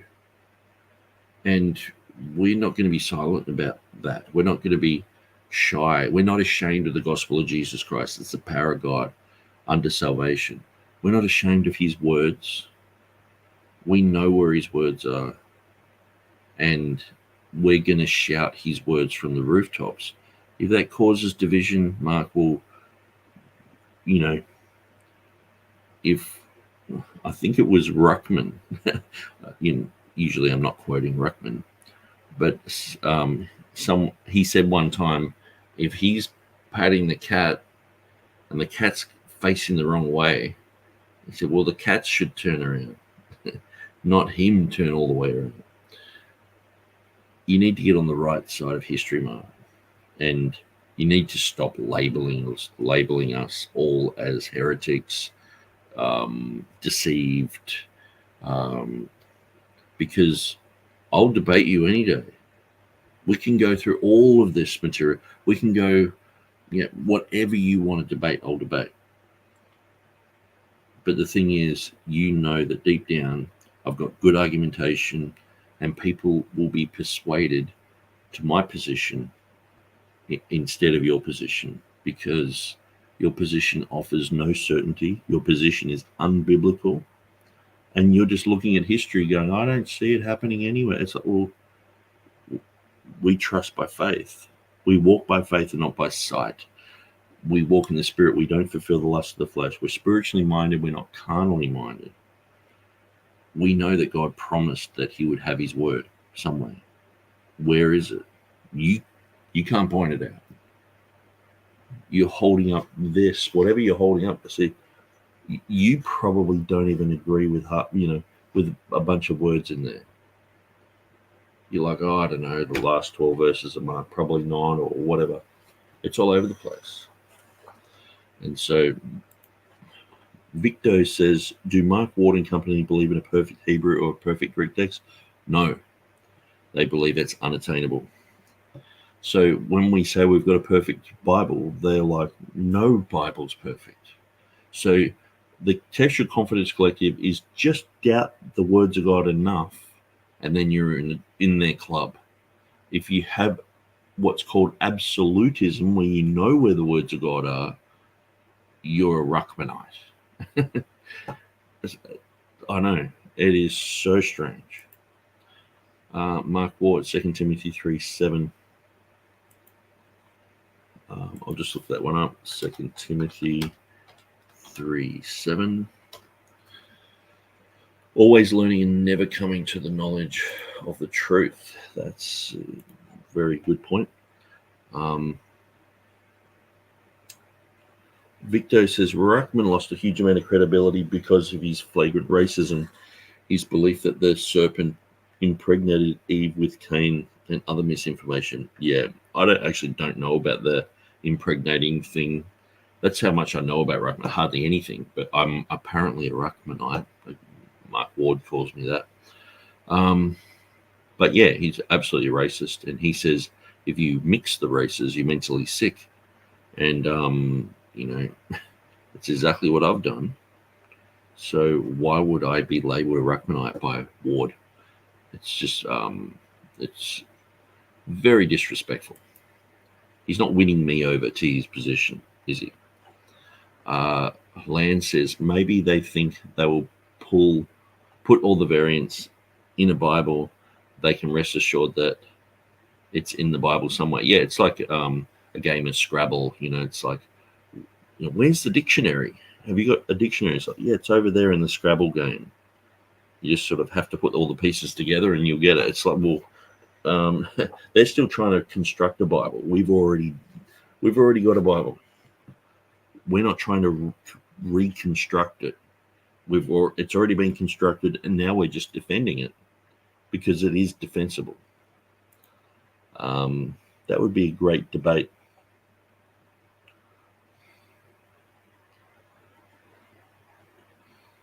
Maybe I missed that. Excuse me. Part. Oh yeah, maybe the debate between me and Mark Ward. Yeah, I'd love to debate him. TurretinFan, thanks for your thoughts about the debate, and thanks for watching it. I agree that there is a difference between your position and Will's. Yeah, I mean, on the data, we're probably the same, but Will has some other things, and he was, influenced into his position by Gail Ripplinger, and I'm not saying he agrees with her or whatever, or is a Ripplinger, but there are, some things where it's numerology and things like that I don't necessarily gel on, but he's entitled to his opinion. We would just disagree with that. But yeah, at the end of the day, I think we probably should do a debate on Revelation 16:5. But if there is anything else that you would want to debate on, TurretinFan, I'll throw it out there and just say, let me know. And also, if you know anyone on the critical text side who wants to debate these issues, it is hard to find people who know their stuff and will debate. I know some people are keen, but I just don't know who they are. Victor says, you and Mark Ward. Yeah, that'll be a good debate. I don't know, Mark Ward would do a debate. He would probably see me as divisive and, uncharitable and all the rest of it. So you'd have to be really like a Bryan Ross guy, but even he gets thrown under the bus. I think this is the end of the video. Yeah, it just fades out. This video about the history of the Greek. Oops. Started again. I don't want to go through that again. All right, let's shut that down. And I think I'm just going to... Oops. Yeah, I think I'm just going to shut this down. So we've got quite a lot of people watching, but at the end of the day, it's 12:30. I've got to be up at about 5, so I'll probably get like 4 hours sleep. That's probably why I'm slurring my words and struggling a little bit, as you can probably tell. But thanks for joining us, guys. God bless you. I'm glad that I got these Mark Ward videos out of the way, and I'll continue on probably with some eschatology stuff next, unless another bibliology video turns up. Victo says, have a great night, Nick. Thanks for that, Victo. History documents. Thanks for watching through, guys. Remember, if you can, just like the video or share it with someone. That'd be great. So thanks for joining us, guys. God bless you, and we'll see you next time.